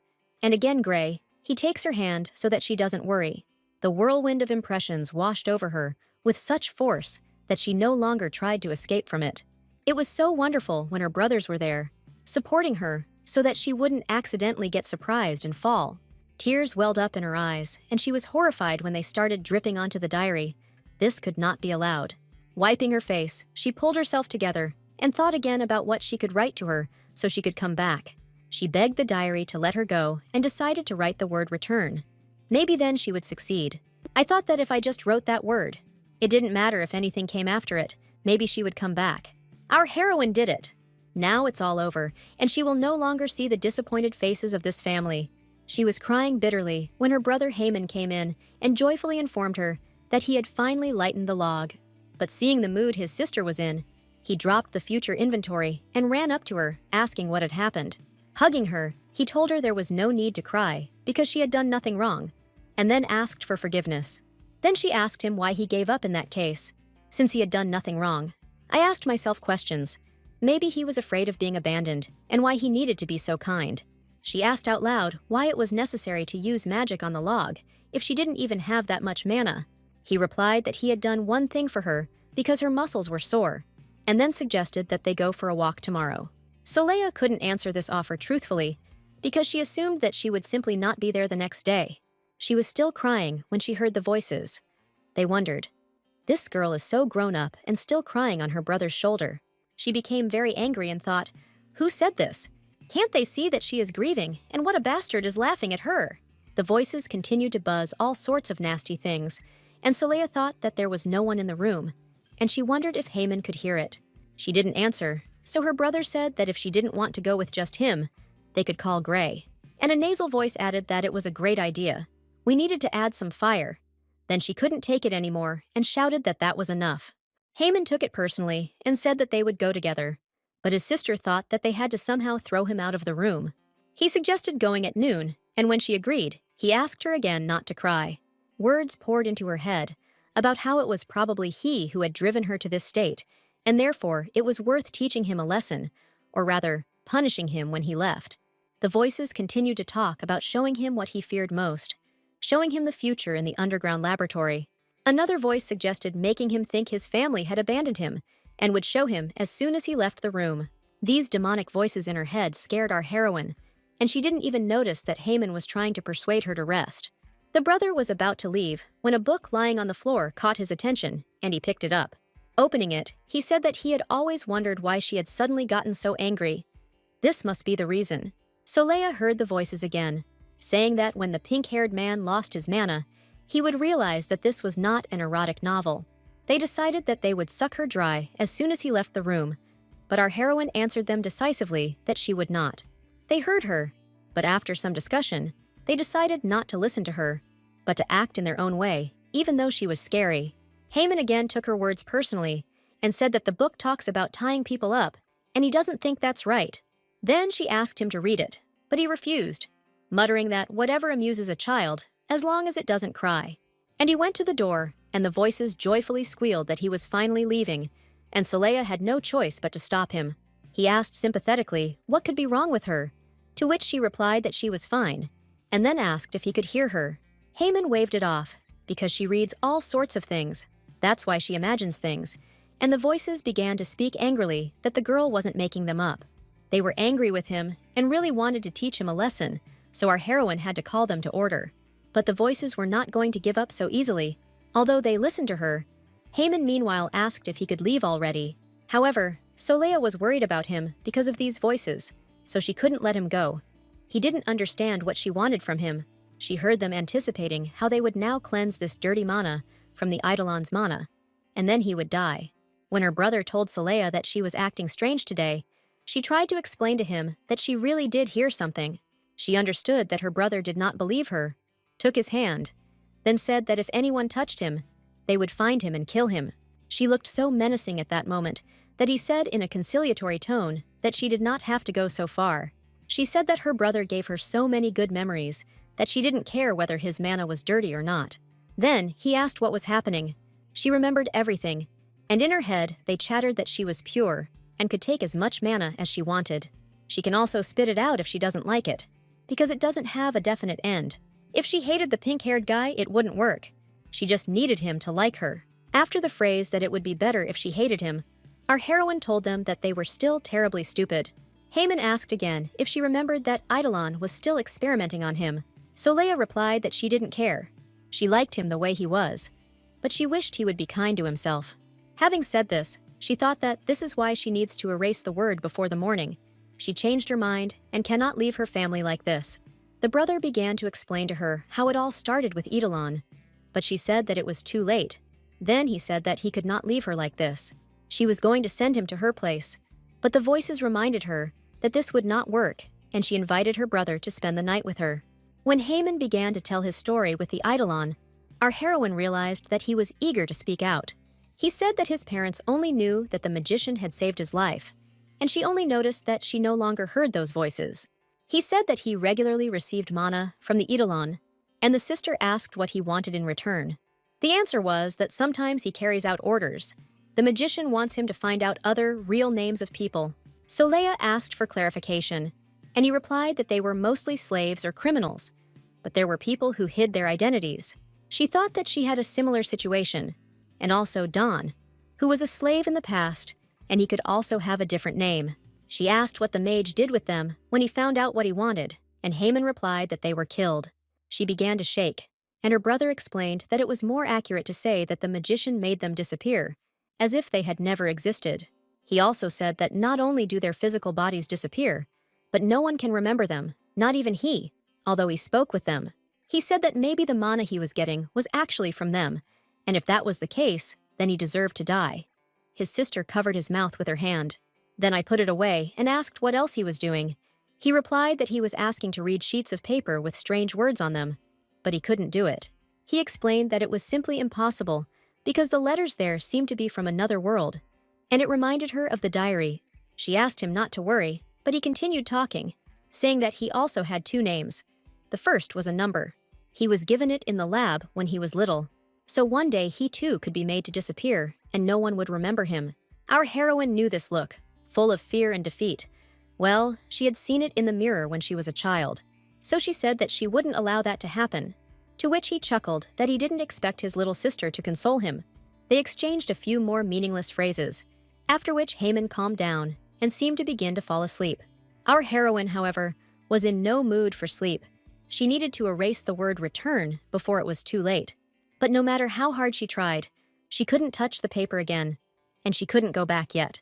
The locket around her neck suddenly jingled, and she heard Haman begin to stir in his sleep and call her name. She mentally asked him not to wake up. She simply didn't have time to come up with excuses now. She sat motionless for a few moments. Her brother's breathing began to even out, but she was afraid to make any unnecessary noise. However, time was running out. She needed to get back to her work, and after waiting for him to fall asleep again, she continued. Exhaling, she thought that she had managed to get scared, after all. She couldn't imagine what she would say to him in her defense.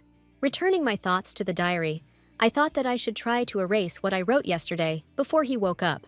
The word return was still written on the page. She tried to write at least a few more letters. She needed to fix this, but all her attempts were in vain. The pen, just like in the first days, did not even touch the paper. She winced in frustration, thinking that Haman had told her his secret, and now she knew how worried he was. He shared with such bitterness in his voice that he had met those people, talked to them, and they were so real. She was so close to his feelings. She understood perfectly why he was so upset about his actions. How could she leave him now? He would think that she had abandoned him. But that was not the case at all. She strained her whole body so hard to insert even a single letter that the medallion continued to jingle treacherously. Looking out the window, Soleil realized that it was almost morning, which meant she had very little time left to finish what she had started. She had no choice but to take off the jewelry for a while. Inside the locket was a coupon for her winnings of 1,700,000,000 won, her dream of becoming rich. Our heroine couldn't allow such a trifle to wake up Haman, because it would be difficult for her to explain what she was doing. And if the diary finishes the sentence, then she will return to her world and there will be no way back. She begged the diary to let her put at least a line. She understood that it was time for it to be updated. Then she thought that perhaps she should take the medallion again, because if she returned without it, a sad fate awaited her. Without money, she will be alone again, but she is already used to this. But she will again have to bend over backwards for society. The pen stubbornly refused to obey her. Sweat appeared on her forehead from the strain, and then she heard a rooster crow. Morning came, and she had no idea what could happen in the next few seconds. Soleil looked at the word with horror, and for the first time that evening, she was so afraid that her wish might come true. I wrote a diary about my older brother's return from the war, and they say he's scary. I wonder if he'll want to have a sleepover too. She thought that this was already like madness. What more sleepovers? Haman literally just sleeps. At that moment, the page began to move, and words began to be added to the entry about him being as good as Haman. It turns out that she hopes that Brother Tian is as good as Haman, and she has a family that she wants to protect. Our heroine looked at this entry and quietly laughed. She didn't know her older brother, but otherwise the diary was right. The next day, as agreed yesterday, she met Haman to go for a walk. And quite naturally, Gray showed up, somewhat taken aback that they had gathered without him. He began to ask why they were abandoning him, since he was free today. Then Soleil asked him not to be capricious. Haman, without a second thought, frankly stated that he would have taken him with him, but his sister was planning to spend time only with him today. This way of putting the question enraged Gray. He started yelling at the whole yard, asking why they were treating him so unfairly. She would have invited him for a walk, but the events of the previous evening did not allow her to change her mind. She first needed to figure out what was happening herself, since this agreement was somewhat spontaneous. The gentle rocking of the carriage might well have lulled her to sleep, but her thoughts would not give her peace. There were so many questions from yesterday that she had a lot to think about, and she started with the voices. They were persistent and quite vicious, but they also suddenly appeared on their own and just as suddenly disappeared. There was also this magician. He always seemed suspicious to her and did not inspire the slightest trust in her. But what does Eidolon really want?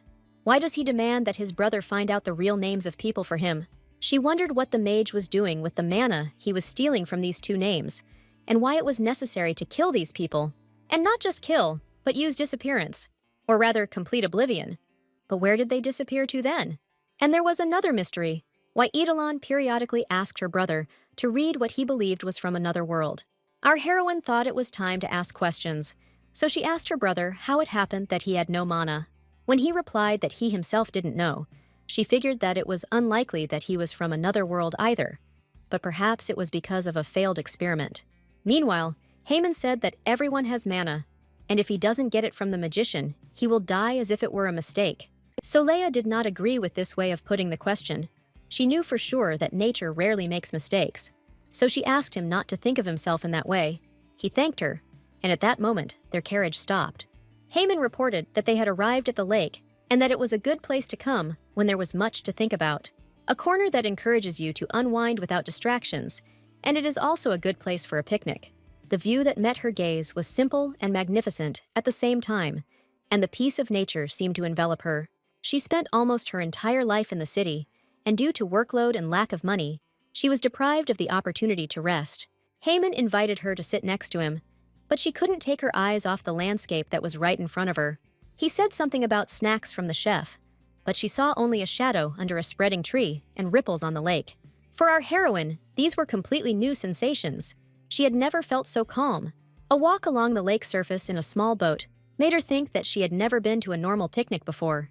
All this together delighted her, and she was pleased that she could allow herself to laugh out loud. In the evening, having reached her bed, our heroine realized that she had spent a wonderful day, full of pleasant memories. But she felt sluggish. She thought it was probably because she had walked a lot and decided she might as well skip dinner. It occurred to her that it would be better to go to bed, and just at that moment, a shadow appeared in the room and brought her some soup. Our heroine ate with pleasure, but either fatigue or some other factor, she did not recognize her maid.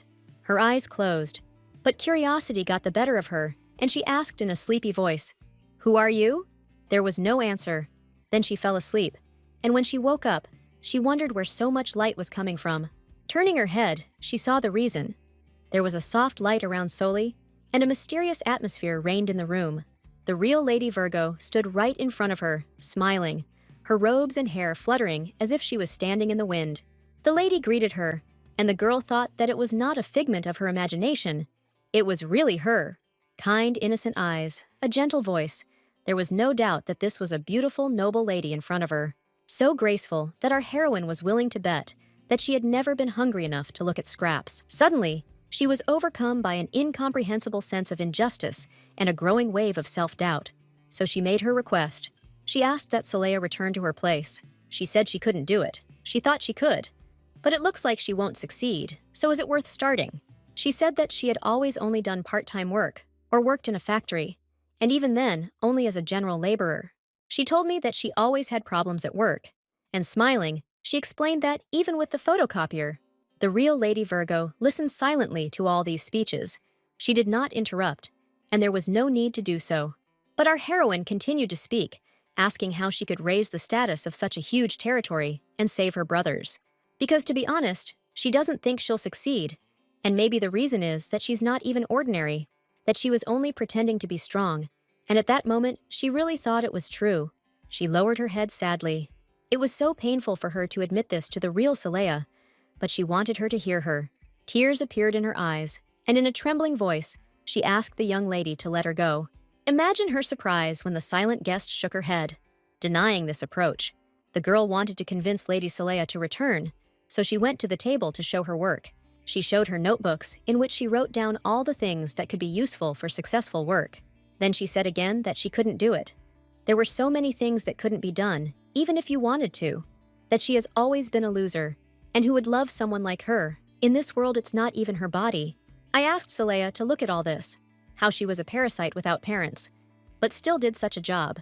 She, who had been one big problem all her life, tried to make sure that Soleil could take advantage of it upon her return. She repeated that she had never been successful, and, strangely enough, everything was always going very badly for her. And what can we say about the photocopier, if she couldn't even finish high school? But she did all this. Handing Lady Soleil her notebooks with notes, she said that she had prepared all this for her, and therefore asked to let her go. She could no longer contain her emotions, so she burst into tears and said through her tears that she was afraid of ruining everything again. But the guest did not respond to this request either. Instead, the light that had previously emanated from her faded, and Lady Virgo began to quietly crumble into small pieces. At first, it happened as if in slow motion. Then faster and faster, the girl had the impression that tiny particles of the room were being carried away by the wind. Everything disappeared in this invisible stream, leaving behind only a shadow of its former presence. Our heroine held her breath, watching this mysterious disappearance, It seemed to her that she, too, was disappearing. But it was a deceptive feeling. The girl was even able to take a deep breath to shout out Solea's name. The young lady finally dissolved. Then the wall disappeared, and the girl saw the last bricks disappear. She called Solea again.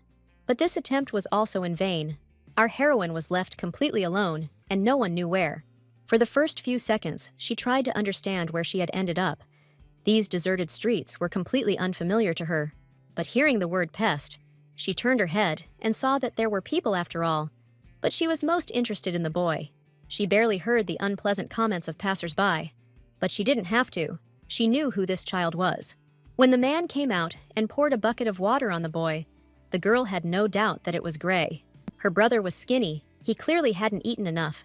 But his voice was already loud. He shouted that he hadn't stolen anything. The man kicked him in the chest, said in a nasal voice that there was no one else, and called him a rat. Standing up for him, the girl asked why no one believed him. Because he was telling the truth. He hadn't stolen anything. Then she repeated the phrase about not taking anything in the first person, and she herself was surprised why she said that. Meanwhile, the street was deserted again, and her future brother wandered off somewhere, not noticing anything around him. He was almost turning the corner when she called his name, but her voice sounded so lifeless that he did not turn around. But the loud "aye" on the other side, on the contrary, could be heard from any corner of this street. Turning around, she saw a grown man grab a boy by the hair and drag him along the pavement. Her heart sank when he said that he didn't want to go there, that he wouldn't go back there, and begged to be let go. The man barked, almost spat the number out of himself, but 61 sounded like it was a death sentence. The boy became quiet. He seemed to shrink into a small ball and decrease in size. Our heroine saw how the man took the desperate boy under his arm and dragged him as if he were a sack of potatoes. She shouted Haman's name because she knew it was him, but no one turned around when she shouted. Then she ran, continuing to call passers-by for help, but none of them responded in any way. Without stopping, she continued moving forward along the street, tirelessly asking for at least someone to help save him. Her cries and pleas went unheard. All the people she saw simply passed by, not noticing her. To catch her breath and figure out what was happening, the girl stopped right in the middle of the street, then sat down. She squatted and looked around. She saw how passers-by continued on their way, as if she was not there. Her heart was torn apart by resentment and bitterness. With all her desire, she could not help either one brother or the other. Our heroine was ready to burst into tears from the realization of her powerlessness. But someone's voice confidently said that she could do it. Having risen, she thought that she had to believe in her own strength and, no matter what, continue her attempts. Suddenly, the street disappeared, as if it had been washed away by a huge invisible wave, and she found herself somewhere else. She had never been to this area before. Everything around her was completely unfamiliar. Suddenly, the same unfamiliar voice said that only she herself determines who she is, and asked her not to forget. Opening one eye, she thought she must have fainted again, and then she saw a strange man. The girl was curious about where she was, and who this stranger was, and at that moment he came closer and extended his hand. The man caught her to keep her from falling, and she looked at him as if enchanted, trying not to lose consciousness. Some kind of amazing glow emanated from him, which enveloped her with extraordinary warmth. As he extended his hand over her head, she instinctively closed her eyes and heard his voice, which seemed familiar. He said that there was a strong spell hanging over her, and then asked her not to forget him. They would meet again. She opened her eyes again and saw her maid, who reported that her mistress had slept for 2 days. Having learned that the lady was all right, Anne said that she would now bring some soup and asked her to stay in bed for now. The maid also managed to tell that the mistress had cried in her sleep, so Solea wondered what had happened to her. Then the memories came flooding back. She remembered the voice that told her it believed in her, but she couldn't remember whose it was. While our heroine was waiting for the maid, she thought that she woke up all in sweat, but at the same time she felt rested. In one of the far corridors of Duke Virgo's mansion, Eidolon stood. He had just listened to the maid's report. She informed him that the young lady had woken up. This was bad news for him. This was not the result he had expected. He hit the servant hard, and then angrily began to say that there could not have been a mistake in his calculations, which meant that she was to blame. In a trembling voice, she replied that she had fed the lady the soup he had prepared and given her, that she fed food that contained Lord Haman's manna, and made sure it was absorbed into Lady Soli's body. She continued fearfully, saying that the lady had woken up after all, and that it seemed she had managed to break the spell. Laughing heartily, the magician asked that she had managed not only to preserve her sanity, but also to get rid of the curse. The idol struck Marcella again, then said that it must be her fault, and that this body was an extremely important element for his plans, and that it would be unlikely to find the same one again, so she began to beg him to give her another chance. He told the head maid that this was her last chance, but if he failed, he would turn her unconscious husband and children into ashes. Marcella trudged back to her wing, trying to figure out how she could accomplish this. At some point, it dawned on her how she could do this job and save her family from a sad fate. She knew that the young lady had recently been spending a lot of time in her room working on documents. Marcella also saw what a huge pile of books stood right behind the carefree girl. This was a chance. The main thing was to be very careful so that none of the servants could recognize her. But that was no longer a problem either. The woman was very determined, because the lives of her loved ones were at stake. Everything else was of secondary importance. Life in the city went on as usual. People scurried along the streets, hurrying about their business, and their children enjoyed the fine day. Our heroine didn't just go for a walk. She had important business. She wanted to see what fabrics were being sold now. Anne could barely keep up with her mistress, so she asked her to wait, to which Soleil hissed and asked not to give her away. To enter the wool business, the girl needed to learn what the industry was like and figure it all out. Approaching one of the counters, she asked where the fabric was from, and the saleswoman replied that it was from the Gertumans. She explained that the Uranus Association works with them. Then Soleil, pretending to be stupid, asked if it wouldn't have been cheaper to buy from the duchy, to which the saleswoman barked that the girl was not quite right in the head and that nobles would not engage in such nonsense, adding that the Virgo house is said to no longer be prominent after picking up these rats. She also said that it would be more profitable to buy directly because all the intermediaries jack up their prices. Soleil made certain conclusions. It was clear to her that if the duchy had its own wool, then they would definitely not be left at a loss. I also realized that the trade association has a mediocre reputation, and the price of the goods will be inflated because the wool is imported. The maid praised her mistress to the fullest extent for the fact that she had shown such resourcefulness when talking to the saleswoman. And when Soli asked where else she could look at the goods, she suggested going to the Smart Trading Guild. She runs a department store. The department store manager, figuring that the two maids had come on an errand, directed them to the second floor, where there were many new items. Our heroine was silently glad that she had chosen a successful disguise, and no one had any doubts that she was a servant. Having gone up to the second floor, the young lady and her maid began to examine the goods, and another employee came out to them. She greeted the miss and suggested that if the lady was uncomfortable, she could take her into the inner room. Soleil, continuing to play her role, replied that the employee had made a mistake and that she had only come on behalf of her masters. Bowing, she replied that she understood everything. She just wanted to help her look around the store comfortably. Realizing that she had been found out and that there was simply no point in pretending any further, she asked the employee to introduce herself. Bowing again, the girl said that her name was Ian Clever, and she was the daughter of the owner of this store. Soleil was curious as to why this servant guessed that she was a noblewoman, so she asked about it. The owner's daughter replied that her status was given away by her shoes, because she wears loafers instead of heels, explaining that the maid's shoes are not made of such expensive leather, but these shoes are made specifically for the comfort of the young lady. Upset that her incognito had been revealed, our heroine said goodbye to Ian, citing other matters. However, as she was leaving, she heard her advice that if she wanted to hide her identity, she should tell the maid to walk alongside her. And although everything didn't turn out exactly as she wanted, she was still pleased to meet a girl who guessed her plan. Soleil even thought that such a meeting was just luck, and that it was exactly these kinds of people that she would need to achieve her goal. Back at the mansion, she told her secretary that she had done some market research and found that merchants were unhappy with the associations. Slightly surprised that she had done it herself, Ratuel confirmed her findings, saying that it would be more profitable to work directly, to which she replied that she was going to change the situation, and he said that, unfortunately, it would not be easy. Soleil said that she knew, especially considering that the Virgo family had taken in 3 orphans, but she would take advantage of it. She asked to present wool produced by nobles who care about their people. She continued that dyed wool is a luxury item, so part of the profits will have to be donated. The secretary replied that this was ideal, But now people had no desire to wear fabric produced by the House of Virgo. His skepticism was nothing new. Soleil knew that she would have to prove her case to more than just him. She remembered well how he had been distrustful when he had first heard her proposal, but now was not the time to give in. Thinking that she shouldn't be so afraid, that it was time to believe in herself, she decided that she could do it now.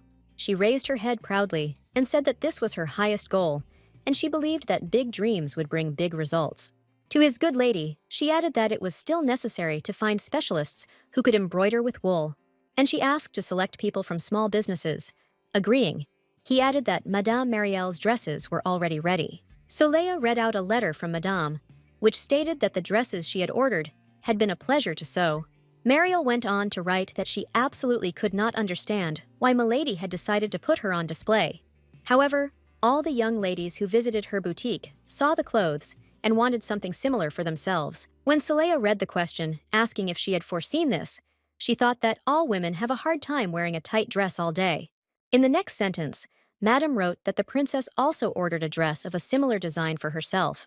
Remembering Lady Rachel, our heroine thought that she was surprisingly kind to her and did not even hide it. I thought the dress was just a test, to see if the people here were receptive to something new. The secretary understood why the lady had asked to display the dresses, and Soleil asked him not to show the fabric samples to the associations. He then asked how they would close the deal if they didn't show the product, and she replied that they would promote it first. At some point, the idea came to her that since her brother was returning from the war, this could be used. If it worked in all the countries of her world, and apparently, in this world, everything is arranged on the same principle.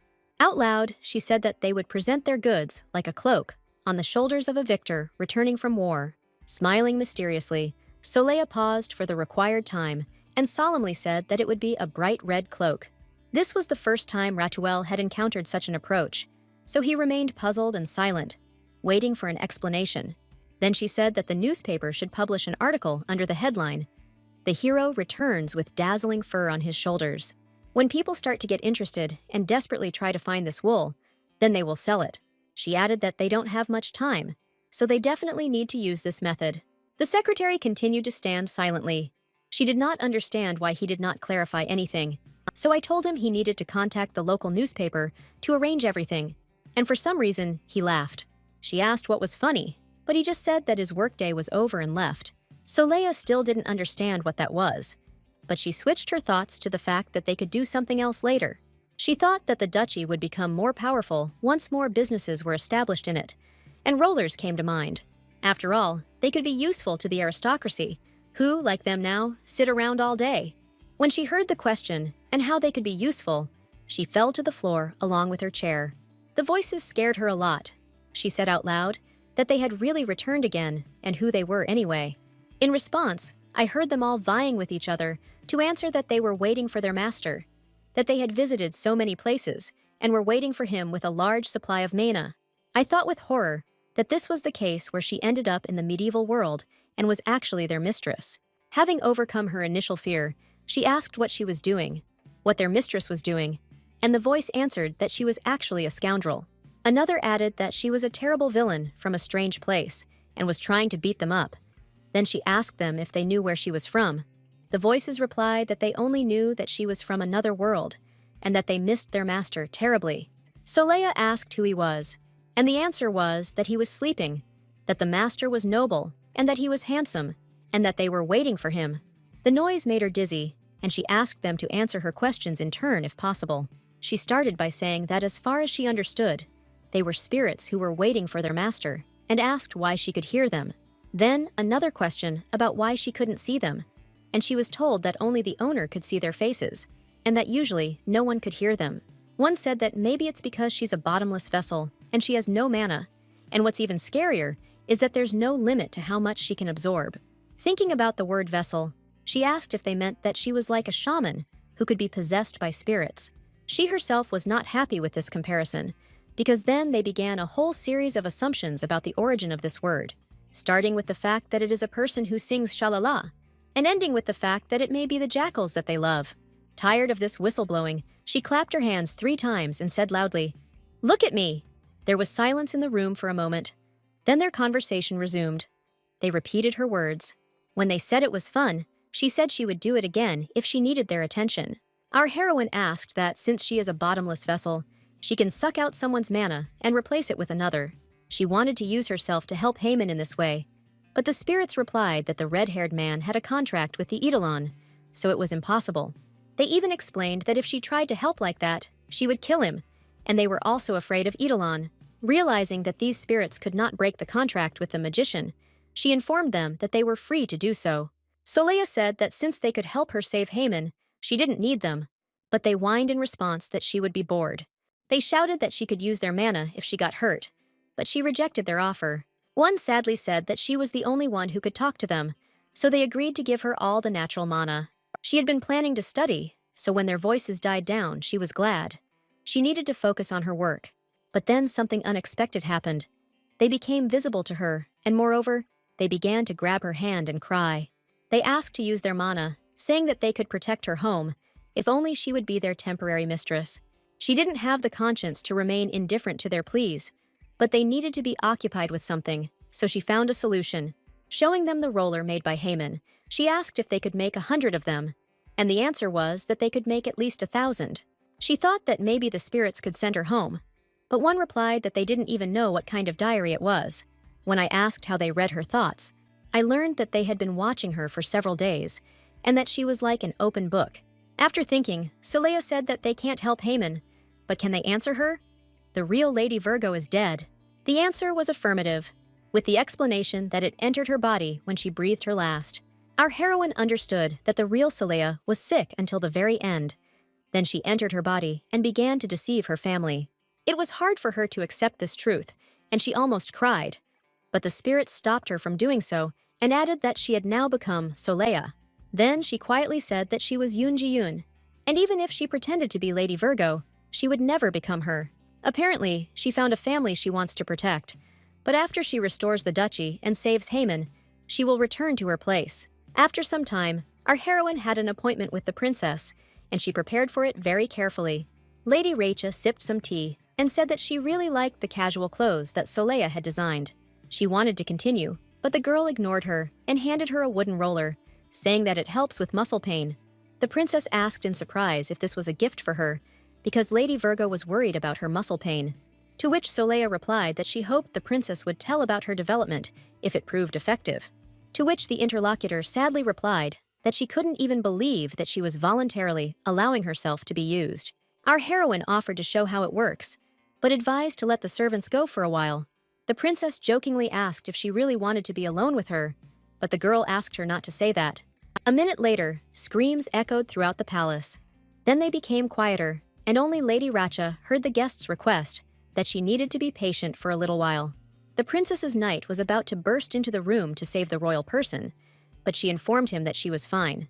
He heard Lady Virgo's voice from behind the door asking, "It feels so good? Do you feel your back getting lighter?"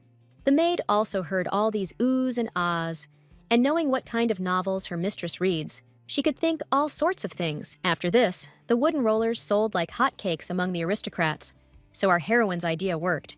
The women gathered in the hall and talked. Curious as to why they had been gathered here, one read that they were looking for people who could embroider like no one else, and experienced workers were preferred.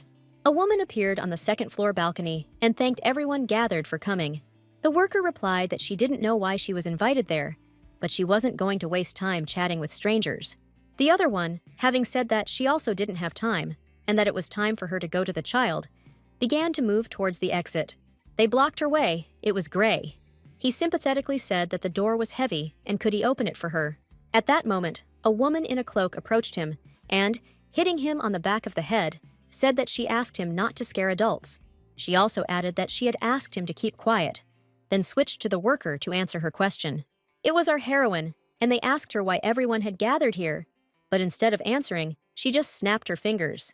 At that very second, bright ribbons of multicolored wool were sent down from above in a scattering. The effect was achieved. The assembled women looked at this luxury with genuine amazement. Many wanted to touch this magnificence, and exclamations were heard that this wool was simply luxurious. Our heroine walked under these ribbons and came out to the women, and then, throwing the hood off her face, introduced herself. She said that it was nice to meet them, and that she had gathered them in order to invite them to work as embroiderers. This came as a shock to many, with one even asking directly why the Duke's daughter would hire people like them. But the performance was not yet over. At that moment, Madame Marielle came out and announced that she was Lady Virgo's partner. This made an even greater impression, because the women knew that Madame was the owner of the most extravagant boutique in the empire. To reassure the future workers, Lady Soleil said that from now on, they would be a living brand, and that they are going to produce high-quality wool, which will be embroidered by craftswomen with many years of experience. To conclude her speech, she said that their business cards would be included with the finished product. The secretary, as he was going down, heard a woman ask why they were giving such an opportunity to such insignificant people. Therefore, he replied that one must respect people for their abilities, regardless of their past. Such is the motto of the Virgo house. Soleil confirmed his words. Then the women unanimously answered that they would do everything possible, even if they had to sell their souls to the devil. Raphael said that despite all her kind words, the lady looked like an evil boss, to which Gray replied that he was afraid of her too. When our heroine and her brother returned home, they were given a scolding by the Duke, who asked why they were so late and why they were dirty. They agreed that they would not inform anyone for now until her business became successful. So, muttering something unintelligible, Gray pointed at his sister and said that she wanted to ride a bike. There was no way out, so she also started talking about a bike ride. But there were no extra wheels. Gray added that it looked cool, and then a chuckle was heard, and they turned their heads in that direction. Their brother was standing there, who slyly said that he didn't know where they ran away from him, but it seemed they stole someone's bicycle. Trying to contain herself, Soleil let out an angry tirade about how dare he interrupt his father when he was speaking. The Duke tried to discipline his daughter, but she got even more carried away, which greatly amused Gray. While Soleil was arguing with Haman, the Duke thought that his daughter had become brighter lately and was getting along well with her brothers. But most of all, he liked the fact that she began to treat him much more tenderly and less formally. When, in the heat of a fight between brother and sister, Soleil punched her precious father in the jaw, he thought that she was now brave too. But no matter how hard Haman tried to tease his sister, that time he never managed to find out where he and Gray had disappeared to. Their squabble was so loud that it attracted unwanted attention, although the bugs would have come anyway. Anne ran in to tell the good news. 1,000 wooden rollers had been sold. The spirits were sincerely happy about such success, and our heroine, looking at the papers, said that she was just counting the proceeds. The maid thought that she was not sure what had the biggest impact on such demand. Perhaps the usefulness of the product. Soleil thought that perhaps it was the princess's influence, or perhaps the charm of a certain merchant. But she had definitely made the right choice. A couple of weeks ago, the lady took the spirits, and they went to lighten the wooden rollers, and she thought how they would sell them. She needed to hide where Virgo's house got so much mana from, otherwise Eidolon might start sniffing around. And then another brilliant idea came to her mind. She decided to marry Don off to a foreign magician. He naturally resisted, but she convinced him that he would succeed, and he wouldn't even have to talk. He resisted, saying that he was a former slave, and she asked him to trust her and act more confidently. Don was already sweating coldly from horror, and when she called him handsome, he even blushed. In the living room of one noble house of the empire, they were waiting for the arrival of a foreign magician. He was supposed to deliver the goods. Don was introduced to the ladies as a magician who was responsible for the production and sale of wooden rollers. According to legend, he was from the Western continent and sold his goods in different countries, and he used to own a trading association. The butler forgot which one exactly, and therefore decided to ask the representative what it was called. Soleil taught Don a special look for this case, like "what do you want?" and he used it now. The noble ladies looked at the former slave, and their hearts began to beat faster. They were ready to buy everything from this man. The mistress of the house stood up and said that if he did it, then she was buying it. And this was what happened in other houses in the empire. Haman found his sister with an unknown man and had no idea what paperwork she was so diligently working on. He asked what kind of documents these were and who this person was next to her, although he looked awfully familiar. Soleil didn't want to involve her brother in her affairs, so she tried to get rid of him as gently as possible. Citing extreme fatigue, she said it was time for her to go to bed to rest and slammed the door. She hadn't shared her affairs with him for some time, although she had shared them with Gray, so he began to worry. The evil beetle that had bitten into him, from a small worry, blew up a real storm of anger in his head. Haman wasn't feeling well, so he had to take a lesson from Eidolon earlier than usual. Soleil couldn't stand this magician and would have fired him, but with his excellent reputation, it was impossible. Our heroine spied on him and her brother from a hiding place, but the magician always knew where she was hiding, which irritated her terribly. Lady Virgo was in a great mood. Her older brother Tian was arriving tomorrow. The red wool cloak was delivered a few days ago, so its arrival will be shown on the front page of the newspaper. So far, everything was going according to plan, and after a long day, she decided to do some exercise to stretch her muscles. She had hardly trained in the last few days, as wool production, roller sales, and history studies took up all her time. She was deep in her own thoughts, so the phrase that she had already completed the 30 approach scared her to death. Nervously, she asked him why he wasn't asleep yet, and he replied that she had been training alone, and he decided that some help wouldn't hurt. In response, she shouted that this should not be done anymore, and that no one should find out who he really was, and asked him to return to his place. Dawn timidly asked if he could stay with her, to which Soleil irritably replied that she did not understand why. Almost crying, he said that it was true, because he was now a false magician, and there was no reason to stay. Then she took pity on him. She added that this was not the point at all, and advised him to be more confident, reminding him that he was now free. He blushed again, and the voices did not fail to discuss this fact. They voiced the idea that he liked her, and his heart was beating. Continuing the training, she asked Dawn not to count out loud. He interfered with the mental conversation with the spirits. Then she sat down next to him to take a rest, and said that it was easier when he counted for her. Plucking up his courage, he asked why. Out of all the servants in the house, she had chosen him. Our heroine replied that she feels comfortable with him. They see each other often, and it's easy for her to find out what he does. When she said that he could be trusted, she didn't yet know that they were no longer alone, and that they were being eavesdropped on. Haman scared them a lot when he said loudly that he knew it was a slave, and Dawn jumped up and started making excuses. But, consumed by doubts and fueled by the beetle, Haman said that if he were a foreigner, he would not understand him. Then he slowly walked towards them, and voices began to shout that he had sealed the room and no one could hear what was happening here. Haman asked if his brother knew who it was, but why she hid it from him. It was because he couldn't be trusted. Soleil replied that it was not so. She just thought that the fewer people who knew the truth, the better. He responded that if she explained, he would understand, and asked what he thought. He was dear to her, and it was a lie when she promised to protect him. On the one hand, she understood the course of his thoughts, but on the other hand, she did not understand why he was so angry and asked him to stop. Her brother responded angrily that she couldn't trust him because Gray was strong and he had weak mana. Then he added that how did it happen that this slave could help her? Then Dawn intervened and said that he was not a slave, to which the young gentleman sarcastically said that maybe he had forgotten how he bought it. Then Soleil advised Dawn to leave. Dawn said that Mr. Gray had broken his contract and signed a freedom contract, so he stayed with the lady of his own free will. Haman was no longer himself when he spoke about the fact that one should not think that confidence can erase the past. And he understands, because this family believes in focusing on the present and not dwelling on what was. When the brother called the former slave an impudent person, Soleil could not stand it and warned Haman that he was crossing the line.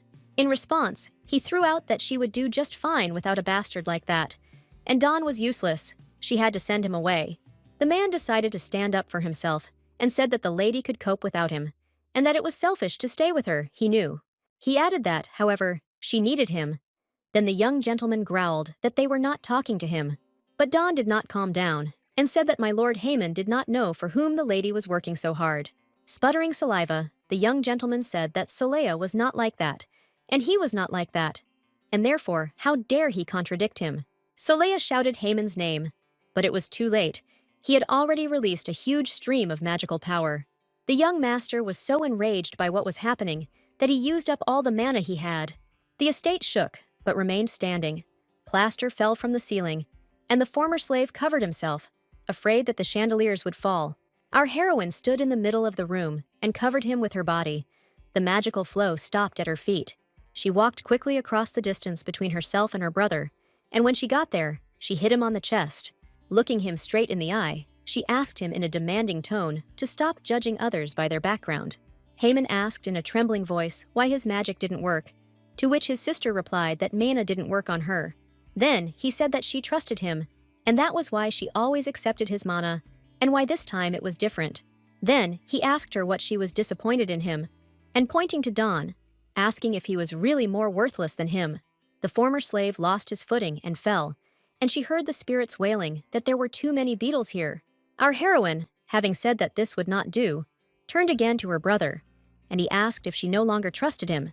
She tried to comprehend what was happening, but so far no useful thoughts came to her mind. Well, except for one, to smile. Afterwards she said no, she trusted him, and that was why she was trying so hard.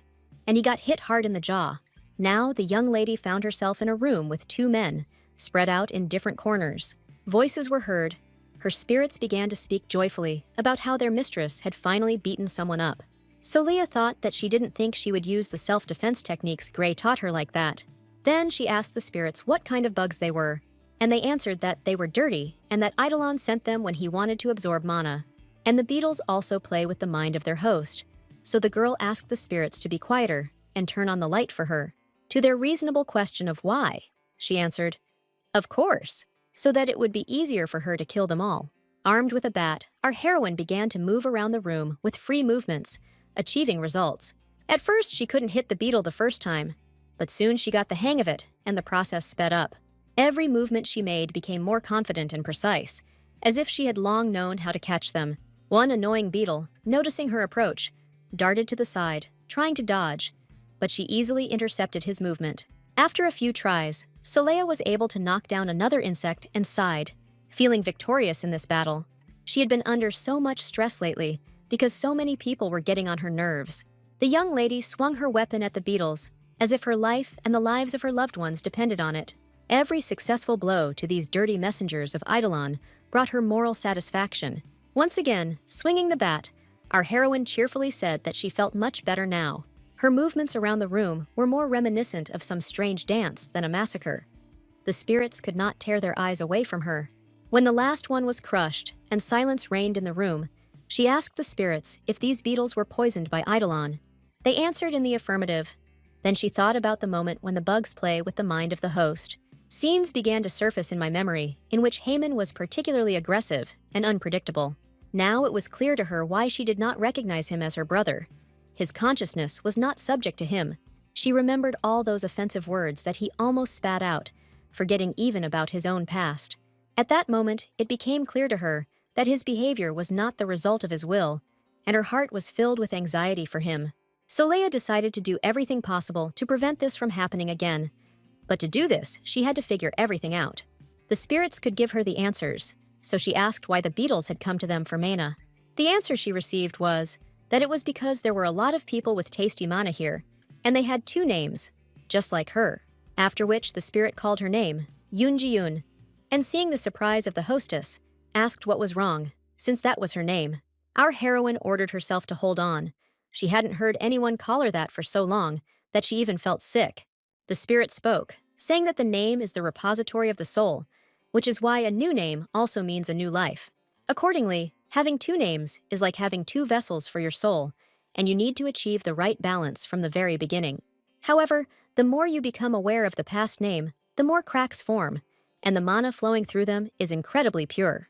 The spirit added that the pink-haired one, the slave, is their master, and she is like a buffet with mana. That's why the bugs are here to eat them. She got so carried away that our heroine hit her on the head with a bat, and the other spirit said that he didn't quite agree with this. Saleha said that the more she realizes her past name, the more appetizing she becomes, and this also applies to Dawn and her brother. Thinking to herself that she couldn't live like Lady Virgo, and she wouldn't steal what was hers. She'd be better off just building up some muscle and crushing more bugs or whatever, and Dawn and Haman will be fine. Everything would work out if she tried. She didn't know why the great magician resorted to such cheap tricks, but now she did not have the authority to interrogate him, and she would not be able to win either socially or physically. She grabbed him by the collar for the last time, but even so, she felt that he had the upper hand. So for now, she had no chance to openly act against Eidolon. She just needs to try harder and do what she has planned to, at least restore the family's reputation. The next day, neither Haman nor Dawn remembered what had happened before the blackout, but they tried not to communicate with each other, and the most important moment came when the main gates opened and announced the return of Tion's elder brother. Saleha thought that here was her model. She wanted to look at the coat, She didn't have time to look at its photo in the newspaper. She was curious what he was like. Maybe he was brave and cheerful like the Duke. Either he resembles the rough but handsome bully Gray, or he has a gentle and soft aura like Haman. Our heroine waved her hand at him in greeting, but he walked past as if she had not even been there. This was a rather unusual reaction for this family, so the young lady thought about it. Without turning around, she heard her elder brother approach the Duke, and they exchanged greetings. The Duke said that his son probably wanted to rest after a tiring journey, and Gray congratulated him on his victory. Thinking she was having déjà vu again, she walked up to Tian, placed her hand on his cloak, and said, "Good job." He looked at her strangely, then muttered to Lady Saleya and quickly left, not bothering himself with brotherly conversation. For the first time in her entire stay here, she felt like an empty space, and it was an unpleasant feeling. Deciding to get to the bottom of the situation, Saleya asked the maid what kind of relationship she had with Tian. Anne replied that it couldn't be said that they were bad. The lady was silent, and therefore hardly spoke to her brother. At that moment, Tian's nightly detachment passed by, and our heroine decided to ask them about her brother. However, their reaction left her stumped. The entire squad stopped, and their facial expressions became tense. The sudden silence and stillness of the soldiers made her think. The situation was clearly not in her favor. One of them muttered that the captain was in perfect health, and asked how the heiress of the duchy was supposed to know that. When she asked him why he was being rude, she received a questioning answer as to whether she was expecting too much from someone who had been among the corpses. When he said that she was trying to act like she cared about the captain, she then asked for Tian's sake that the knight shut his mouth. The soldier spoke about how she had now shown her true colors. While their captain was on the battlefield, she had not sent a single letter because she was sick, but now she has miraculously recovered and sent the cloak to promote her business. He recalled that all the newspapers wrote about it, and then added that the captain was sent to the very epicenter of danger. Now the heiress uses her brother, putting him on display only to achieve her own goals. In the end, he asked her how she could ask how her older brother was doing, and asked her to drop this pretense. He added that the longer the war dragged on, the more the captain's mind weakened. After some time, he stopped distinguishing between his own and others. The knight continued that whenever he heard the clang of the balls, he would rush towards the enemy line and kill anyone who got in his way. Our heroine didn't even know what to answer to this, although she didn't like the soldier's tone, and she was ready to put the speaker in his place. At that moment, another knight stepped forward and apologized, saying that they had just returned and were therefore a little tired. As he passed slowly, the knight said that he hoped she would find it in her generous heart to forgive those like him. The squad quickly formed up and moved on. Anne sympathetically asked if the young lady was okay. Without answering, Saleya thought that she couldn't deny it. Everything that was said was true, and she didn't pay attention to Tian. And she honestly admitted to herself that she didn't care about the war. She generally perceived everything here as a computer game. After this incident, she really wanted to be alone. Returning to her place, she even sent Anne away. Thoughts fell upon her like an incredible burden, and she just wanted to get away from everything and rest a little. She couldn't do it. She remembered how the spirit told her about the name, and that it was the storage place of the soul, and about the fact that two names are like two vessels, and that you need to achieve balance from the very beginning, or forget your past name. The spirit said that mana flows out through the cracks that form when there is imbalance, and it is incredibly pure. She thought that the more she realized her past name, the more appetizing it became. But her past name was her real name. The spirits could not stand her silence and began to speak.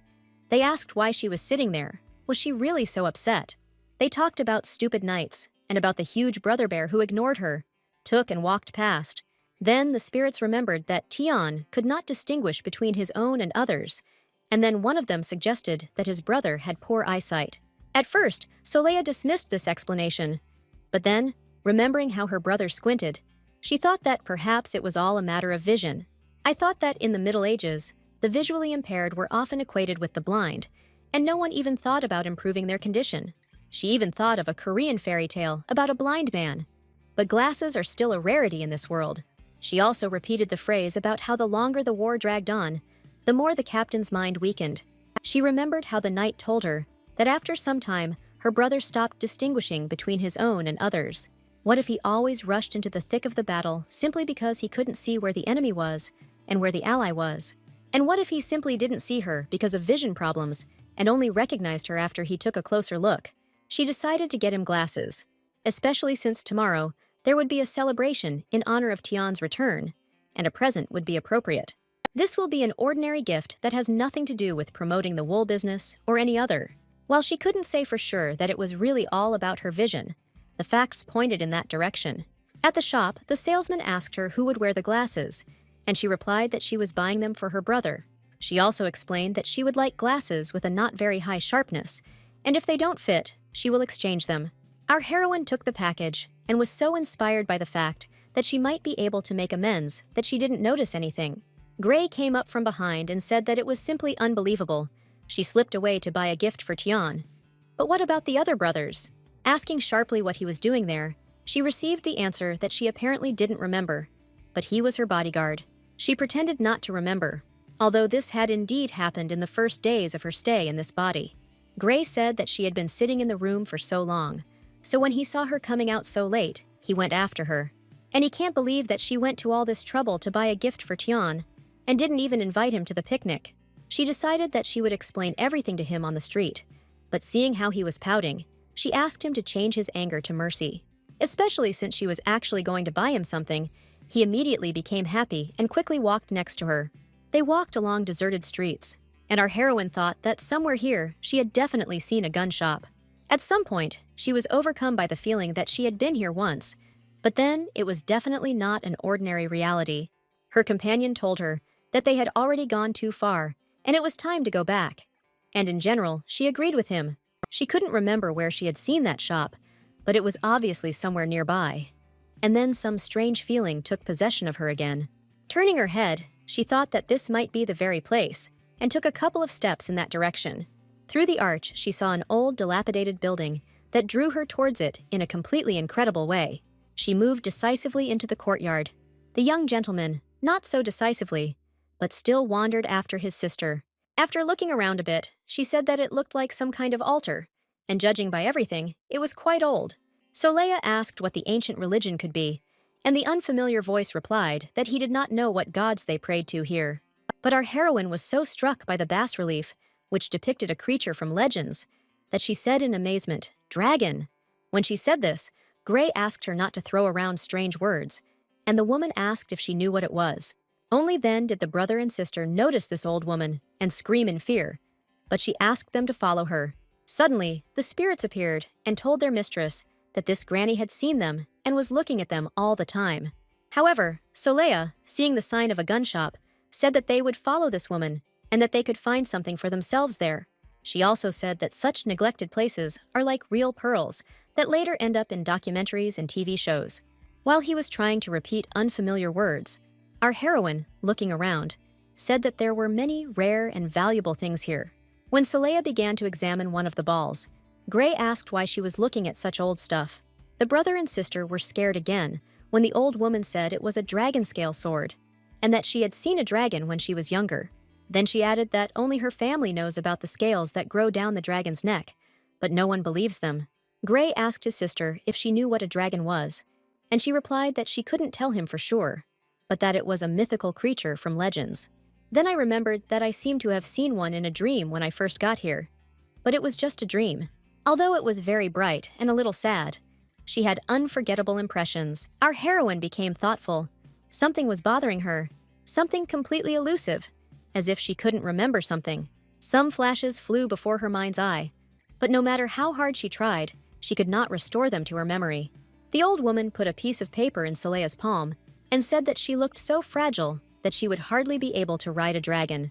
While the lady was trying to understand why she needed to saddle the dragon, a girl appeared at the door and began to scold her mother from the threshold. First for not telling her about the visitors, and then for starting to tell everyone nonsense about dragons again.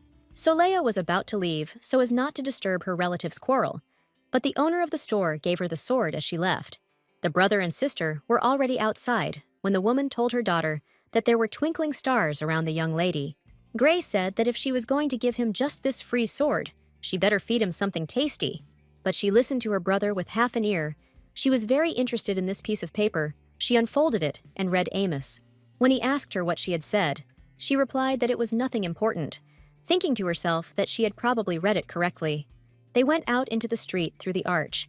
The ancient altar remained behind them, and therefore could not see what was happening. But it is possible that even if they had seen it, they would not have attached any significance to it. But there was very little time left before awakening. The dragon heard himself being called. A slight shimmer rolled across the entire bas-relief. He came to life. In a silent voice, he replied that he was here, and our heroine heard this, but did not yet realize what was happening. Her memory refused to lift the veil of mystery, and she still could not remember anything of extraordinary importance. Amos woke up. He had been waiting for this hour for a long time, and now, finally, it had come. And the one who was supposed to wake him up came.